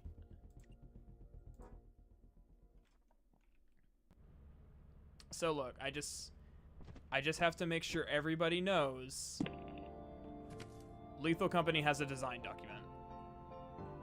See? Welcome to your first day on the job. This is your tutorial. This is your very own autopilot And it's ship, a design where you will document. eat and sleep for the duration of your contract. So just had to make sure that everybody Make knew. yourself at home. To complete the onboarding Okay, that's enough process, of that. you will want to Let me switch back to my stream scene with Shrimp. Quit the game because it's not as fun without friends. Leave the Discord call. Close that. Pull this up. Pull up the music.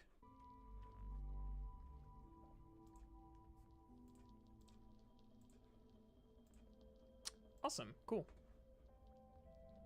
So, yeah, that's Lethal Company. That's my favorite game. I guess I can turn my mic back up a little bit, probably about that much.